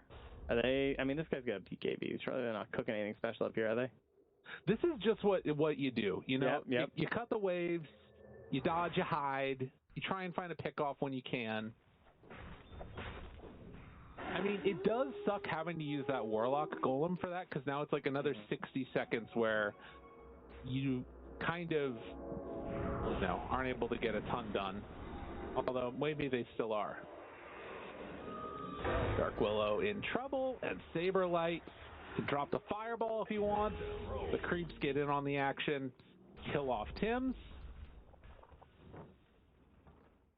23-12. This big circle up top from Insania just saying, we are going to control and play the top and the mid lane. And that's our territory.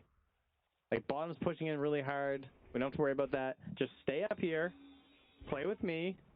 My golem's back in 24. And we'll just try and control Roche.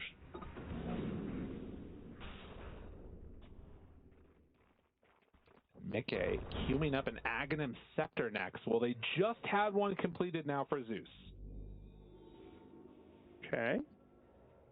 The Nimbus, though, yeah. Big item. Big item. If he casts it at the right time, if he ults and then plunks it on Nisha, he can help him not only like cancel his first blink, but even waste the BKB early, so he has less duration on it. Yeah.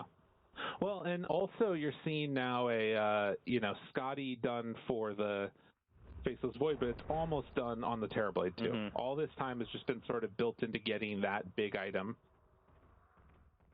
Oh, I really like the force staff here from Insania. It's really good versus Zeus, because your buddy gets stuck in the cloud. You just force him out right away.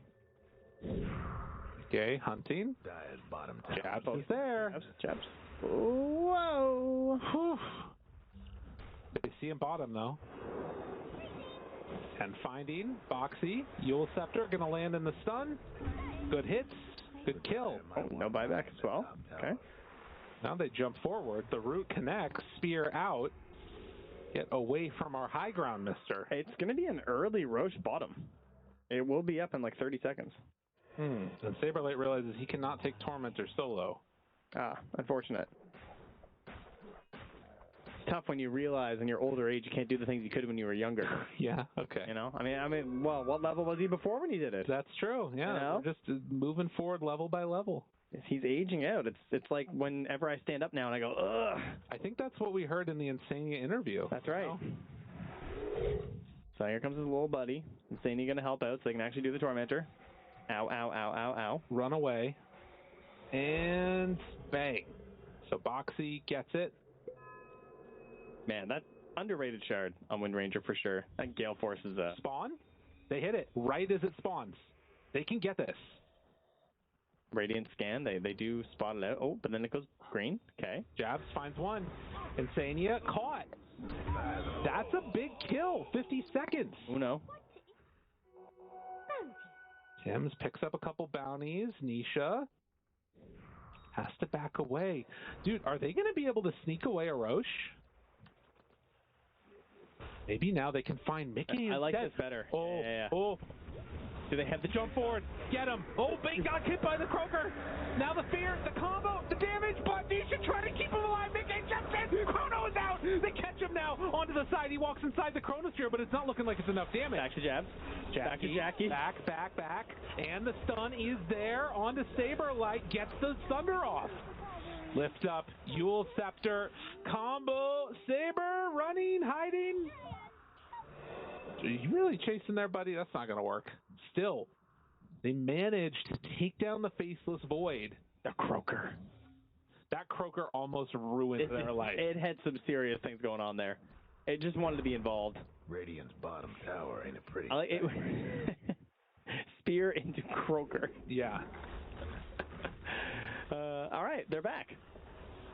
A little bit back here. I mean, it doesn't result in the Roche. That is the one problem. Right. That would have been great. But if they can turn this next 40 seconds into securing around the Roche, but that would be pretty nice. They have the Nullifier as well here on the Puck. Kind of a tough item to go for. Feels really bad to buy, I would argue, Do you see on Puck. Another smoke right there, immediately caught by the Wolves. Like, they're just standing on a Wolves as the smoke comes out. It's so brutal. I mean, they have a Zeus. You know, it's a vision battle. Yeah, that's true. Got to get a gem, I feel like.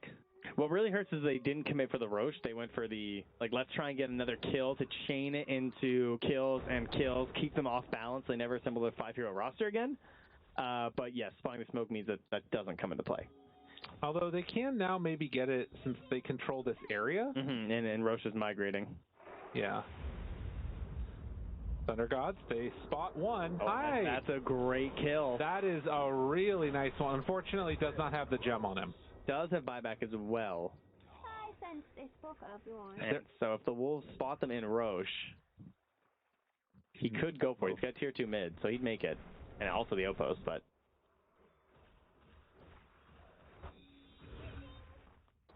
Can see Dota Plus still thinking this is a very even match. Radiant's top tower's hurting. Which, I mean, makes sense. I can see a pathway to victory for either team here. Oh, 100%, yeah. Also, Januel is really becoming like another core. Yeah, he's very, very annoying to play against. And when he gets the refresher, you know, if that comes into play, it's a big deal too. So 24-16, Octarine core being held to the side right now for Shaker, as he can swap it out for his bottle when he needs to. But, I mean, this is the thing that's weird about it, right? Is that you can't really walk into the pit as Boom. And so neither squad wants to, like, take a step towards an objective. They want an objective. Look at this positioning from Armel and Januel. Like, they are just in here right now. And he's silenced. What is happening? And no, because there's a freaking gem. Armel gonna try and curveball it. The hunt, it's not gonna happen. That was optimistic. I was gonna use a different word that was shorter. I guess they were just going for a blow-up kill. I guess it's that simple. But they didn't have Thunder God's Wrath, so it's really hard to play that tight next to the Radiant base. But Roshan has roared. He's being attacked by the Radiant. Yeah, they can't come and contest, though, without Puck. Man, they just got scythed on jabs, too. Like, they really had some stuff. So that's a bit of a heartbreak here for Boom. So Heartbreak City. So they call it.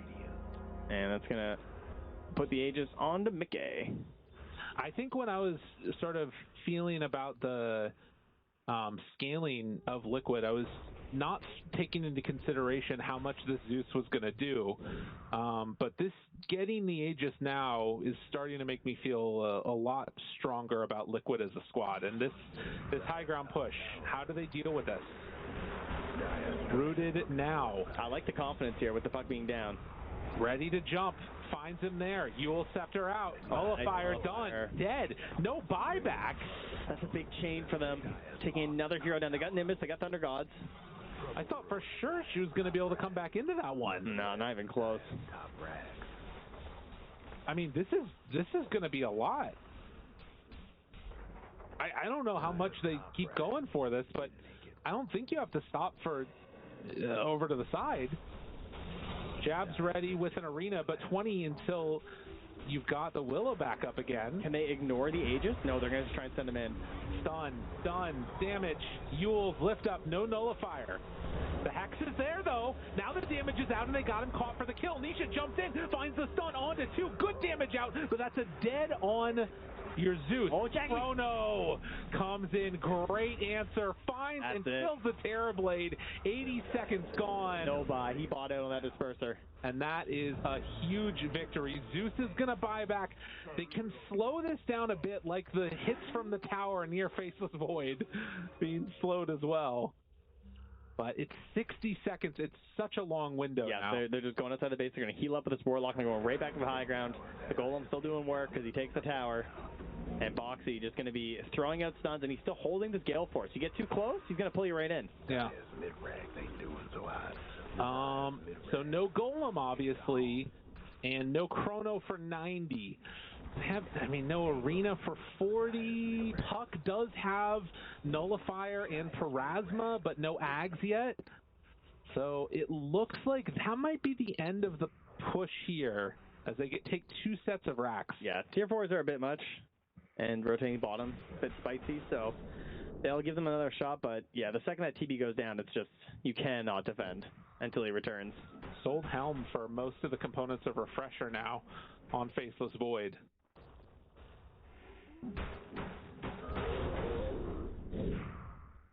It's a pretty big GG there, eh? If you manage to get the Refresher and the 25 talent.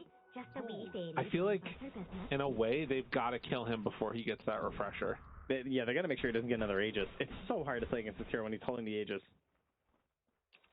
How are you going to kill him twice? Like, you have to be completely perfect on the kill because of the backtrack and the time walk. So, I mean, so much of this is still dependent upon them getting their spells off, right? Like, you've got Shaker with Refresher 2, and now Refresher done on Faceless Void. So if they're free to cast their spells on Liquid, the game is basically over. But there is that other possibility of, like, a jump-in Hex Spear Arena dynamic, you know? But it's time to bite the Void. Yeah. Nom nom nom. Eat them up. All right, there he goes. Okay, and they... makes sense.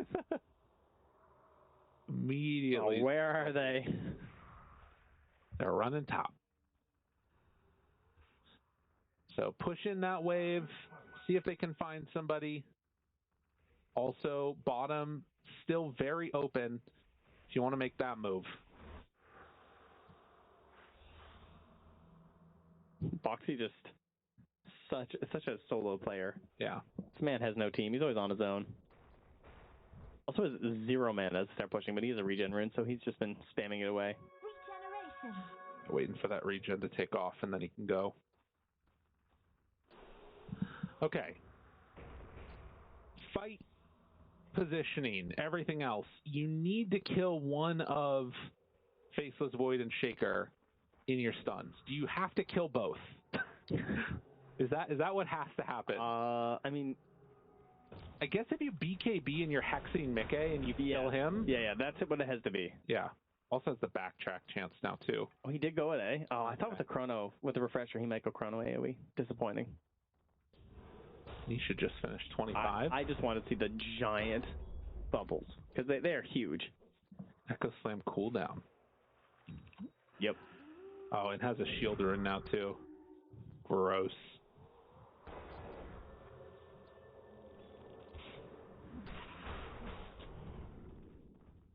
That's kind of crazy to have Refresher and still go Echo Slam cooldown. Yeah. Just feels like it's better, you know? I know, I just feel like the chain stunning of the totem's kind of hype. Yeah. I mean, we'll go down to like, what, 2.3? All right, eat Mickey. Now they head in. What could be a final hurrah here. Oh, there goes that Willow. Just instantly. Slugs are in there. There's no time at all. Mickey hitting on the tower, daring them to come after him. Jumps in. Do they have it? No, misses the spear, but the silence, the stun, the Chrono is out. And that is going to be a dead Terrorblade. Jabs could not manage to hit him. Just moving around too quick in that arena. Meanwhile, the spear does connect onto Mickey, but he has another Chrono. Hits onto 3 of them. Holy. What a perfect placement. Triple kill, ultra kill. Oh, give it to him. No, he went back for the building. He's an objective gamer, you know? Absolutely. He's not going to hop on the well for the rampage. He'll get the real rampages another time, I'm sure. Nisha, in both of those Chronos, just for moral support. That's right. Is Mickey closes out the game. Well, Team Liquid probably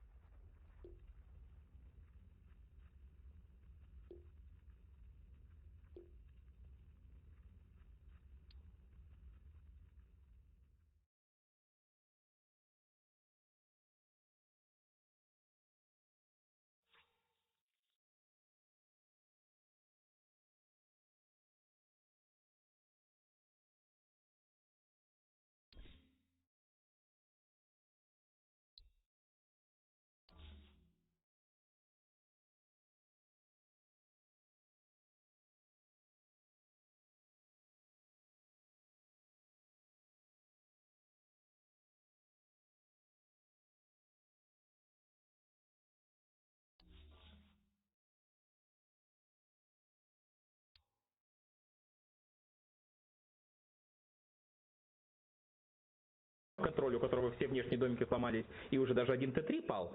И Джиггернаут, у которого вся карта как на ладони, и он ее видит, и они могут атаковать куда угодно. И при этом разница всего лишь 3000. Нет, они большие молодцы, они очень стараются. Сейчас нужно просто взять волю в кулак, собрать... Have some shame. A bit of shame, Mikey. No shame. Oh, Buck. He's going to see a live fielder, gets into the workhorse, tries to run his way out. They have locked him down, though. It's going to be a big kill if they can get a Buck. Is going to go down. Here comes Shiro. He still has the Omni to play with. Did commit the Swift Splash earlier on. Global Sands committed. Na'Vi, they might just get away with murder. Tidebound not seeing the opportunity to try and turn this one. They will let them walk out. That's a big deal because Roshan, it is available. So a pretty big win here for Na'Vi if they can get away with this Roshan attempt. Should be able to as well. It's a tight spot. They've got the RP still ready to play with on Zayat, and he does have that full Lotus. They can just try to get that timing, try to prevent the Omni from being a massive issue. In fact, they're being sneaky, smoking out, letting Dota solo to Roche. Looking for a follow-up fight. The Scan did spot them. The Tidebound still a little bit slow in the uptake. But with this smoke, this reposition for Na'Vi, they could easily take this fight if they want. The thing is, they're playing without a Centaur here for Tidebound, so it could be a very scary initiation they're looking for if they do find Zayas, but they missed the Burrow Strike. And that's going to be Roshan going down and a consolation prize in the form of nothing to say, though Niku goes down. Well, how did Niku die? He was cutting them all off. That's the reason why they got the isolation. He came in, he broke the smoke in the back line, he's trying to play tag with Y. He does sacrifice, but you get the bigger kill. That's a huge sweep and nothing to say. That's a lot of gold bleeding out. Two got the juice. And this life stealer is starting to get a little bit scary. Secondary life up, has that BKB, still at the 8-second charge as well. Full Abyssal, not too far off, into a Daedalus next. Not sure what you're going to have to toss out for that one though, on the Daedalus, but I'll wait and see. Maybe just swap around to BKB as needed. And for Tidebound, they're still in control. Right, they're 8k up. This jug is massive. But they've not been able to find these opportunities. Na'Vi has managed to find a way to reel this game back to a playable state for themselves.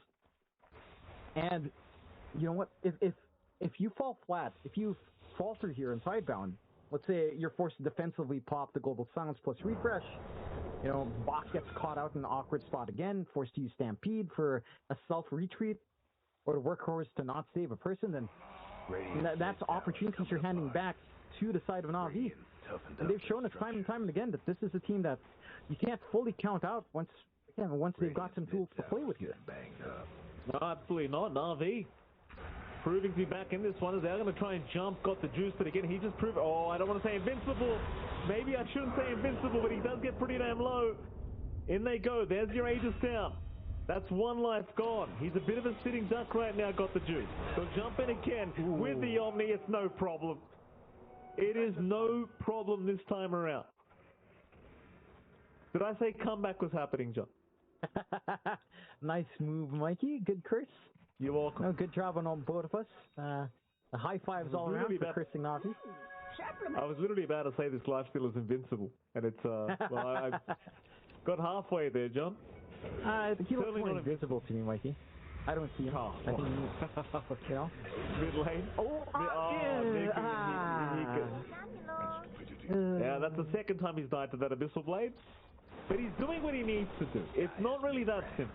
Because they're going to lose a lot, John. There's no buyback. No breaking through the he's got to try. For now. Dyer's mid-rack is getting that they do. Next creep wave is not too far off, at the very least, if backdoor kicks in. You've got a big window here for Shiro. At the least, you still have the Blink RP ready on Zayat. So, you know, things can still happen, but 40 seconds without that Ember it's a rough pill to swallow, for sure. Dyer's bottom tower. The bomb farewell to Dyer's bottom tower. It's going to be an easy 2-lane of racks being taken. There is still a top tier 2 tower, though, up at the top lane, so they will have to go ahead and address that. I don't think it's going to be too much of an issue for them, though, in fairness. And the worst part is as well, like the next team fight you're in for Na'Vi, chances are there's going to be a full Swift Link available on Shiro. He's already bought out the other components. So just needs the Eagle Song to get that completed. And that's going to be really scary because he's more than happy to just jump in and just burst a couple heroes down instantly. It's not going to be very fun for Na'Vi. No. Not a very good time whatsoever. And again, like, there have been opportunities for it. It's just a matter of how do you execute? How do you execute that consistently? Can you find the RP? Can you find that isolation play you really desperately need? You've got the full Ags and Niku. So maybe you can even start to rely on some very far-thrown spirits with the chains. Could be one way to go. That does make lane management a bit easier at the very least for these super creeps. Very non-committal from Niku. Just needs to throw a spirit, throw the chains. He's happy. Clearing out some waves every now and again. And he prevents that shove onto the high ground. Tidebound for their part. Still 3.5 minutes until we see in that minimum Roche timer, or start to see the clock on him and his respawn. But do you have anything to be concerned about when you're like 17k up at 39 minutes in? You're going for the refresh and nothing to say at this point. A side of Vice on Bach to just help hold down some more. Again, you've had this refresh for a while on Y. Even the Ags coming up for Planet soon. He's 2 parts off. Has the Gobble Up save with his Blink already up. A lot of tools and utility here for Tidebound to just dictate these engagements every single time. And Na'Vi, their options are just so limited. Right? Like, again, one saving grace is maybe this Riddy's Ags on the Grimstroke. With how farmed you are on Shiro, that Dark Portrait is going to do some damage. And the question is, will he even find the gold for it in time? Got the juice. Be careful, he got the juice. Look at the vision they've got here. The creep wave! What awkward timing! The creep wave gets involved, but Niku's still been caught out. Niku's in big trouble. Niku, he'll get the BKB and Remnant out just in the nick of time. He's made it. On 80 HP, he's made it. And that darn creep wave. How unfortunate for Shiro. This unlucky timing. I mean, they still find a freebie for themselves, right? Like, tier 2 is just gone. They didn't have to pop a refresh here on Y, so they could just sit out the Global Silence cooldown, go for double Global Silence again. And for Na'Vi, I mean, yes, they're not dying. It's not the end of the game yet, but they're not able to really capitalize just yet either. All they can do is hang back, try to get this farm going, try to find some opening somehow. It feels like it has to boil down into Roche if it's a quick spawn. Like this Roshan can just easily end the game already for the side of Tidebound. It could be your ticket back in if you're a Na'Vi. You don't have vision control in the area though, unfortunately, again, with the map state the way it is. Tidebound just has the wards, has the control on the map. They're going to be able to watch if you're going to try to sneak into Roshan. They're going to be able to just secure themselves for that Roche as well. And they have the right idea. They're hanging right across the river, right by that pit, waiting, trying to see if it's going to be a quick timer relatively soon, or if Na'Vi tries to smoke play outside of the base here.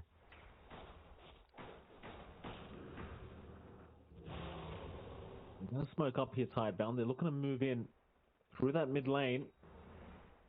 Got the Juice, always about to reveal himself too. This is very awkward timing for Got the Juice. They'll try to use him as bait. Got the Juice still trying to move away. Hoofstomp's not going to land, or did he not see it? I don't think he did. Oh, the Hex is out as well. Got the Juice and PMA both going down. Oh, nobody saw the Hoofstomp. He was within fog. No. Oh, it's so unfortunate. That is just rough. They do at least have the buyback on Got the Juice, but without that Penguin roll, I mean, you're asking for a lot now from Niku and Zayas to get that RP and the chains off just right here. Oh, Skewer's not going to land. A nice spin away from Shiro. They're still going to try and abuse this Dark Portrait. Rush it in, see if they can find themselves a target with it. It does some decent damage, but you don't really have the lockdown. That'll be enough, it seems. They're not going to stick around for this top lane of Barracks. They're more than happy with the buyback committal from Got the Juice. But of course, you don't have Omni available. You don't have Stampede. You don't have Silence. They may as well just wait for that all those spells to be back up before they do go. And you also have the opportunity of Roshan coming up rather soon. So you may as well wait for that as well. Yeah, and again, they've got the vision set up here on the side of Tidebound. Roche easily ends this game at this point. Na'Vi are the ones that kind of have to counter Lucky Stars, right? Like, that's enough to dissuade them. They can wait for PMA to respawn. They can actually think about that Roche fight a little bit, because it's a position where they can get a lot of control. In Zayats, we've seen the isolation plays in Roche, quite nice, isolating nothing to say, and Niku cutting the rest of the team off with his chains. There are opportunities that can present itself around the pit. It's just a matter of finding them for Na'Vi and for Tidebound. And even if there are those opportunities, they're hard to find for Na'Vi. They are still in control for Tidebound. See Na'Vi, don't try for a smoke. This could break the game, though. If they get caught off guard with a smoke and they don't manage to find that kill, it could easily just spell the end of their high ground. Certainly could. This could be the last fight for Na'Vi. Not really finding an opportunity. They're going to head up north. Nobody around from Tidebound, though. Tidebound are just casually waiting for the next Roshan attempt. So unfortunately for Na'Vi, they're not going to find anything for their trouble. Getting the idea now that the Roshan is what Tidebound's looking for.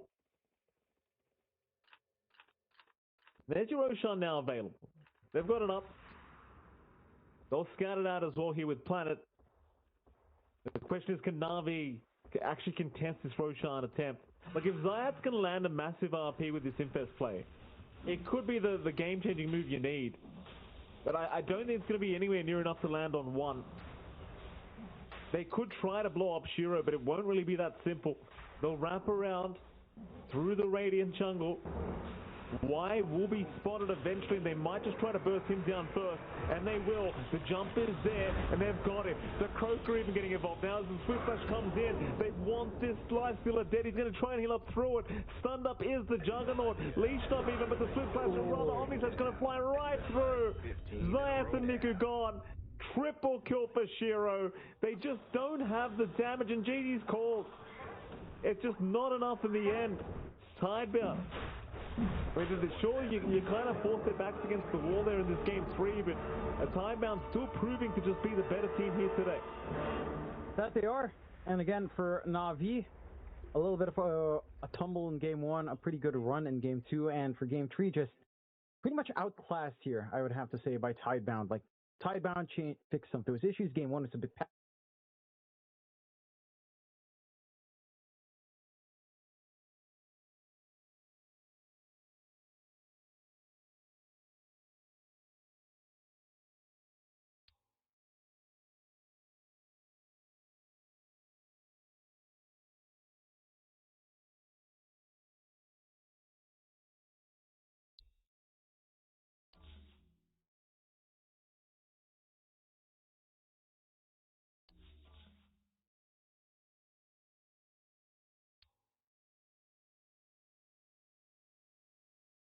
Вот просто батя этого лобби. Насколько Enigma неожиданно... The Octarine core on the puck, allowing him to get a second coil out there. Already up again. Insane, man. Good recognition by Enigma that they could actually go there. Most players would have backed out in that scenario, but they are hungry for the win. Everyone tier 3. I'm laying a barracks here. No teddy bear for 10 seconds. 30 for the axe. Oh, but Mars is here. Everyone is rejoining. The support cast is back. Didn't make it. And Dazzle is ready to heal people. He's got the 20 Holy Locket charges, the mech, the shard. As long as Axe is not allowed to dunk, he can save people from Ursa completely. And they've done a good job of going on the Axe. Was Enigma Galaxy 2-0ing BB team in your little logbook? I did not have that for today. No. But, I mean, yeah, no, I can't say I... Because I have BB team as a top 2 as well for my prediction. Yeah. So, I don't expect them to be a weak team, but Enigma are just... They're shining, man. Oh, they're still game 2. Like the star they are. Still game 2. And stars, they can collapse. They can run out of hydrogen or whatever it is. But it takes millions of years. Or one catastrophic event. Oh, maybe. Okay. There's no a bad smoke engagement, perhaps? Yeah, maybe that. I mean, Miero needs a good jump. Na'Vi Illusion can maybe scout people out. GH. And there's a two-man called up and killed. They've got the puck and a dazzle down. Now, Enigma Galaxy deciding to fight back into pure. BKB up for this Ursa, though, he turns on the noob to try and shred the Mars. Song of the Siren comes in now as well to save the Ursa. They've caught them up and slept them for now to allow the reset to happen. In comes Ghost though with his BKB, shiny and golden, looking for a target. Cannot stick on his man. Maybe they can get on to save Niero as they look to slip away to the northeastern side. That's going to be cut off, though, by the rest of Enigma Galaxy. Pure, look at him go! Jumps and kills off Noob. Now Ghost is a little isolated. Needs help from GH and Omar. A buyback from the Mars as well, desperately needed. Another Yule in the sky. Ursa sent skyward, speared up again, and held back as Enigma Galaxy reset to lick their wounds. Gotta get himself out of there. Get to safety, and now they are the ones in control of Roche. What a beauty of a jump there. Niero struggled all game, but gets Dazzle and Puck in the same jump. You cannot ask for a better jump from your offlaner. That is just beautiful. Setting up the entire fight. Of course, bottom lane, we did see the Priest is pushing in here again, but the Rax were already dead, so it doesn't matter too much. That's just farm for them to go back and claim. Yeah, tip that offlaner right now. Niero delivered. The placement, the timing. Couldn't ask for a better reinitiation than that. And now we see the Aeon Disc queued up by Sumail. He says, you know what? I need something to break that from happening. I don't necessarily need a grave. I need to not be stunned. He had BKB, but it didn't matter. The chain stun is always there. The Lion followed up beautifully. And now we've got 4 minutes and 20 seconds of Pure with Aegis. True. Ursa, a hero that loves to get in on top of people. I could see him just make these jumps happen. Yeah, he's big and strong, and I think along with that, GPK, we shouldn't underestimate the scaling of Void Spirits going late game. Level 22, almost 23, got the Shivas now along with the Vessel, so he can completely just ruin someone's day when it comes to healing, which is a big thing against Dragon Knight as well. And even against the Dazzle, of course. Mess with all the healing coming out. You have healing amplification, they have healing mitigation. A save going. Wardy mission. Killing mission there. Omar blown up. Now Niero trying to get the jump back in onto Ghost. Arena down from Noob. Looking to zone them out, but again, this Kato and me, Song of the Siren, Naga Siren is giving them this ability to reset, pick their fights, and look for the initiations that they want. Allows Niero here to come back to high ground, hold his position. Pure waiting for a target to show themselves. So Mail could have been that one, but his Ghost using this opportunity to jump onto the Ursa. A stun and a bit of damage comes through, but this Dragon has got to be careful with his own positioning. Dropped pretty low and could get reinitiated on here. He got it. Okay. And both teams kind of backing out now. There's a reset happening. Very difficult fight into the Aegis there. Enigma had moments where they could have bursted the Ursa, but they did not want to compromise their positioning that hard. Have to always be wary about the Axe. Once the Aegis is gone though, we see moments where the Ursa could be focused down. Yeah. Problem is that save from Kataomi though. And now he has his own Aeon Disc as well. With a refresher, so Naga is almost a non-target at this point. How do you go on him? You basically have to poke out this Aeon Disc with Puck and then re-go later on, but he has refresher. He might even just have 2 Aeon Discs. It's one job, right? The Naga Siren has one job. He spent all his time splitting and farming and creating illusions, being a nonsense nuisance, but now it's all about that Song of the Siren reset button twice. That's been a great tool for the VB team to reposition themselves. And Tormentor taken by them as well. Shard for save. As they all group up top lane. Feels really nice to get that shard as well. Ability for him to kind of keep himself protected. You know the drill. The dire debuff immunity. their structures. He's also queuing up the Aeon Disc. I did not expect to see this many Aeon Discs at this TI. Top towers. You know, it's an item that's like gone for a long time. Yeah, well, more. We had 4 Aeon Discs in one game earlier. Yeah, in the Lone Red game we had 4 Aeon Discs. I thought the item was dead. Yeah, I honestly thought the same, but I mean, it goes to show the value of not being picked off, right? You can't get quickly killed and removed. That's the whole entire reason people want to play heroes like Dazzle in the first place. So if you can get that, but in a bottle, you know, you basically have your own grave. It really speaks to like the gulf of difference, right, between pub play and pro play. Oh, for sure. Where in pro play, one kill can lead to, you know, tier 2, tier 3 Roshan barracks, but theoretically game over, depending on buyback status and stuff like that. Smoking up with Arcane Rune on the Void Spirit as well. He is very fight ready right now. Sumail is going to skip over that little cliff there and get back to the rest of his team. Dangerous for Dire. Backs against the wall here, and Muerta is going to get found by GBK. Dunked by Miero. And now it's about a bit. Wave maintenance. Top lane pushed out for Dire. Bottom lane pushed out for Dire. Mid lane the only real approach point here for BB team. But Aegis is reclaimed in 10 seconds, 5 seconds now. So Ursa may not be that willing to go high ground. They don't necessarily know if Muerta has buyback or not. We know that she doesn't. She bought the Aghanims. Maybe they are also, you know, saying, oh, she recently bought Ags, she won't have it. But even so, why would you push high ground without Aegis? So they're just going to control the map. BKB used? Wow. That felt like a misclick BKB. But fortunately, it's an Arcane Rune misclick BKB. Oh, that's good. It's lower cooldown. It's, you know, it's good. Silver linings. If you ever want to test your BKB, do it during an Arcane Rune.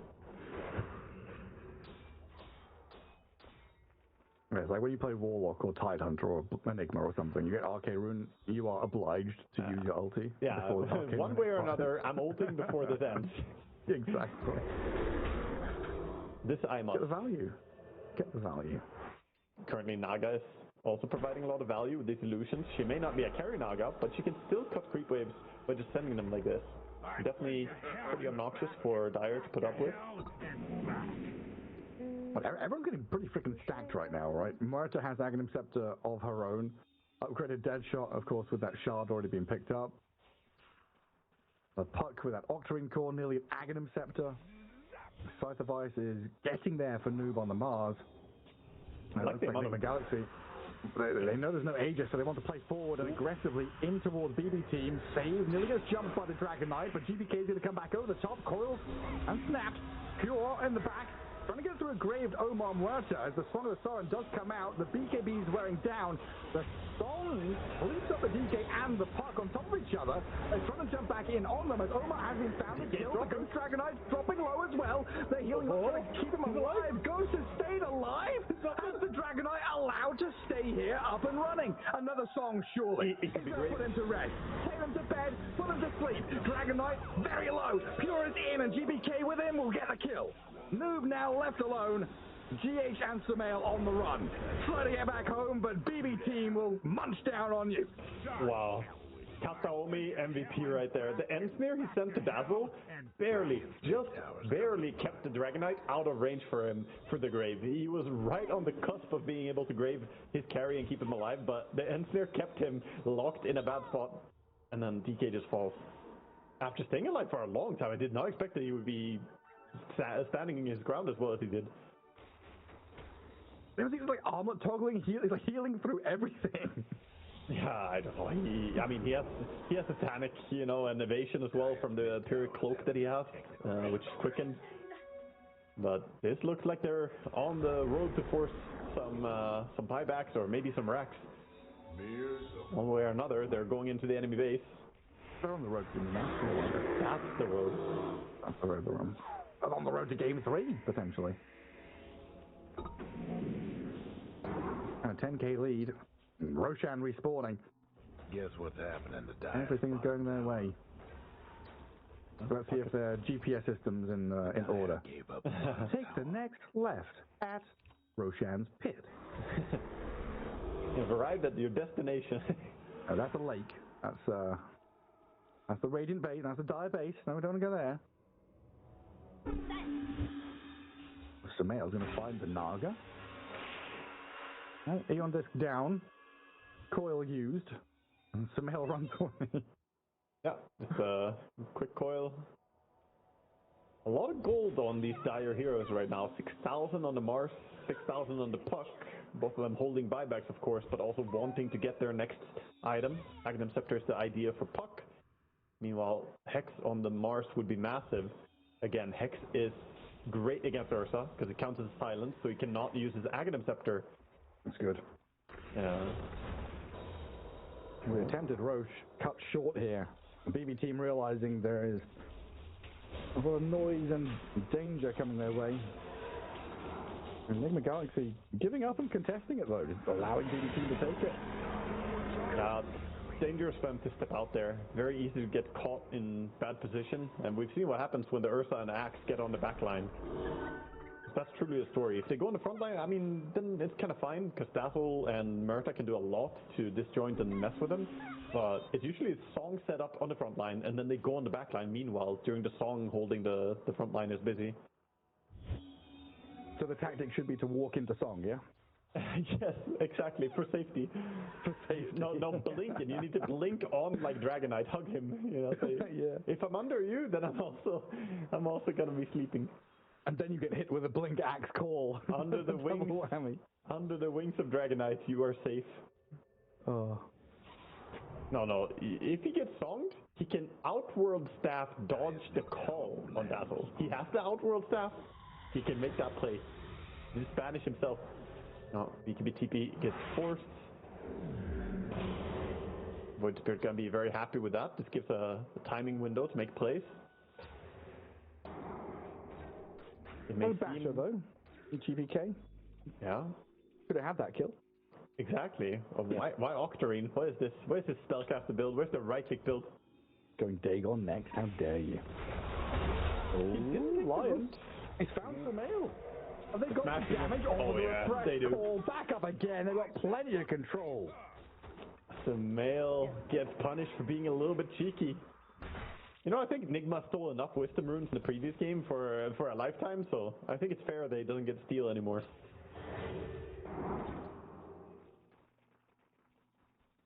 Massive moment here, though. BKB on cooldown, Puck dead for 80. Time to go. And yeah, there's Deadshot, but this is not the old Murta with the double Deadshot talent. That is only on level 25 now, so support Murta is significantly weaker than it used to be. Dire's mid tower won't last. Roshan's banner on the floor. Enigma Galaxy smoked. Maybe looking to use this Puck buyback. Might have to. Dazzle is hopping in. Dewarding. No breaking through the Dire's. Shivers off the Observer Ward at least. And now they've got a glyph to play with. Send BB team away from this high ground. Defend their tier 3. The bottom lane is shoving in on that Radiant side. But this bannered up top lane wave of GPK and Pure ready to go, and a fearsome prospect for Enigma Galaxy to run head on into. 20 seconds. Looks like racks are gonna fall if they don't do something, but 19 seconds is a super awkward time to go now. I think you have to drop this rack. You're not forcing the buyback anymore. Nothing left. Dire's top. There's no way you're jumping in to fight this and try and push out wave, deal with the rest of the creeps elsewhere. Looks like DK has some illusions mid. DK has the Nullifier as well. That is a really strong item this game against Ursa. One of the best ways to deal with Ursa is if you can put a Nullifier on him, then he can't overpower. You take away all his attack speed essentially by removing those charges. Of course he has Lincolns and BKB though, so either Lincolns can block it, or if he has BKB already going, then good luck nullifying him. You do have to keep coming back and pruning this bottom lane though. Even with a Naga Siren, you're not able to completely put it out of contention. Yeah, but BB team with a very nice lead now, 16,000 gold, a lot of items. We see an Octarine core casually on the Naga. She almost has a Hex. If she gets Hex, she's gonna have Octarine, Refresher, Blink, Hex on Naga. I mean, she will be disabling people. She's more farmed than Axe and the Mars after all this lane pushing. Incredible, isn't it? This is why we ban Naga every game. How ridiculous. What a funny little hero. Well, we still have 8 minutes of this game at least to play though, right? At least. Yeah, we'll continue.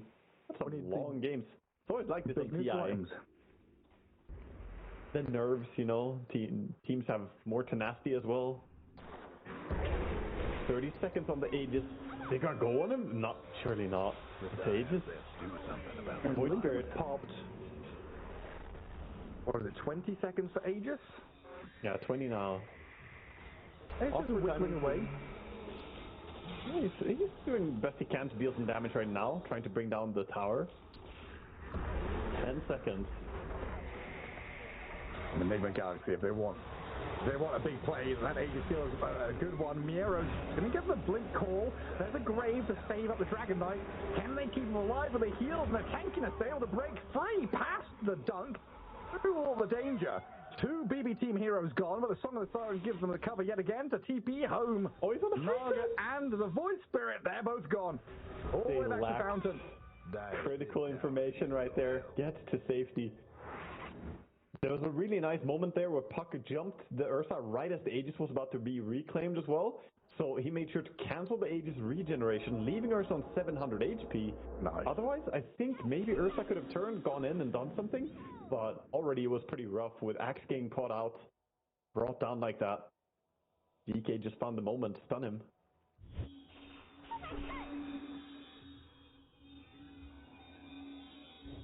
Now back to map space. Just how important that is. What, 16,000 gold lead just before? Now it's 8,000 gold lead. So half of it is gone immediately and they haven't even respawned yet.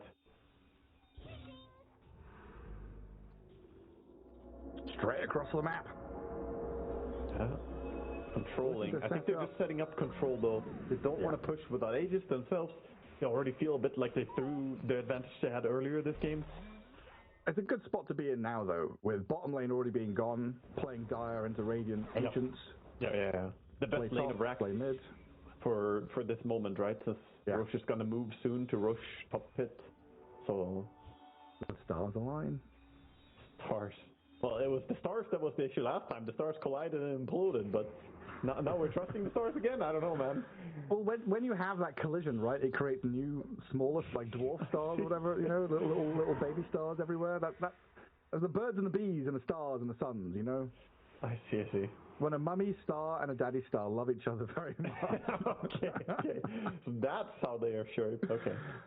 Yeah, what is it? Yeah. How the helium atoms, they bond together and create fission or something? I don't know. Do not go into chemistry now as well. I'm checking out at that point. I'm all here for the animal, animal channel, the Discover channel. It's all good. But not stars and space. Stars and space is fine, but not the chemical level. I check out. Okay. No nuclear fission here, then that's fine. No. Mr. Teddy Only nukes I want to see involve Dagons and E-Blades, okay? None of that this game, though, sadly. I guess there's a Dagon and Void Spirit, but no E-Blade. He's getting there. One day. Oh, he changed his mind. He's not doing Dagon anymore. It's Kaya Sanch. He's got 7,000 gold, so I mean, he's got a lot of money. 7,000 gold on the Naga as well, so we'll see how these teams are really prioritizing having their buyback. So important. And this entire day has been people getting jumped non-stop. Omar. Oh. Off ulti. Call doesn't land. GPK and save those. There's plenty of control and the dunk for the damage to finish him off. I think he is making the right choice right now on Naga. He had Hex queued up, but instead he buys the Aghanim Scepter. Because Aghanim Scepter Naga applies break, and Snare breaks. And that's, a mechanic that's not trivial here against the Dragon Knight, who's currently got the, Dragon's Blood, tons of armor coming in from that, or breaking and removing the Bulwark so Ursa can just slice through him easily. Well, it's not irrelevant. Of course it does more than that as well. It's not just break you're paying for. You get more cast range and more projectile speed on the end snare, which might just catch people. And you hold people in the debuff immunity, of course. Are we gonna see him just completely chain disable the Dragon Knight? Is the possibility that Naga just takes the Dragon Knight and pulls him away from the fight? Like, no, you go here, you go this way. It could very well be. A lot of things are possible right now, but Roche guaranteed to spawn in a while. Both teams know this. This is where you need the bear, right? We've had a couple of these games where, you know, maybe nerves, maybe just being defensive and safe. You're playing the map, pushing waves, not getting caught, not taking any drastic risks. We viewers need the bear to be, you know, those videos on TikTok or whatever where you've got the train runner guy, and you're watching some deep historical analysis, but they can't just give you that on TikTok. They have to. Of course not. Of course, they have to put them the fast brain rot moving, coin collecting train runner. Yes. So I need the lone druid bear here to stay focused. You need the bear cam. I need the bear cam. There we go. Oh, Ghost is showing himself mid. He's gonna get pulled by the Naga. Actually, no, not even pulling him. Just leave him there. Park him. Tier 4s though, taking a bit of damage from those creeps coming in. Oh, we've got a lot of catapults are there. It's already dead. It's 2 catapults. One down. I think what Galaxy are going to realize this and say, hey, yo, we just keep them here. Catapults are working on the effigy right now, an important structure. As they go behind, both teams kind of know what's up with the positioning. I don't think there's any surprise about them being behind. They also set up the alarm system of these little ether remnants scanning. I love the circular slow motion they do. Bing! Scanning. BB team still sat at this top rune spot with Roshan just respawning. Yeah. The wave's being cut though. Noob is there, clearing out one. So the same thing is happening to Dire Team now, where creeps are now hitting their tier 4. Is this just who flinches? I don't know. Oh, I think they're moving in. BB team, they have the balls to make the move. They're going to go up the high ground, sending Lucius first. Do they jump him? They do. Trying to poke at this Ghost Dragon Knight. I mean, poke turns into flame. DK gets blown up. Now the Cyclone Noob Mars going to try and turn. Eon Discount, BKB going, but doesn't really have any teammates to play with right now. Song of the Siren from the Naga Siren, looking for anyone who might be stuck up on top of the cliff or something. But DK is brought back to return to this fight around the Watcher. And it just seems like BB team are fully disengaged. They're dealing with their base. They had to go and fix base so they don't randomly just lose. Now they swing around. They know Dragonite doesn't have buyback, and we've seen how fast he can die. His team has to frontline for him. Noob has to take the big responsibility of breaking the smokes, revealing people's initiation. But that's where the Naga illusions are so valuable. Look at them just going in saying, where are you? Oh, there's Murtha, there's Dragonite. Okay, nice targets. Yeah, I gave him the perfect setup. And BB team, oh, they know that Roche is moving bottom, so they're saying, okay, we set up bottom. Meanwhile, Nigma starting to push into the enemy base. Puck can get stunned up. And the Finger of Death into pure jump, the bash and the stuns, and got Sumail. No, the grave is there! GH saves the day, Sumail BKB orbs away. GBK and Pure could maybe still keep giving chase. They see GH. But the Start out for the Lion, catches him. Noob could maybe come back in to save them, but they've made the call to run and hide. They've bailed on it. Oh, what a song. Siren, though, has caught the Mars and the DK. They need buybacks out of Nigma Galaxy. Both supports will use it. Ghost is BKB'd up, and Nigma now triple buyback, still in the position of power.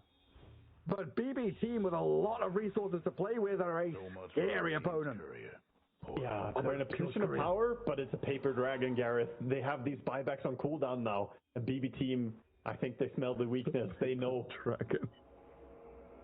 I mean, it was. You saw Fatty died as well. Literally a paper dragon. Oh, they're in. And Murtha, no buyback. That's no buyback. 120 seconds. No support for Nigma Galaxy. A huge moment for BB team. This should be game. It should be game deciding at least. 2 minutes of no support. What's the difference between those two things, Lager? Game deciding, it's you know, it doesn't end before they respawn, but the game is already at a state where it's gonna be over. So the throne hasn't technically died. Yeah, exactly. But it's, you know, you have no solution. Like your core died as well or something, you know. It was just funny. I heard it's game or it's game. Yeah. I mean, it's basically game. That's why I can tell you. Game. Lion has his level 25 talent ready. They're going for the rack mid, but I wouldn't be surprised to see him go straight throne even. 3v7. They got the numbers. They can go for the killing blow here. They can buy back and travel. They already had it in the quick buy on Pure. He knows what's up. He knows they can come back into this fight. They're going for a very safe approach. First racks. They're also going to go into the tier 4s now. 40 seconds, that's too long. You're gonna have to do something. They have glyphs, so to delay a little bit more. And there's all getting jumped though. Sumail is being caught here, but the damage out of Ghost looking good onto the Void Spirit. Gets the kill on TPK. Buybacks come out though. And on the side, left-hand side, Sumail's being stunned up. The puck trying to jaunt away from danger. The throne is being focused down. The tier 4 is nearly dead. And Ghost is going to stand his ground and fight back. Sumail will buy back. Pure munching on the dragon. Let's see who comes out on top. Bear or dragon? It's a bear! Of course it is. We knew from the beginning. It's a bear meta. Poor Sumail caught in the net.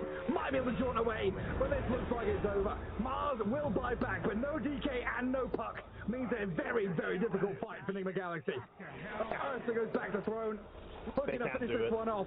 Another jump back in. The grave on Omar. It'll delay the inevitable. Mars and Muerta getting back to Fountain as BB team claiming life after life. Looking at Game 2 victory, heading into Game 3.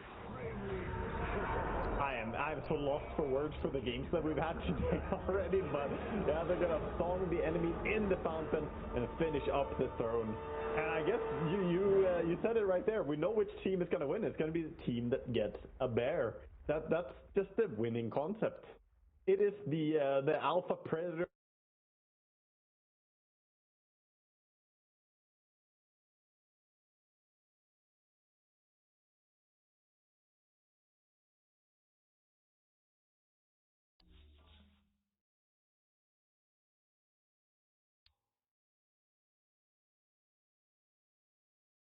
Two, beautiful setup that gets the kill onto the Sven. A teleport away attempted by Collapse, denied as X-Nova gets the glimpse on him, and a second core kill for Extreme Gaming. The defensive play goes both ways here, Avery. Oh, that was a super nice revenge. Spirit just did not expect that at all. Completely overextending on this tower. I thought the sequence was over. Oh no, man, you could have been patient with it. Had it deny on a tower, free for the taking, but tried to rush it. Not his finest moment. At least he'll get some recovery back here. To fair. Don't have ult? Okay, let's not go into a missed tower deny and deny to neutrals. That would have been a right after sequence. You tip Yotaro, that would have been really embarrassing. You know, like when you trip in front of your crush at school? Just like that. Glimpse back, Rue. Well, he's kind of stuck, but he gets the damage just isn't there from Extreme. Shinkyu's still not having his level 6. Not there from Spirit either, though. Damage is there from Yotaro. What was happening here? Just chase down. No arena to bail him out. Really nice pickup. Getting the Sven involved very early in this game. Just Mask Madness running around. Getting the Underlord involved as well really early. Like, it seems like they're using Gate off cooldown. I mean, this is a good tempo for Spirit. If they don't get run over in the early game, I think they're very comfortable with how their draft scales here. Feel like the best defense is a good offense. Just keep attacking Extreme and not let them get the setup for whatever team fight they want to play, whatever smoke move they want to make. I mean, that's one way to do it. I feel it's just more getting the Sven involved, right? Because this Alk is going to be involved in early plays. Like, we saw it on the kill in the Ember, we saw it on the bottom tower. It's a carry that has good spells to contribute, and it's going to be involved at least a little bit, just based on how XG's draft functions. If you end up playing this game 4-on-5, some really bad stuff can happen. If you bring the Sven at least once or twice, it does a lot for the team to have that extra damage. Never refuse gold given. Didn't work out the best, but still, you look at the net worth and how this game is developing. Another power rune, double damage here for the Ember. That's a really nice pickup. And you're going to have this aura soon for Collapse. That's going to be a big point in this game. Can XG fight through some of the aura timings from this Underlord? They're going to be nasty, particularly the pipe in this game. Like, you have an Atos Lesh. You're going to have a Yule's Mars. These are early fighting items. It's some good early lockdown. You need a lot of damage follow-up. That is where the Alchemist is going to have to deliver. Like, Ame is the majority of the damage follow-up to play off these two cores going in. Lesh has a lot of damage and spells, of course, but he can get bursted down. Maposhka trying to push in that mid lane will be caught out by the fresh Rod of Athos. Blade Mail going to work, but XM may just have enough HP to survive through it. Laurel gets so aggressive, put the charge on with the glimpse. Nicely comboed there from X-Nova and Jin Q, saving XM's life and giving him the kill in the process. Rue is going to snatch away the Wisdom Rune, but TP away at the same time as he takes it. He dodges the unstable concoction that was coming his way. That's such a beautiful play right there. You get everything, you give up nothing. Very nice deal, salvaging what was happening right now. That Spirit gave up a lot around that mid lane. That was a Blade Mail amp damage Ember that you just sacrificed straight into this Leshrac. I mean, he has a lot of HP, 1500 HP for XM. He's just able to tank through it all. Got him right on the edge. Hit, slowing down XXS. Maposhka once again with the blood grenades wants to get these kills, but or free up the inventory slot. Yeah, maybe. It's got a lot of consumables here. You think that item? Do you think Blood Grenade adds more to the supports that do not bring stuns to the table? Oh, 100%. I mean, it adds to everything in the early game.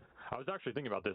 How much did effective removal of Orb of Venom hurt the early melee roamers in Dota? Oh, yeah. Because Orb of Frost is just not comparable. No, it's not. But you have Blood Grenades. So there was some sort of early aggression trade-off there, right? Yeah. And I was thinking, what if you had the old Orb of Venom plus Blood Grenades now? Yeah, 4. I mean, run around melee 4s would be unstoppable. Yeah, you just have guaranteed chase down kill threat. Man, Collapse has been everywhere in this game. He has. He even gets a free trip. Yeah, doesn't have to bother going back through the gate. He can. And this is the thing I love playing Underlord lately. Some of the things that they changed about him, it just makes him a much more aggressive hero. Combined with this cleave facet, you go, you get a kill, you use that kill and the bonus damage you get alongside the cleave facet, and you are just wipe out the entire jungle so much faster. He is getting fat in this game. Like, he is going to be a team fight beast. There's a reason why, not too long ago, people were trying this hero as carry. Atos on this Ember, trying to lock him down. Ame joining the fight. Global Sound's going to be used, and it will save Laurel's life. Oh, that grip, that is a nasty grip. It is a nasty one. They don't have much ways to stop the splitter. Comes in the last second. Now the arena trying to protect him, but Laurel goes back in for the kill. Ame has protection. He had a wand, had some heals, and now Laurel has overstepped himself and draws in XM, a mid-lane trade. Meanwhile, Jin Q charging through the middle of all them, trying to bail out XXS. A pushback, they go for Yatoro. Yatoro in trouble. Ame brings him down, and now turns his focus onto a collapse. Team Spirit, they chose to fight this one, but it was into a Radiance Alchemist, and it's not a fight they can win out, especially if it goes long, and it certainly has gone long. 15 seconds of team fight, 15 seconds of Radiance burns and glimpse backs. Extreme walk away the victors of this bout. Difference there, carry diff. You have this Alchemist burning everybody, gets max use out of his ultimate. I would love to have seen how much damage Ame tanked in that fight, because he had basically 3 effective jumps, and this Sven had no god strength to contribute. You see the damage differential. Yeah, 3,000 more damage, and as you said, tanked a lot more damage too. He did so much work there. Also, that arena catching the Ember when he remnanted back was huge. Ends up converting that kill on the Ember that might have escaped, been able to heal, and then come back again. Which would have been massive for Spirit, considering the damage output from the Sven is just non-existent. And I thought this fight's over at the grip. The fact Ame tanks this entire thing, gets out, super good arena from XXS. And XG are able to turn. Gotta sacrifice your Leshrac here, but he was already out of mana. So you will take this trade. I mean, you got a lot here on the return. And really nice concoctions from Ame. Lands them all on really good core targets. You're getting glimpse backs. These 2 supports can chase you down. Like, it's pretty nasty to try and disengage from this lineup if the fight starts going bad. Right. That's the thing for Spirit. And when you go into these fights, you better make sure you're winning them, because you are not getting out. Double chase down support and an Alchemist. It was a crazy amount of heal he got during that fight. Like, his ult was popped, and he must have had 10 stick charges, but it looked like a mech went off, man. Like, all of a sudden, he was just like 300 HP higher when Laurel tried to go on him. I think it was a Lotus pass or something. Yeah, that might be it, actually. I was looking through inventories. I was like, where did that extra burst come from? Jin Q, he does have 1 Lotus, so maybe he had a second one that passed over. Something definitely happened there. Actually can also build some auras in this game. They're eyeing some Lotus Orbs. They're eyeing Pavis into Solar Crest for the Disruptor. Drama already done for Jin Q. There's definitely some nice small ways to buff this Alk and accelerate this early game. Also, great buffs for the Leshrac. Like, both these cores on the front line can do a lot with some of these ores if XXS on this Mars wants to go more of a utility route.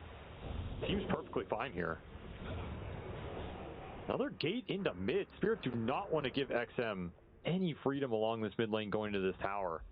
It does mean gate is on cooldown. No kill for it, Extreme. Immediately 3-man smoke up and pushing to bottom where XXS is.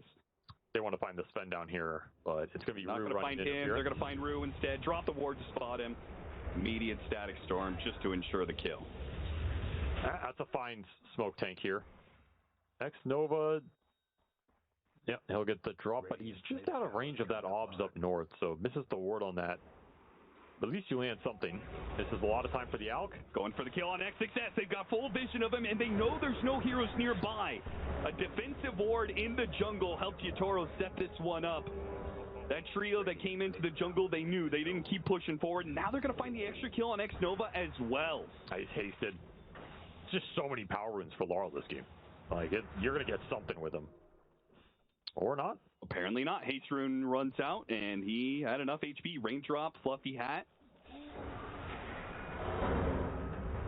Mid towers having technical. There's BKB for the Alk, by the way. This is a very strong timing for Ame. He's just going in. No, he's going out. Yeah. But he's racing the Sven BKB timing here as well. Yatoro is about 1,000 off, so if XG can get the fight going right now, they have a big advantage in terms of this Alchemist being invincible and this Sven still being targetable. Especially set up right now for Tormentor play. This is a bold move for Team Spirit to take this when you do not have the BKB. And they also don't have God Strength. That got used on the bottom play, so if you get stuck in a fight right here against a team that can chase you down... You got to get this and get out. But they're going to turn and fight, maybe? No. TP away, but they got him on the glimpse and the spear. The global sounds gets used there to try and protect him, but Laurel and Collapse have been left behind. Laurel has a chance to get away, but Collapse is definitely dead. Let's see if Laurel can actually get out. Yules into the spear back. He's done as well. 2 cores pick off in exchange for a Tormentor play. Shard went to the Bane. They don't even have the greatest Shard heroes in this game. I mean, it's fine, but that was not worth it for Spirit. Maybe economically, I'm sure there's some coaches like AUI would be like, that's worth it 100%, but in my eyes, XG would rather have the kills there. Yeah, if you were to throw gold and experience into the mix, particularly since you have some pretty experienced... Whoa, wait! Once again, Extreme, nice kill. They make a move, and then they only leave one hero behind in that area, and Team Spirit pounce on that. I agree. The post-move sequences for XG have not been super clean, and it's cost them a lot in this game. It gives little windows for Spirit to claw their way back after all these big core kills have occurred. I mean, theoretically, against other teams, this would work, right? There are a lot of other teams where you hit a space with a 4 or 5-man move, and then you don't want to be stuck up there with that many heroes, right? You want to be efficient. You want to play the map, so you only leave 1 or 2 behind, and everybody else farms the other parts. I mean, the ironic sequence about this game has been a lot of the fights have gone XG's way because God Strength has been on cooldown for the fight. But the reason God Strength's been on cooldown for the fight is because Yatoro used it to kill somebody after the previous fight didn't go Spirit's way. Right. So it's like a vicious cycle, but I don't know who's winning it. It's kind of weird. Like, he doesn't have God Strength top, but that's because he solo killed your Mars bottom. Yeah. So is that a good trade-off for XG? Not really. It's not progressing their game at the pace they want. But it is creating an awkward sequence for Yatoro. Now, however, he will have that God Strength up for the next fight, and he has BKB finished. So you didn't get that big exchange with the Alk BKB before the Sven has his. Yeah, and we only have a 2,000 net worth lead for Extreme. They haven't taken the mid tower yet. It feels like for an Alchemist lineup, they are behind. A little bit, but I do like their itemization across the board. Like early BKB for the Lesh, it's going to be double Yules between the Mars and the Breaker, and then just utility. Pipe for the Mars, extra Solar Crest on that Disruptor I mentioned. There's a lot of kiting in this lineup, and Yules against the Ember, really good setup.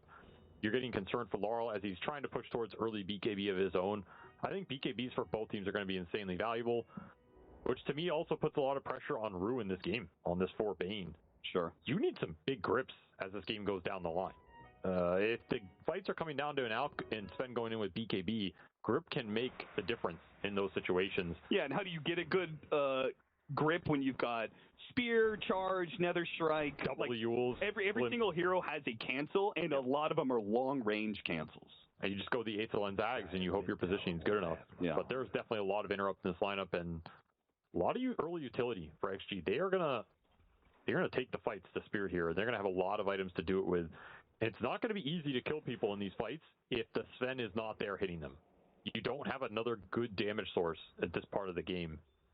I guess the Blade Mail and the Ember maybe counts for a little bit, depending on how much of that damage gets reflected. But again, BKB early on the Lesh. Another power rune. Oh, never mind. X-Nova. That was managed to sneak the deny. Incredibly bold deny with a lot of heroes off the map. There's a smoke for Spirit coming in right now. That could have been his death sentence. That smoke, instead of mid, head to bottom and did not catch XM. Farming defensively on the map. And also keep this breaker in mind. Shin-Q, he had a slow start. He's the most farmed core out of this first 25 minutes here. Most support. Sorry, yeah, support. He's always a core in my mind. True. This is a hero that can still scale like a beast. If you get some big items. Yeah, I mean, if he gets to BKB, he'll be freed up a lot. He does damage. I just think the pit is always so annoying. It's like playing against a Dark Willow as well. It's just like some of these heroes just debilitate your... Especially with the new Spirit Breaker, where they really killed his charge momentum. Quick kill onto the Silencer, and finally Extreme are set up to take this mid tower. Oh, they got the charge on the Ember. No BKB yet. He's 200 off. XM's here with a follow-up, and they certainly have enough damage and control to kill a silenced Ember Spirit. Super nice move for Extreme Gaming here. Again, using Ame's timings. That's an AC done on the Alk. They feel super strong. They get a kill into another kill, into a tower, into Roshan. This will speed up the game a lot. And all Yatoro can do is, well, think about what he can do next, because you're not doing anything right now. God Strength BKB available for what? Didn't get this fight for the Roshan. Ame just gets to clean it up. Still a perfect game for this Alchemist, 4-0-5. And that's one of the biggest things with this hero. If you can not die that one or two times, it makes a huge difference. Because you might never die. Like, this hero can just become invincible. Sure. Yatoro will be trying to bring the damage to bring him low. Daedalus up next. He needs the damage. He does have level 19 as well, so soon to be that 20 talent. He's also going to have a lot of utility behind him. Between the Underlord, Pipe, Lotus, plus the Atrophy Aura. You have the Global Silence. You have Solar Crest done. Both these lineups very carry-centric. Bottom tower. And both lineups have, like, kiting mechanisms. I mean, you get to the 20, you get the Warcry armor. Everybody on Spirit is going to have so much bonus armor that the Alchemist may not be able to kill heroes very quickly. His damage does fall off a lot more than the super old versions of this hero used to. But that is also where the Leshrac steps up, right? Oh, for sure. The difference between the two mid laners here is, like, Leshrac's going to bring a lot more damage to aid the Alchemist in blowing up heroes than the Ember is. You're also going to have a pretty nasty timing if this Lesh can get to Shiva's here, where you have that Shiva's plus AC combo, and you're negating a lot of the physical damage coming out from Team Spirit. Yeah. Not find items for the Sven to try and fight through if you don't get that instant stun burst. How many pawn bags do we have on Team Spirit? See, one on the Ember Spirit. Shin-Q. He's going to be fine. Lotus passed over to him. Yeah, dodging that smoke coming through. Spirit had a read on it. Gets power rune, gets out. Just that one pollen bag. Okay. In terms of the anti-healing versus the Alk here. Yeah, I was curious if that would be in higher demand. Feels like one of the rare games where Fallen Bag has a lot of value. Only just charge through. There's that Daedalus, but he picks it up, and now he's been chain stunned, let out by the charge, and the chain stuns Yatoro. He got off the BKB, but he still gets swiped down by Ame. Now he works on to Collapse. Mapochka's going to get run down as well. 3 easy kills for Extreme Gaming. 2.5 minutes left on the Aegis 2. The global was just not there quick enough. I'm not even sure it would have made a difference. Like, there's a lot of dispel in this XG lineup already. Perfect chain lockdown. You get that Sven low enough. Sure, he gets BKB off, but Ame's just there to clean him up, especially with those corrosive weaponry blades. 4,000 damage from the Alk, 0 done from the Sven. The story continues here as Ame has Yotoro's number. And what a find for Jin-Q. One charge just broke this game open.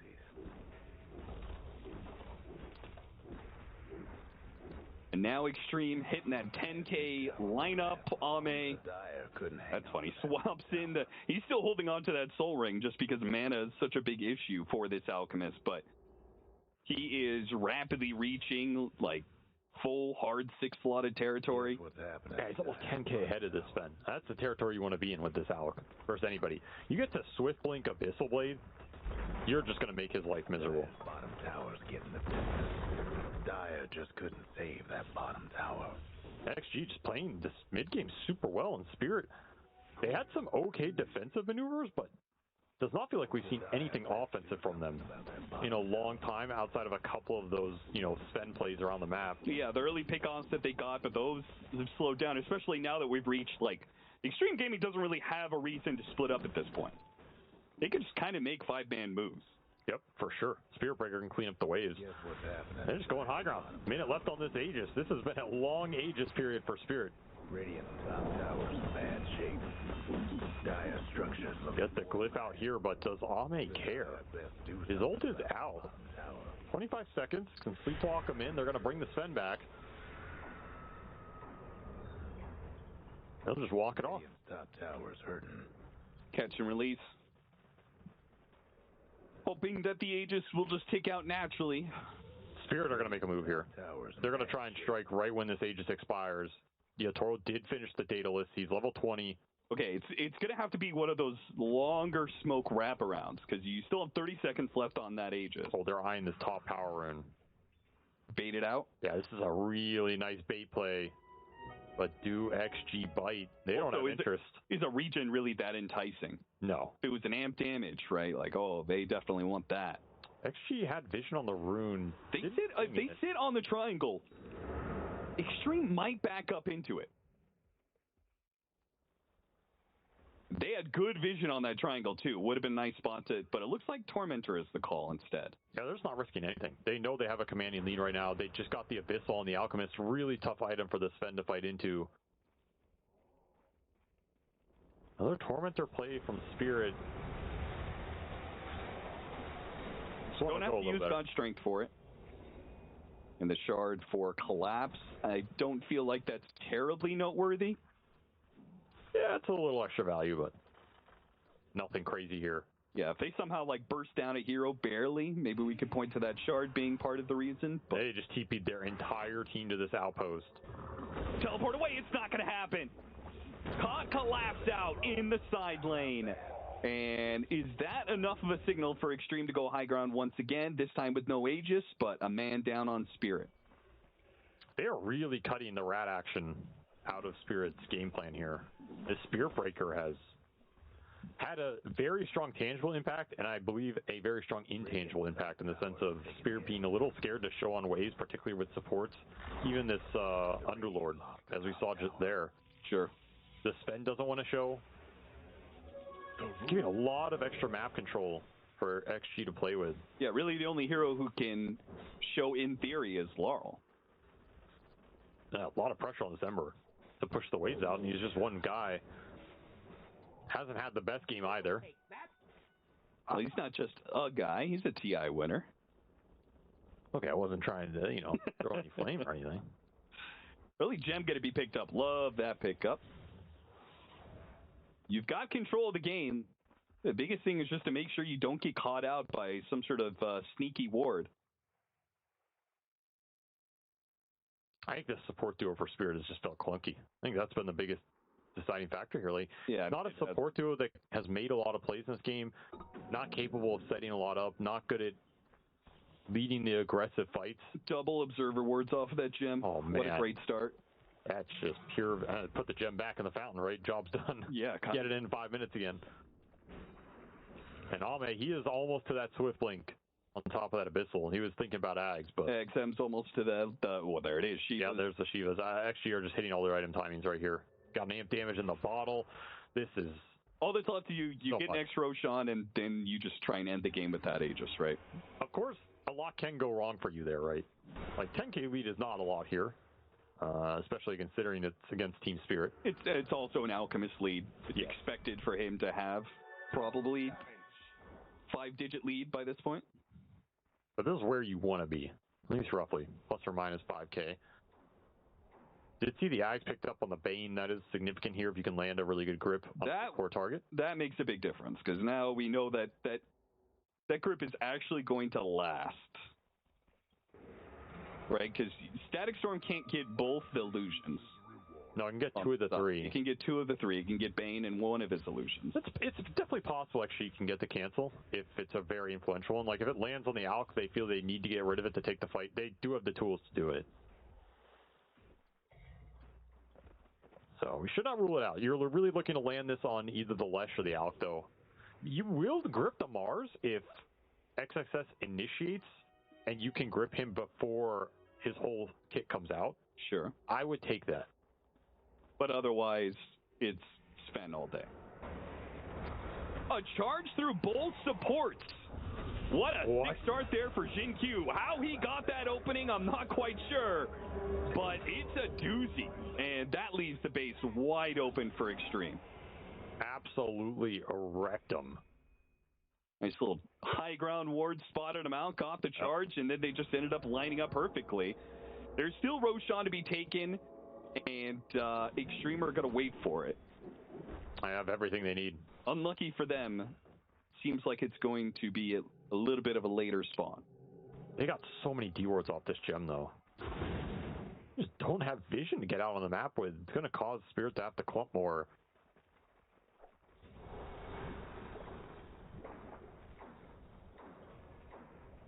Does Ame know that Yatoro's here? No.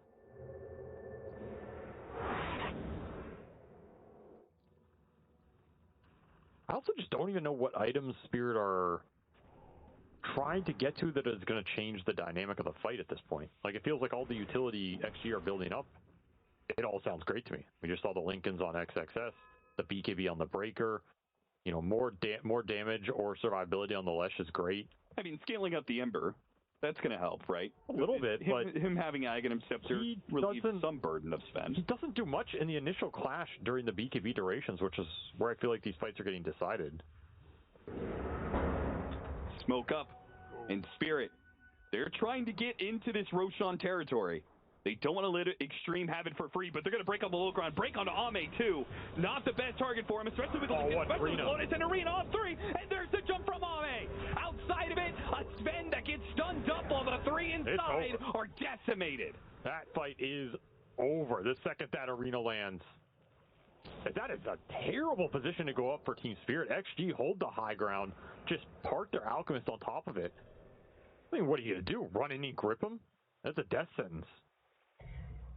Worst possible smoke setup there for Spirit. And it's a result of that gem doing so much work around the map. Yeah, they're just completely blind, had no information about where Extreme was possibly going to be playing here. And have nowhere to go to take that fight. Like, they're just walking around the entire map blind. You're going to have to go up a hill blind because every hill for you is blind. 0 wards on the map right now for Team Spirit. You do not see that often. But XG have controlled it really well. They've controlled the objectives, they've controlled the vision, and they've given up very little. They will be rewarded with an Aegis on Ame, almost level 25. Thinking about pulling an Ags. Generous. Very generous. I mean, see if he commits to that. Kind of running out of slots. I mean, the Lesh Ag sounds great this game, right? Nihilism. That'll be a successful TP.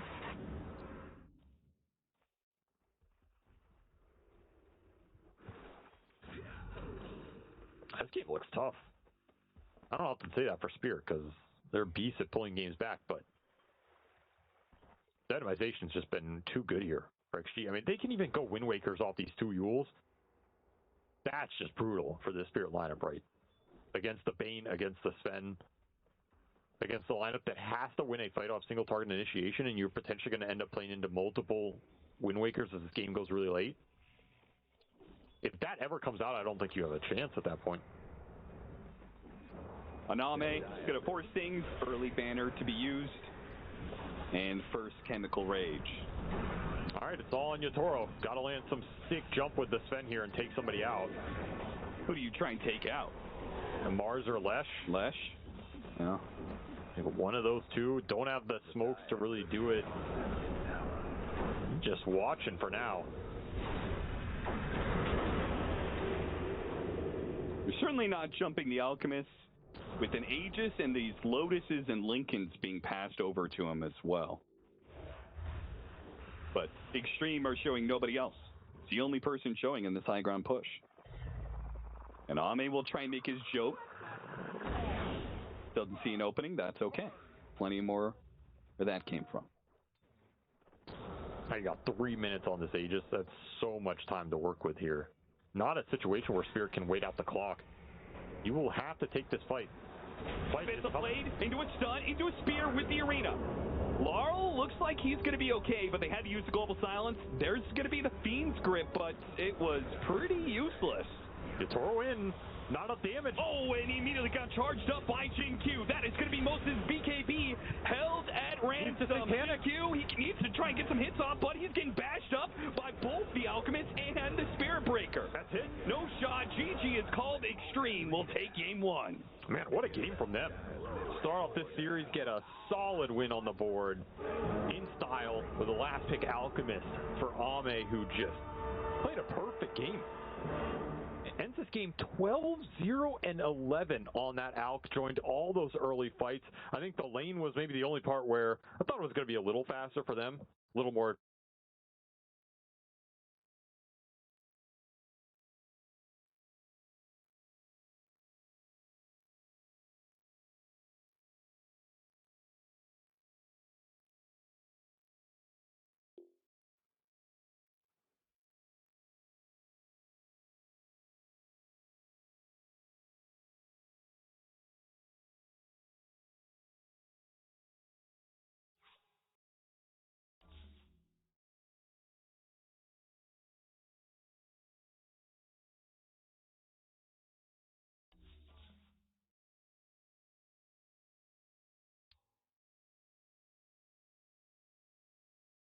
Punches in into the toss, more than enough burst to deal with the carry Weaver, and now ready to go for more again. Tundra attempts to TP, put to a stop there by the bird, comes crashing down onto Snake King.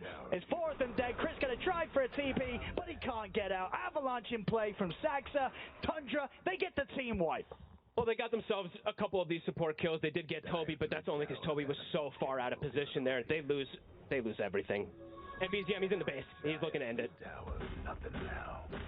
They couldn't kill him. Not once this game. 8-0-13 BZM. Pretty much, I mean, it is straight up a flawless game from him on the Beastmaster. After he got all chatted. Yeah. in the beginning. As I said, sometimes it could be a curse. It can come back to bite you when you look for a bit of all chat banter. Obviously, it is a bit of fun, but it was in good taste, but sure, maybe doesn't taste too great right now for Malrine. I don't think he'll be doing that again next game. No. As everything did kind of go downhill pretty quickly after that one. Pretty quickly. And Tundra ready to back.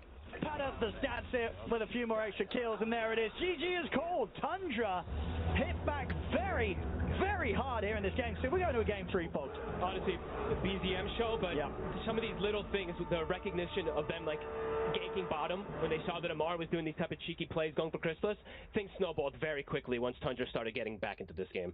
Yeah, well, that's good news for all the general Dota enjoyers out there, and us included. We're getting a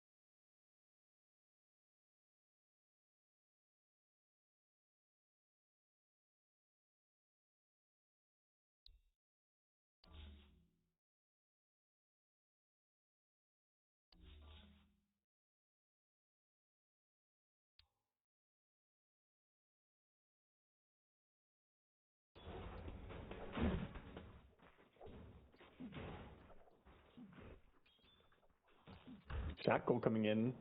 Starbreaker, Omar taking a lot of damage. We're not allowed to look at that middle lane. There is stuff going on everywhere else. Yeah, I'm going to feel the brunt of it. Mid lane, so far, Sumail doing a great job with last hitting. Can be difficult against Void Spirit sometimes to really get your CS, but Puck has non-stop spam of Illusory Orb. It's a very spammable spell. He does get tagged up by the Aether Remnant. A few good hits from GPK. Yeah, with 4-minute rune popping up though, it's going to be use bottles, refill them up. Bane has come in to try and guard the water rune, but Save was there an inch ahead of him. Allows the Hex and Shackles. Sumail jumps across with GH arriving. They're turning this into a proper fight, it looks like. The Illuminate's there, damage is good, and Save dying. Kataomi maybe can glimpse and help him. Thunderstrike thrown out, but the puck gets the high ground hit. Save dead while Omar survives. GPK with another Aether Remnant is going to tap him down though. 1 for 1 into the bonus kill onto Kataomi with the Illuminate helping out. Sumail needs one more hit. I don't know if he can get it.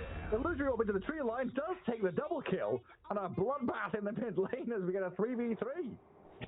Yeah, supports come mid, help, and then they just murder all the supports. These mid laners, they just want money, man. They know. It's a conspiracy. They're calling for mid supports just so they can kill them. Into the meat grinder. Oh, that's going to put Sumail well ahead, getting double kill there.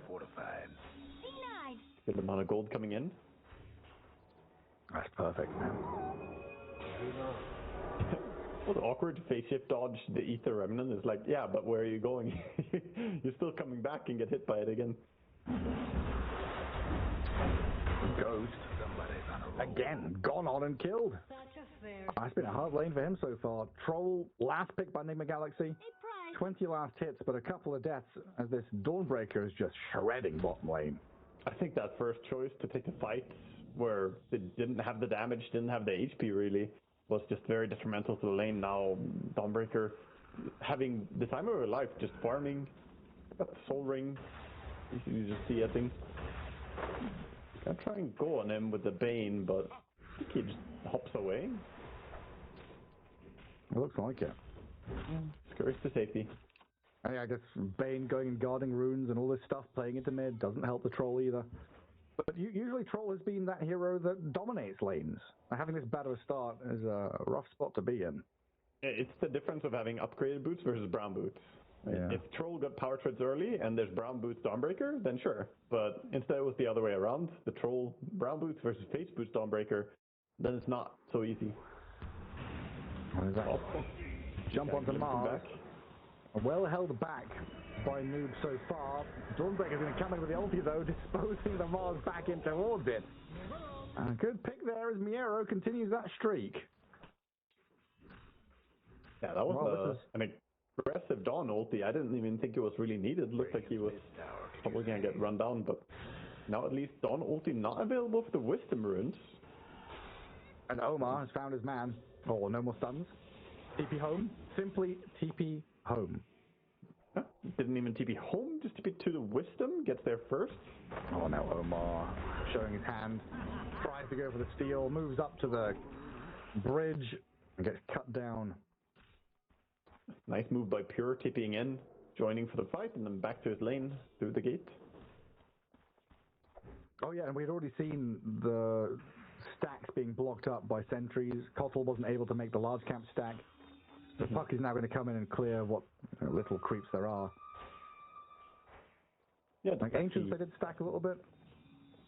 Yeah, he's making what stacks he can, but he has also been playing the lane mostly. He hasn't really been abandoning the Kotl or the Mars non-stop. As we have 20 seconds until the power rune spawning. Supports are moving in. GH dropping low. And Omar and GH basically just playing mid at this point. The tri-lane around Sumail, protect the king, bring the bodyguard, the Illuminate. Bring in the beef eaters. Make sure Sumail's not eating any poison food, keep him alive.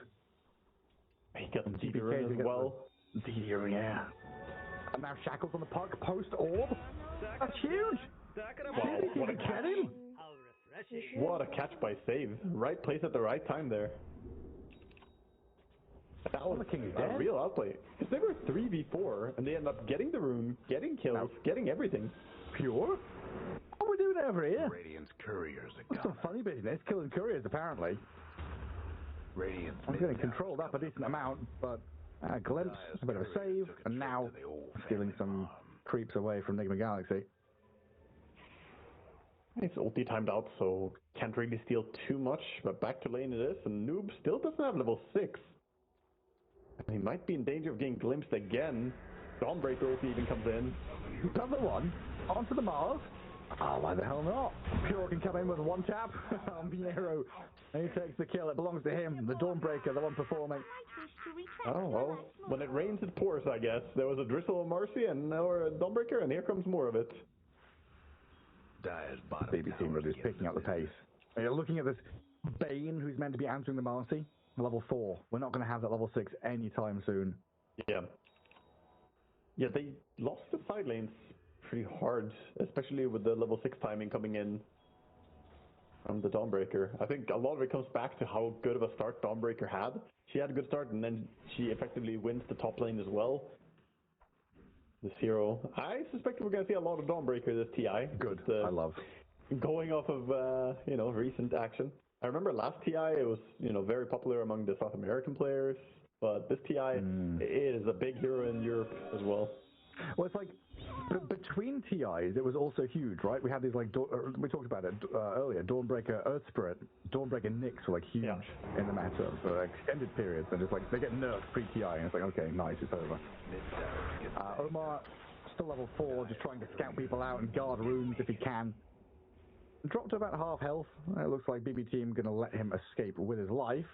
While the shield rune spawns bottom for GPK. Ooh. Step back and forth there, a little bit scary, because they're going to coil him now with Sumail moving forward. Static Storm, well placed though, and this puck in an awful lot of danger. They've Bane nightmared up the Void Spirit, but he's tanking through with that shield rune going. Arena there to give him a bit of cover as well, allow Sumail to escape. Radiant structures now. That's a lot of stealth expanded. Dawnbreaker's cooldown on her ulti couldn't really combo in with that. This is giving time to Troll though, who had a tough start to begin with, but now finds himself top of the CS charts. Maybe not top in the net worth, but he has been lasting a lot of creeps and even gets some nice chip damage on the tower. 1000 HP gone.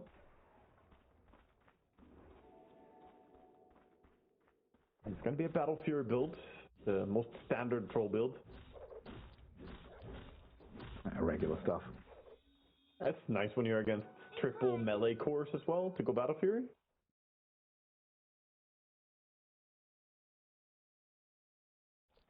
Yeah, especially if they coiled up.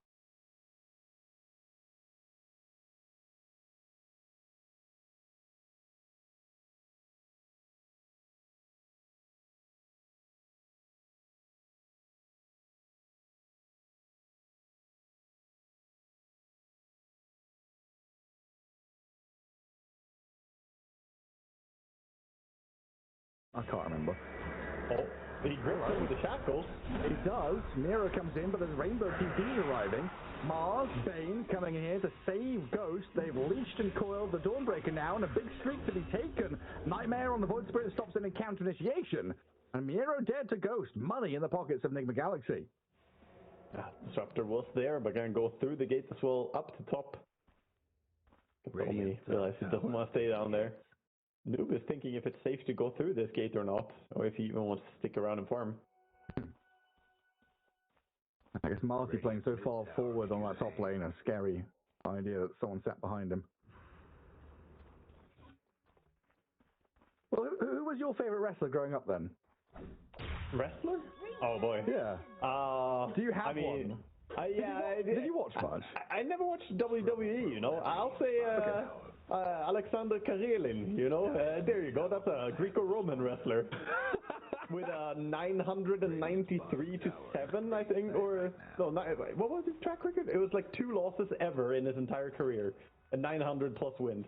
That's insane. And his losses were like real wrestling. Yeah, I mean, his nickname was the Russian Experiment because it just inhuman strength. Wow. Yeah, if you want to watch Greco-Roman wrestling, then he was, on a different level. I would make the case that he's arguably the most dominant athlete ever to have competed in any sport. I mean, that is insane. Like, when you said 900, I thought you were, like, memeing. Like, oh. No. Like, actually that many. When was it, like, 100 years ago, or? No. He's still alive. Oh, wow. Yeah. Okay. He also only lost on a technicality that he unclasped his hands behind the back of his opponent because that his opponent was really big. Let's say fat, pretty thick. And you lose points if you can't hold your arms locked. And yeah, basically, they have to change the rules to make him lose, essentially. Well, that's a really sick answer, and I feel kind of dumb because, puck. We caught in a static storm, no. Spaceship dodging. Solar Guardian's coming though, and there's a control from Save. Get the puck taken down. Omar going to be found as well. The Bane cannot run and hide from BB team. They're all lining up for this one. 5-man train coming in behind that tier 2 tower. I think they recognize that once they get the momentum of one pickoff there, you can't really TP in or it's going to be feed. So even though Mars had ulti available, he didn't want to join that, fearing the 1x1 feed. Every Dota player is familiar with doing it, and you don't want to be the team 1x1 feeding at the road to TI. They did, however, steal a wisdom. Noob. I think Enigma is the biggest thieves when it comes to wisdom runes, man. Always there. They try their hardest, don't they? Yeah. We need to go back to this topic though. We've got some Andre the Giant and The Rock, Rey Mysterio, Kane, etc. Yeah. These are all right options. The best actual wrestler though was Mankind because he had a sock on his hand, and that was just incredible. Mankind. I like the name. I don't know enough about WWE. Someone just mentioned him as well. Don't let Dota distract you from the fact that in 1998 when the Undertaker threw Mankind off. Yeah. The meme. I've seen that meme on random posts. Mid, they're going on the Dawnbreaker. Doesn't have ulti. Ghost is diving in here. They want this. They're hungry for a kill. Ghost dropping very low. Going to have to ulti now. Life stealing up a decent amount. Spear in the arena catches the Shadow Shaman, and Miero's dead. Ghost, low HP, trying to run away from GPK. They can turn and burn on this one. The troll is so low, so close to death, but the catch is not there. They can't gap close on him. They lose Save on top of Miero. Sumel's gone deep, but he's very low HP, toying with death, but Pure, a moment from death himself. Another couple of taps to the back of the head, but they don't quite have it. Not just yet. Can't do nothing. Enigma Galaxy can't finish the job on the Pure carry Marcy, but they sure put a dent in BB Team's momentum.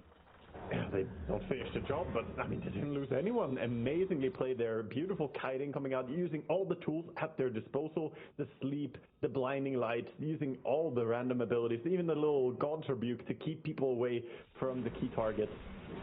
And that is beautiful stuff. I mean, a troll getting activated that early, getting involved, getting in and getting big damage done and then back to farming. That is one of the things that can be hard to achieve. Right? Everyone knows the troll is strong when he gets items, but you want to be able to not just be a useless AFK farmer. Yeah. And those choices. Pay attention to Ghost and how he's playing, man, because he's doing some good moves. Yeah, that was always a topic that comes up with like Doracia, right? Well, I guess even before that. Oh my God, what was the aggressive on CDEC? Yeah. These conversations about like the top carry players don't just sit in lane in a safe lane, farming in a safe space. They're looking for these moments of tremendous action where they can come out level 4, level 5, level 6, go in for a play. And right now, Save is going to make one of these tremendous actions happen, taking down Sumail with his global prowess of the Dawnbreaker. Yeah, nice pick off there. Getting Sumail is a huge kill for them. Slow his item progression down, and this puts the Rasta a little bit closer to his Blink Dagger. Save has done some amazing stuff in this game already without any item, but once you get Blink on Rasta, suddenly you can actually find people much more easily. Top. Kataomi puts a ward, looking for glimpse targets. No way, GH continues. Nah, there's no way. Little ankle broken moment, little kick him in the shin. Tower's getting beat down. I mean, he does stay alive for a while. He has the Sister Shroud and the Pavis. Took them a while to kill him, but very annoying. In the end, he does drop. I'm all for some GH magic, but when you have a glimpse coming in like that, not much you can do. And so far, so good for BB Team heading into that mid to late game period, which we kind of expect them to excel.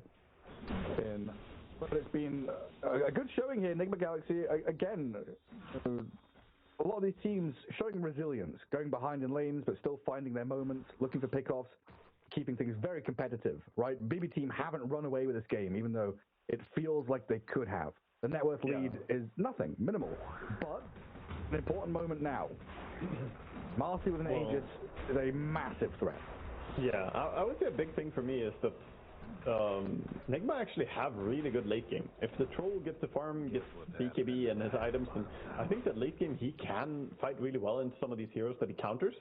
The downside though is that Marcy brings all the tempo right now. She's so much stronger at this stage. Oh, but they're looking for the fight. Arena. A Spear Pure on the edge of it looks like, while Save is the focal point, Shadow Shaman dead. Shortbreaker Solar Guardian coming in, while Roshan still dying here to Pure, but the Marcy's been blown up, and Enigma Galaxy get 3 kills in a row.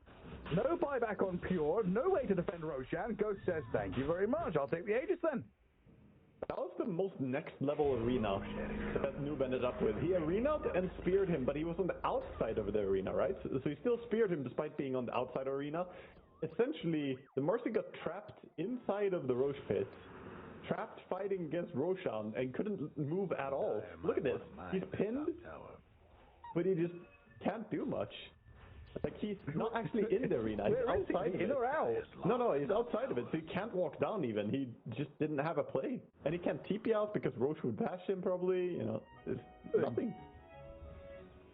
Wow. Enormous. Now you have Aegis on Troll, and this is the classic Roche fight into Tormentor. So it's going to be more and more advantages coming in. Nigma are looking on fire this game right now. Yeah, firing all cylinders. We saw this from Falcons earlier on. All you need is this one moment. You know, it was like the same thing, right? Minute 20, minute 21. Roshan, Aegis, Tormentor. Take enemy side of the map, take Ancients, and pivot yourself towards those tier 2s. Also a pretty insane shard to get the Caudal Shard. You get the 2 charges Solar Bind now. Also makes his heal stronger. I think more so the Solar Bind is going to be really frustrating to play against. Because we're so early in the game, there's no BKB on these heroes, no BKB on any of the cores. And honestly, a huge flip in expectations for BB Team. Like, this is them feeling strong, kind of controlling the map. Fight Aegis. They were meant to have Aegis, but now they're looking at Ghost who has it. They jump on the Troll and blow up his first life immediately.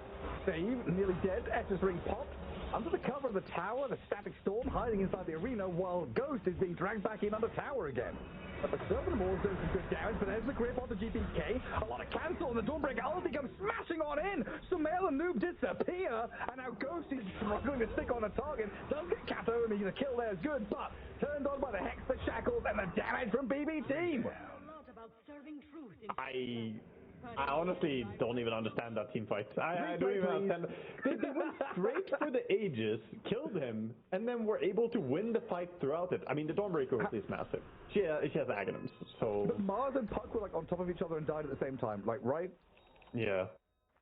Yeah, did they both get caught by the Marcy jump? They did.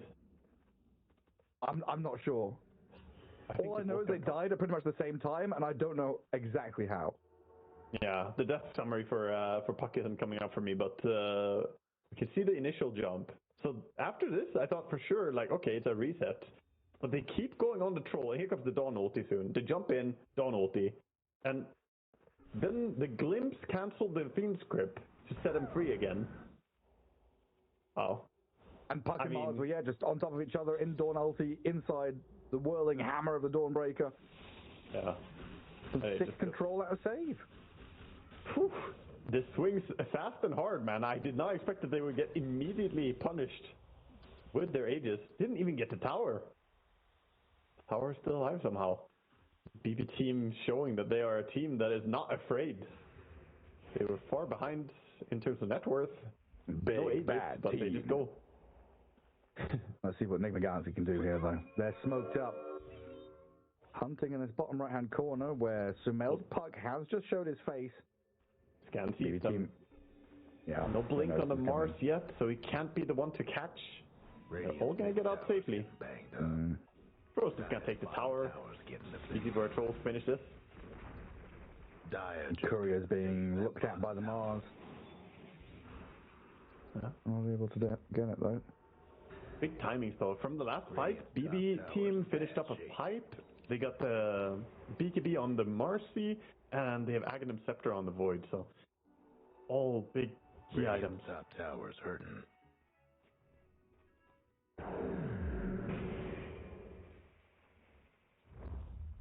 Save has also been getting away with murder surviving in some of these fights. The truly searing game. Spectator is pointing out. We got 5 searing signets. A lot of burn. Goodness gracious me. That's a good item. But yeah, you're right. Also a very good item. Save has looked amazing in this game so far, in particular this one. Getting on top of the Shadow Shaman is pretty high priority, it feels like.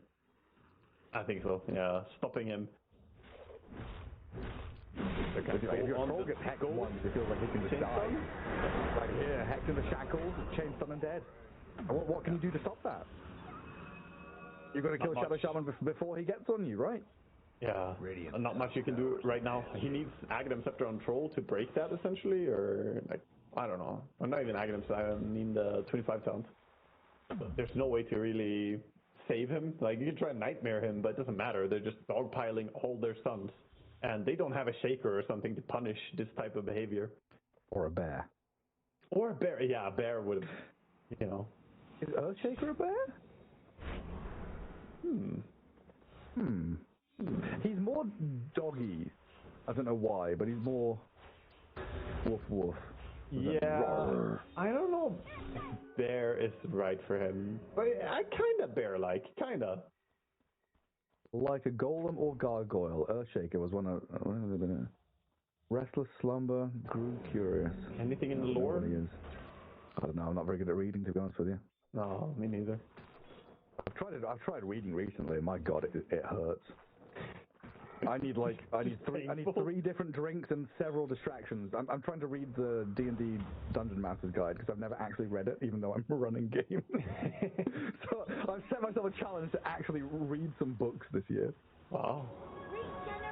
The male under a ward right now, but far enough away from people he should be fine. Save wants to catch him, but not that easy.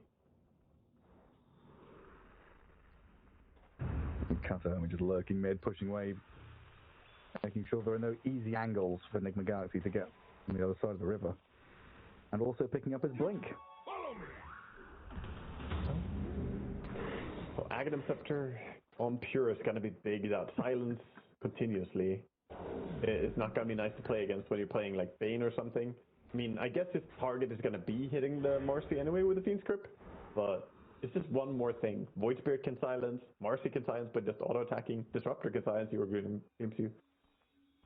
Finding a good Fiend Script here feels impossible. Them Dire buildings are tough as nails for now. He's saving his catapult by nightmaring it. Well, one last top tower. It's the little thing. Yeah. And now protecting with the Mars illusion. Very good, very good. And then stab it. Deny it. You've done your job. Now die. Delay in sound. That doesn't sound great. Give it a good old... Omar, I'm here as tech support. Try turning it off and on again. And close TeamSpeak, and then open TeamSpeak. But yeah, another interesting game that doesn't fit the normal flow or... I don't know. It doesn't fit like the flow chart of Dota, right? We're having these weird moments, interesting catches, very scrappy initiations. And this whole day has just been like, who gets to jump who first? Play off of one ward, have your Earthshaker, or I guess in this case your Void Spirit and Shadow Shaman just jump someone. Have your Mars find someone. Some also premeditated idea about what you're doing in that fight, because that's the thing. Usually jumping someone or like getting the jump is about the fact that you are going and you already know what you're going to do. Whereas if you're getting jumped, then you have to react, so you don't know what you're doing. So it's always nice to have the attacker's advantage in the sense that you have a game plan. The opponents have to react to it. So yeah, even though they fought into Aegis under tower, which I thought would have been dangerous, it still worked out really well for him because they were like, yeah, blow him up once, reset, and then we kill again. And it's like, okay, and they just make it look so easy. Something that is not easy to pull off. These teams are obviously super competent at what they do. Because even if it's premeditated and you know, like, this is the algorithm we want to follow, this spell onto that hero, follow it onto that hero, things can change so quickly. If a puck jumps into the middle of you, you're all silenced up, you're like, okay, well, we've got to kind of react to this. I think the best part is that it's all unspoken, right? You say what you want to do, but you don't have time to be like, okay, you're going to use your blink and your spells, but not this spell. You know, you don't have time. You just say, okay, poke a little bit, and everyone kind of gets what that means, and you try not to overcommit, but still do enough. That quality communication. Yeah, exactly. You need to all understand. That's why I normally talk about how teams need to have same vision, need to be in the same idea about how to take fights. Because if someone goes hard and like pops a certain ulti or something, it's like, oh, well, now we all have to. And suddenly the confusion can lose you a team fight or a game. Yeah, I feel like when we started to really like interview coaches and captains and stuff like that, you know, we got a lot of this information firsthand instead of just guessing. Like a couple of the first ones were from Kuro. I remember people interviewing and talking to him about like people making calls, right? Whoever the strongest hero is at that moment gets to make the call rather than just the captain doing it all the time. Yeah, yeah, or something like a fake back, right? Like we'd never seen these fake backs before. I'm talking like old school Dota, where it was just retreat or fight for the two options. Someone like inventing the call fake back and then actually communicating that to your team so they understood what it was like groundbreaking. Essentially, I mean, it became a lot of concepts kind of evolve over time, and it becomes normal. We build it in as okay, we put that in the pocket of every Dota player. Now we all kind of know what we mean with that. Yeah, we'll go cut the wave. Like, what did cut the wave mean 10 minutes ago, 10 years ago? Bottom towers seen better days. Nobody knew. Radiant's bottom tower's done for. What are you sending me? Why are you sending me pictures? I'm sending you the camel. I was watching GH during the pause, man. Unfortunately, I didn't have time to redirect our cameraman over to it. But it was doing some breakneck movements, let's just say. He can twist that little neck all over the place. Camels are funny creatures. They are. Have you ever ridden one? Have I ever ridden a camel? I want to say yes, probably, but I cannot remember ever doing it. You can go to Sweden I lived always, in Saudi for 3 years, so I feel like it's something that would have happened, but I cannot remember actually doing it. Yeah. Well, we have a have farm. you ridden a camel? No, we can't move on from this. No, we have Swedish camels. They live in Sweden. They apparently really enjoy our climate, which is surprising to me. Wouldn't they have been here naturally then? But no, they like it. I thought sarcasm, but serious. No, actually, yeah, I'm serious. They're really nice to ride. Very different from a horse. So relaxing. I mean, I might be getting this wrong. Camels are like all from Australia or some shit like that, right? They were like imported. Maybe it's just one breed. There's like one type of camel that was like native to one place, and then like camels didn't come from like Saudi or the Middle East or something. They were brought there. But I might maybe think of a different animal. It might be. We've got to jump in that top jungle. Straight off the GPK, but that Donald keeps them topped up and healed. Now they turn on the Bane. Omar, the focal point here. GPK dead to the troll though. Oh, we got more to open up. Move on to the Marcy. BKB means nothing to the troll, who is just shredding through you. Ghost needs help though. Static storms are held in place, but they get the kill. Trading out 1-for-1 while Samel backstabs alongside Noob to take down the back line. They have lost the Shadow Shaman and his Dawnbreaker's in trouble. Enigma Galaxy lose their troll, but they're going to get 4 heroes in the trade. I mean, that Ghost is just playing so well. Like, his move is so confident, running in there. He knows that he's going to be fine. Even though the Dawnbreaker ulti canceled out his initial Fiend script that was holding people in place, it doesn't matter. He already had the end snare over on the Void. And Void Spirit doesn't have a dispel. So once he's ensnared, there's no leaving. He needs help. He needs a Lotus Orb or something to allow him to cast a spell. He just got rooted and then died. That was it. His death summary is just, I got ensnared, and then hit for like 12 seconds. Insane. Also, the fight between... Warlord magic, I guess. Yeah. Look at this. Ensnare starts now. Fiend script ends. And, okay, for a little while, it could maybe have gone out? I don't know. No. But then he's just stuck.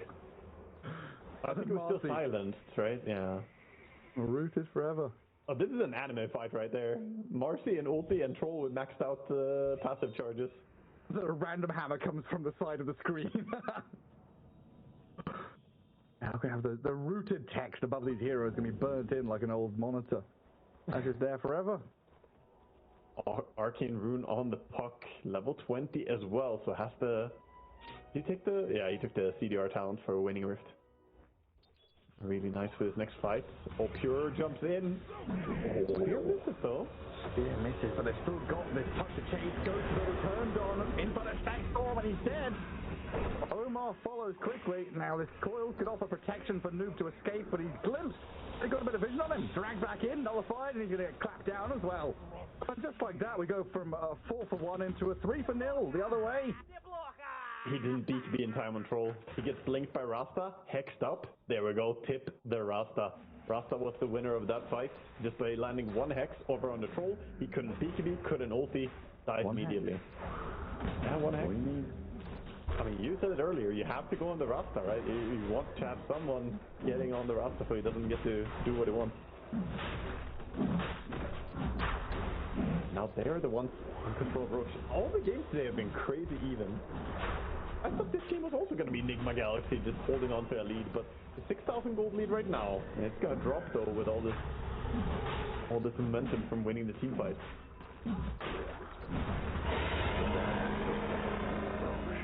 It's crazy, isn't it? Like, looking at the schedule for today, you know, we saw what we were casting last night. It's like, okay, right. So first up, Falcons, they're going to 2-0 Nemesis for sure.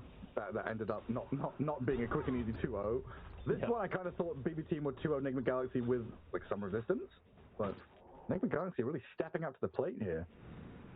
Yeah, it's crazy. It's crazy the things that we're seeing today. GH farming very aggressively. Kataomi is nearby. He doesn't have Shard to reach him with the Thunderstrike. Can't get the high ground vision. Not quite. People always hate on the Disruptor Shard, but, you know, it would have killed him right there. Obviously, Kataomi has bigger plans. He wants Blink Aghanim's Scepter. Absurdly high value against a puck control. I mean, against any hero. Anyone you catch in Aghanim's Disruptor is always going to be so sad about it, but some heroes need their buttons more than others. And then it feels with this itemization, with these options, BB Team having more and more tools to deal with the troll, deal with the puck. Yeah. And then, you know, looking at this, you know, Mars who feels underfarmed. I mean, he is kind of behind the pack by a significant margin. Is that made up for by the Kotal being overfarmed? Yeah, to a degree it is. But on the other hand, it's like if they deal with Troll, I feel like all the damage is gone. Because, you know, yes, you have a lot of items on your Kotal, but that doesn't mean that you're doing a ton of damage. It's Glimmer, Lotus, Solar Crest, you know, it's meant to keep the Troll alive, keep the Puck alive. So as long as they can remove Puck or Troll immediately, then I think BB Team will more often than not just win the fight straight out. Since that's basically their damage output, those two heroes. Twin Gate Holiday. Up to top, Sumail has already left the area. Poor Mentor. Is that Lyrical's one? Yeah, Lyrical. Tsunami, stop. Yeah. Same theme, same idea. Stop. Wrong one. Can't be bothered to find it. Enigma Galaxy going to try and use this terrain to their advantage and stay up on high grounds and see what's coming. So the Disruptor guys now. So next time we have someone TPing out nearby, you know? This shard is actually underrated, I think, on Disruptor. Everyone always says it's not good, not useful, but it's pretty sweet to be able to catch people farther away. Especially when you're playing as Kotal, Puck, these heroes. Get some vision on them.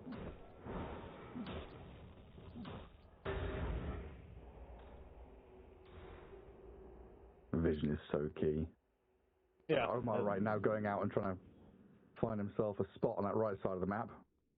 Radiant's top tower's hurting. Nice. Looks like he's getting some wards down. Looking for a ward spot. Already has the one ward on a triangle. But no say timing out and not too long. Taking hits. The top tower is dropping. DD Rune, Dominator, some snakes as well. Radiant's got one less top tower. Radiant's mid And very difficult to hold back that map pressure. The Dire best do something about that bottom. And it's finding any nooks and crannies here as Enigma Galaxy to farm in. Mid tower could use There's quite a lot of Dire ward coverage that could spot them in that bottom jungle, up in the top Ancients. And Pure says, screw it, I'm just going to go high ground here, I guess. Jumping away from Noob, the silence is there on the Mars to stop him from spearing or catching. So Marty leaps out of danger while Pug has jumped in, coiled up too. Dawnbreaker ulti is going to keep them healed and safe. And that's that. Well, that's ulti number one. Dawnbreaker has Refresher, can have a second ulti available if needed. Not the best ulti for him, but, you know, it still has the backup. Omar is going to get spotted by an Observer Ward. Uh-oh. This is not looking good, buddy. See, he wants to steal. I think if you play against Nigma, you just learn about this. They're always going for the theft route. They always want your wisdom. You can install security cameras on your wisdom rune. Motion sensor. Yeah. To claymore mines. Pick Broodmother, get Aghanims, and just put them all around your wisdom. What the spinner's snare, whatever it's called? Yeah, the spinner snare. It gives you a signal even if they are in smoke. And no stealing wisdom shrines against this BB team. Pure with a minute left on the Aegis. Pretty happy just to clear out mid-wave. They've already set themselves up here with 3 lanes pushing across the river. So go and smoke onto Enigma Galaxy's side of the map. That's what the line drawn is there, indicating that Enigma Galaxy knows what the plan is also. Yep. Dawnbreaker managed to get her ulti back. Oh, he did have to refresh for it. I guess he thought that there was more going to happen. I guess so. I got better safe than sorry, again. Yeah, I mean, I think he used it in Fog War anyway, so I don't think Radiant know that his refresher was used. It can always be a big thing as well. They think that there's second ulti. All that 11s is. Lunch he knows about second break. I don't think they know about defending these barracks. It seems like there's no way to against Serpent Wards. They do jump in, but Noob though. Arena Spear catching the Marcy. Still 5 seconds left on Aegis though, so Pure pretty happy to respawn in the midst of it all while the puck goes to the back of the GPK and save. They nullify the troll and send him back and away. Sumel's going to go for another orb here with his BKB going. A jaunt down to the southwest side. Gets away from the Sat Storm ever so barely. The BB team don't get the catch on Pug. GPK going to dissimulate down to the bottom right with Pure still holding hands with him. They could look for another go back in. Smoke from Enigma Galaxy though, 5 men strong, going to give chase here, knowing that there is a bit of blood in the water. So BBT making the right move to just run away. Enigma are doing such a good job in that fight not to trigger too much, right? If they go in too deep, then the Dawnbreaker ulti is going to slam in and punish them. But they're trying to poke and prod, always trying to force out the Dawnbreaker ulti coming. But didn't overextend. Now, a sharp cut right into the enemy territory, looking for Dawnbreaker, and gotta find her. There it is. And the arrow is going to get off a Starbreaker, but now there's no way out of the Fiend's grip. Sumail and Noob will pummel with the damage, and that's 90 seconds without the Dawn. Huge pick-off. Always the best gank you can go for when playing against the Dawnbreaker is the Dawn herself. Obviously can't save herself. Gives them a little bit more breathing room as we're only 2,000 gold difference between these two teams. Still staying so close. That is so tight, isn't it? We're getting very close to the full Hex coming in on GH. That can always be a turning point. Caudle with that super long range Hex. Does have the 300 bonus cast range from his ulti. The correct end to that sentence, by the way, was we're getting very close to tier 5 neutral item. Yeah, I mean, it's only 22 minutes away, Gareth. We'll get there. It's inevitable. Honestly, I am not even going to argue with that. As soon as we started the game, we were getting pretty close to it. We knew it wasn't coming. Yeah. honestly. Right, everyone, get comfy, reposition yourself. If you've got a footrest, put your feet up, get a cup of tea, get a glass of water. Get ready for a long game. Enigma Galaxy do not tap out. They do not give up or surrender. They don't. That's generally a theme with them. They like to try until the very end. I commend that. They will be fighting until their throne has fallen. We shall all be striving to be like GH and his friends. And Marcy will storm the beaches, and Disruptor will glimpse us back, but we will fight back and never surrender. Our puck will jaunt and orb, and coil and silence, and our troll will ensnare and root them all. The BB team kind of sitting and waiting. A trap here has been set, but nothing to spring it. They're instead wanting to be the ones going out. It can be difficult to see the split push as Caudle goes up and kills the creep wave, but doesn't show himself on the map doing it. He goes base. Arcane Rune gets snagged up.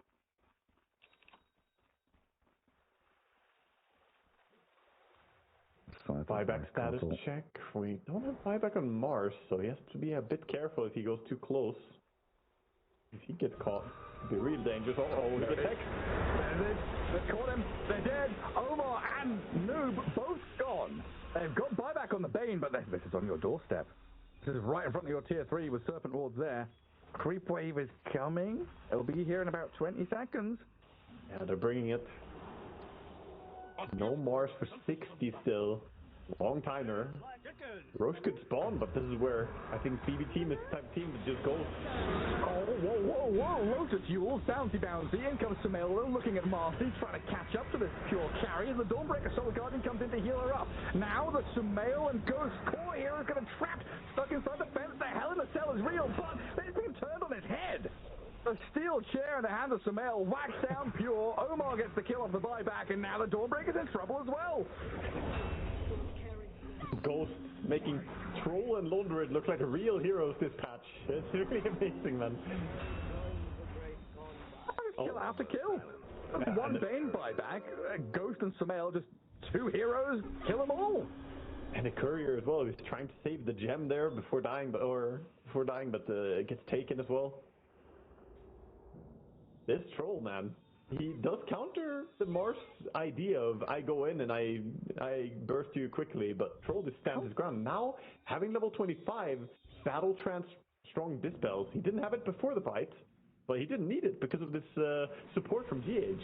GH just sits back and throws all the defensive tools on him.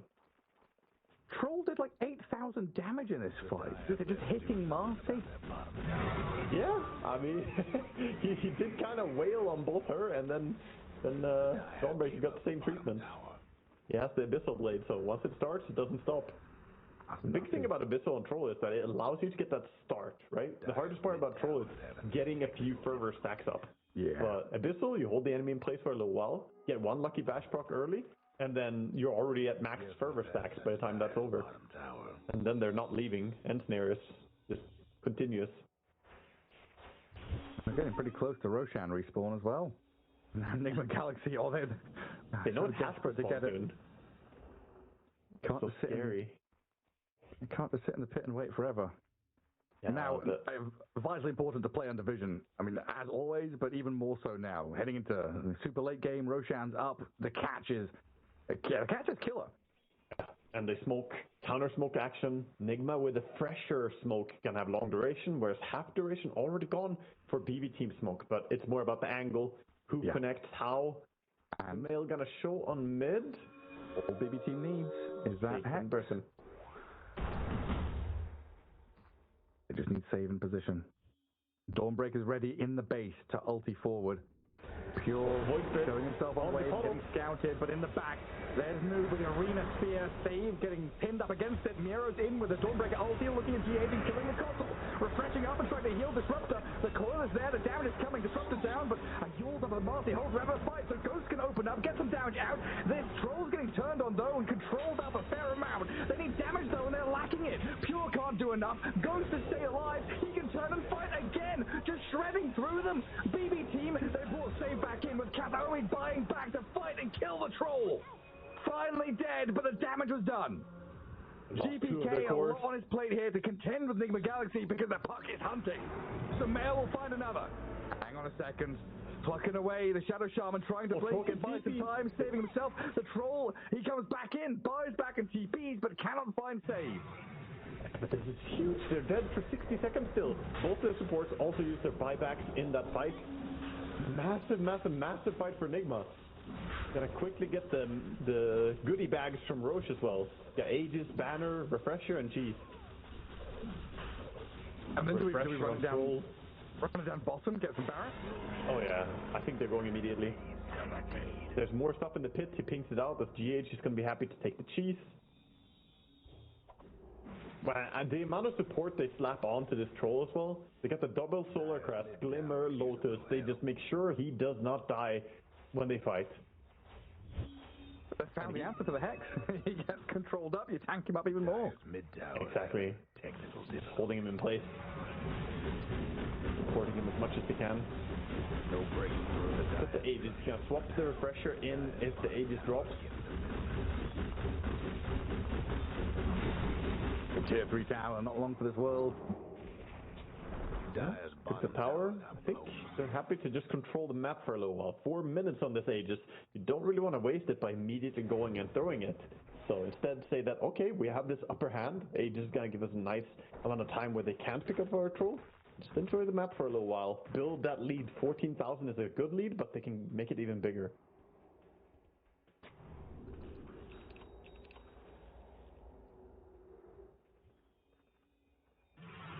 Shiver's guard up for GPK.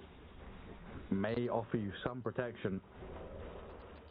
It feels like this Ghost Troll Warlord with 3,500 HP is tanky enough to withstand the full brunt of BB Team's aggression and turn and kill off any number of your core heroes.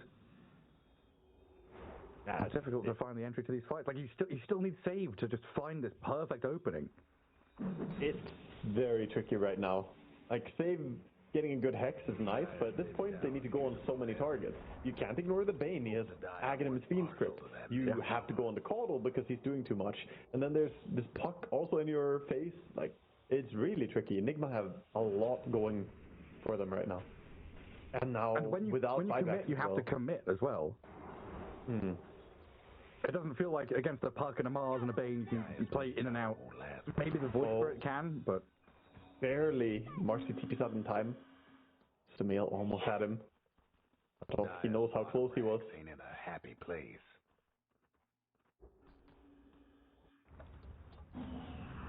Still all these options for BB Team left. Bottom racks. And Disruptor with the Aghanim Static Storm could be that final piece of the puzzle if they land it. Right place, right time. That's true, but they have to wait out the Aegis. Yes. Right now, it's just difficult. Maybe they can burst him once, put down the Static Storm before he respawns. Try to get him that way, but it's so hard to construct a team fight that works out that way. Bursting Troll once is not easy. You're probably going to lose some heroes before he dies. Radiant South Towers. We're just going to TP base. There's like 10 range creeps hitting his tier 3 tower.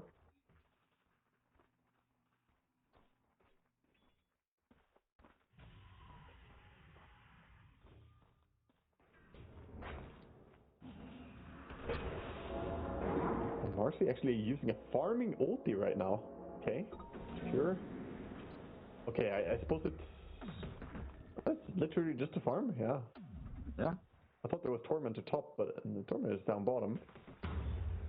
No, it's fine, just farming. I guess it's like Sven ulting, you know, a little bit lower cooldown, so it's kind of fine. 50 seconds. As long as the enemy don't see it, I guess. You've got to start thinking about swapping some of these items, though. Yeah, the Dominator, yeah.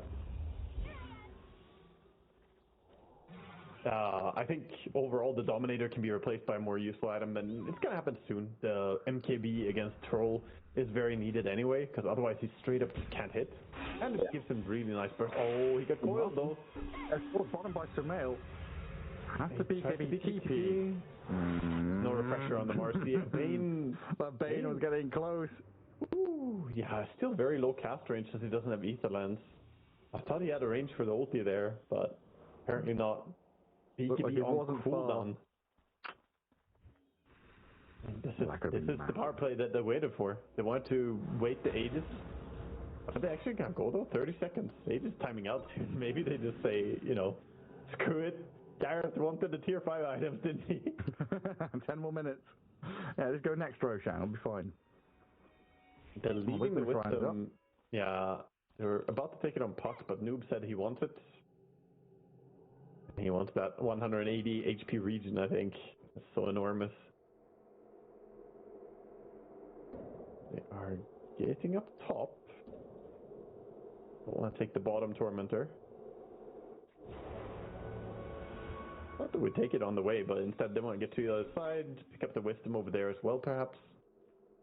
And Block of Cheese is being constructed right now. GH, again, we have the second block of today.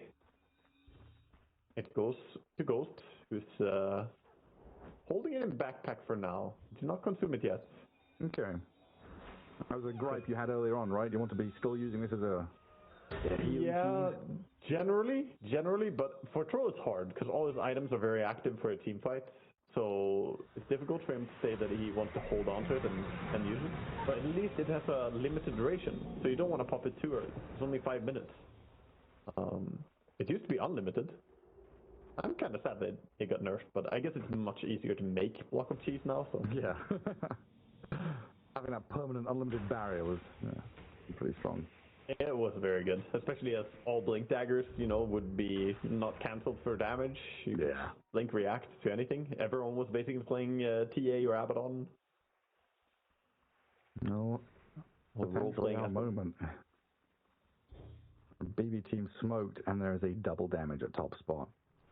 That is a really big rune to take. They don't have... Oh, they do have bottle still. So I think they're just picking it, yeah. More 500 damage per hit. All hiding in their base. No stragglers. No one gets left behind. But this means you relinquish control of pretty much all of your lanes. No one is out there from... BB team's not like pushing lanes though. They're just looking for this pick, looking for this kill. So a bit of time wasted. That's where it feels nice to have the team with Dawnbreaker, because she can always be off farming somewhere. So while everyone else is playing stalemate Dota, Dawnbreaker is just like, okay, I'll farm some neutrals over here, get some stuff done. And by the way, the Dawnbreaker ulti is just enormous. Yes, the radius and the Death and Blood, right? We haven't really talked about it, but it is a large Dawn ulti. Kind of hard to hide from. Very good BKB piercing stun to bring into the fight.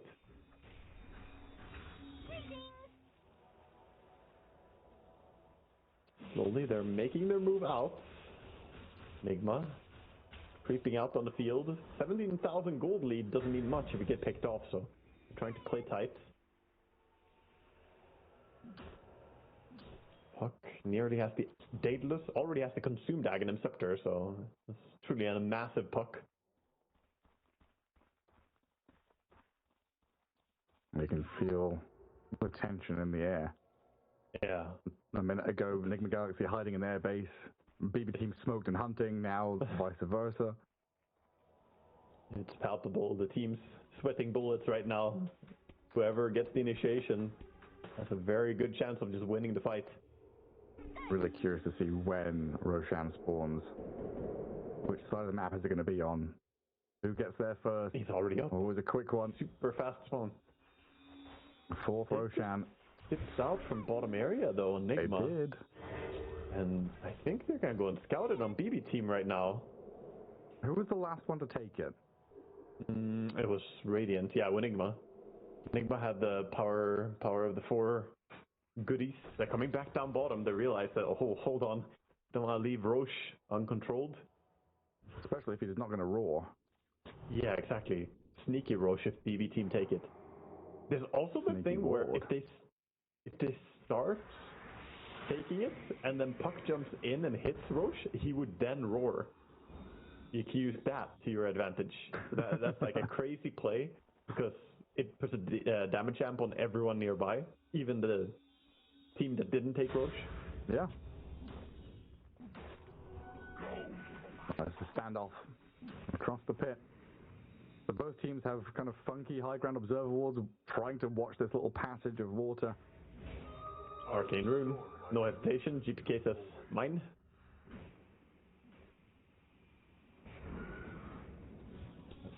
Nobody wants to make that first move. Sumail has 1,500 gold surplus.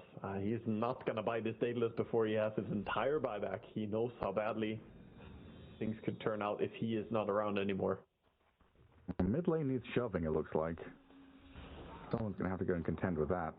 We got all the long range nukes though. Nobody needs to step close to the creep wave. Illuminates will take care of it. BB team always have this kind of upper hand though with this Dawnbreaker, able to push out the opposing lane all the way across the map and then still join the fight. Yeah. And So she's in a looking similar for that spot, bottom wave. holding buyback, but also having 3,000 gold surplus right now. So 1,000 more gold, he could buy a BKB, have that double BKB, double ulti. Doesn't have it yet though. And Troll still has Refresher Shard. Worth mentioning. And Roshan's migrating. Oh, he's moving. The lad is going. It's nighttime, and it's immediately brings out a smoke from BB team. Yeah, they've drawn the line to go into enemy ancients where they already have high ground vision. But Enigma Galaxy is set up across the river. Noob with a perfect, replication of their movement in the line that he draws. They know exactly what's up. That was perfect. So how do they break the smoke? There. Scan is revealing their position though. Oh boy.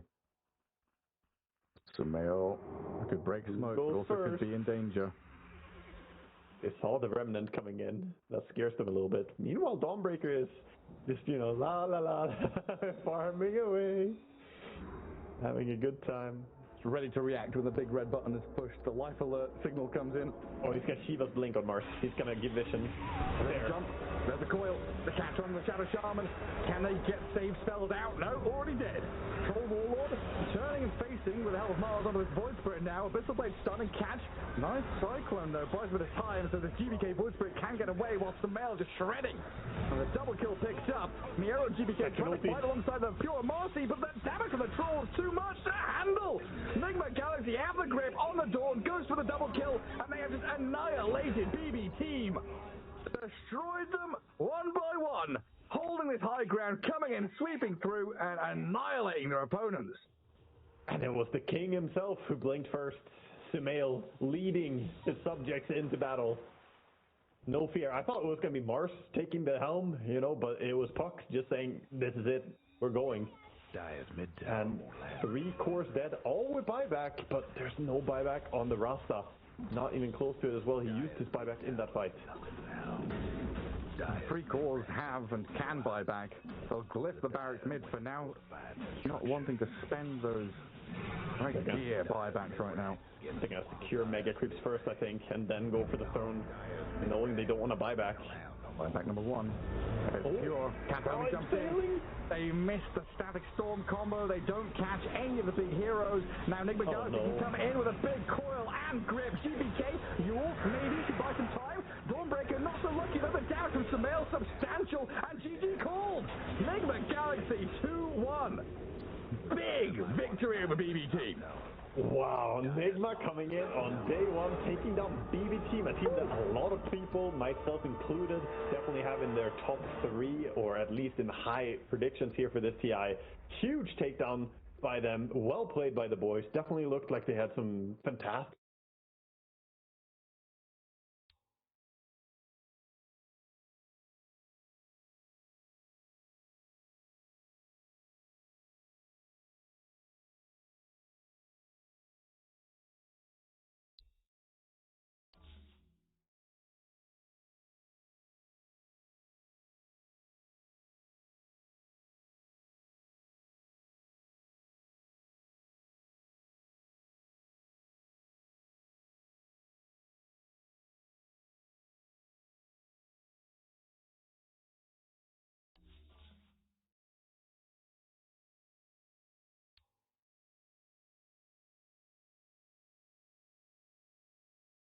would have been a huge find during the Aegis period. Said they show the TA bottom. This will let XG leave their base. Look for some D wards, look for anybody in their jungle. And I'm surprised Moposhka's even playing for the pickoff here. This is Extreme very are going to aggressive. approach this ward in force. You are not jumping that, surely. They're actually going to try and get They're on going to try. They're going to try and burst down this faceless void. There's no a Hex way. goes off. A call attempted, but a blink away from Maposhka. Beautifully dodged. Oh, man, XG. And they can't even push out as 5 into 3.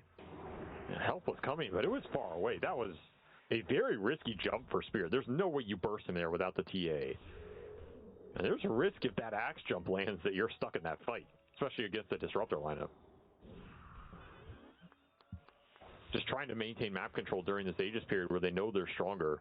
And the bluff works. Like they maintain control of the map, keep their wards, push in this top lane, 14k gold lead, swift blink on Yatoro.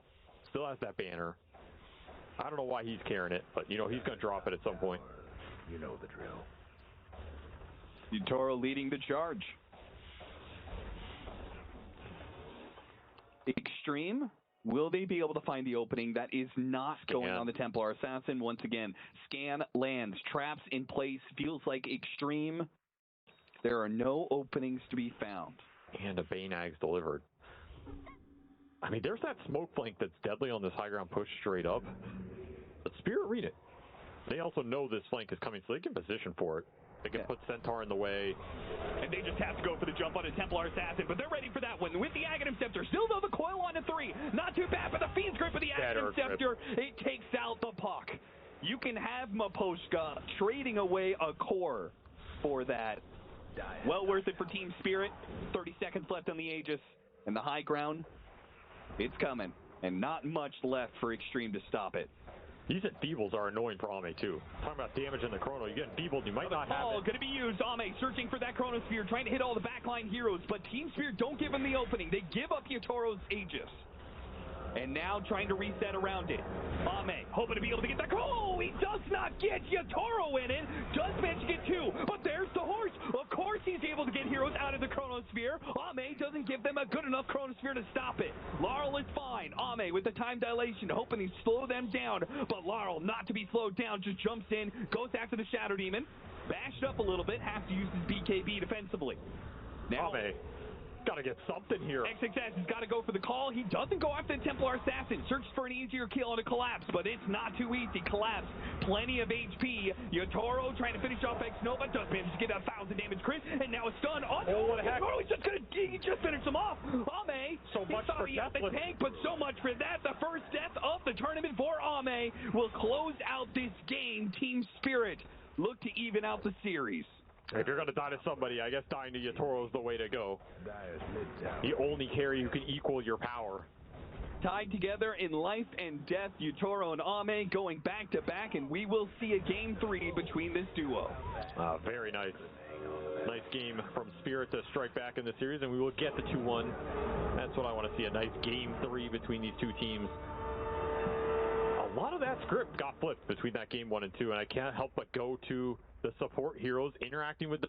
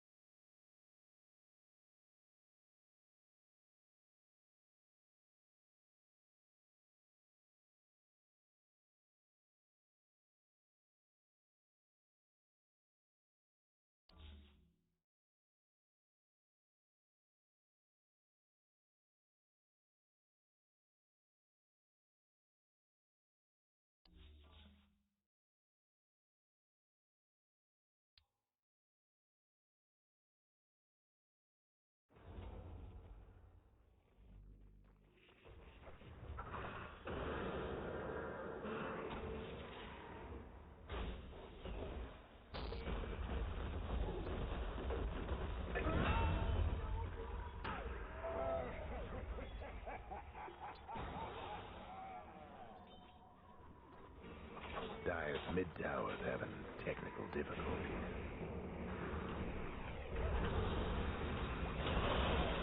Five in a row.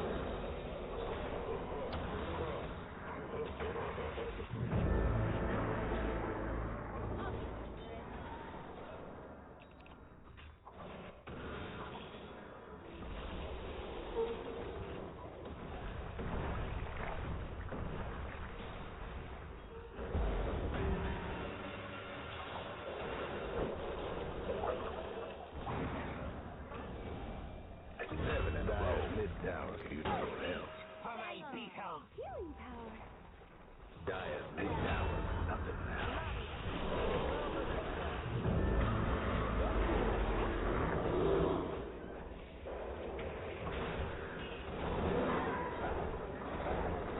Dire's mid tower will be lasting longer. 8 in a row. Dire's mid tower could use a little help. Hoping the Dire weren't partial to that mid tower. It's sundown for the Dire's ancient work boundary.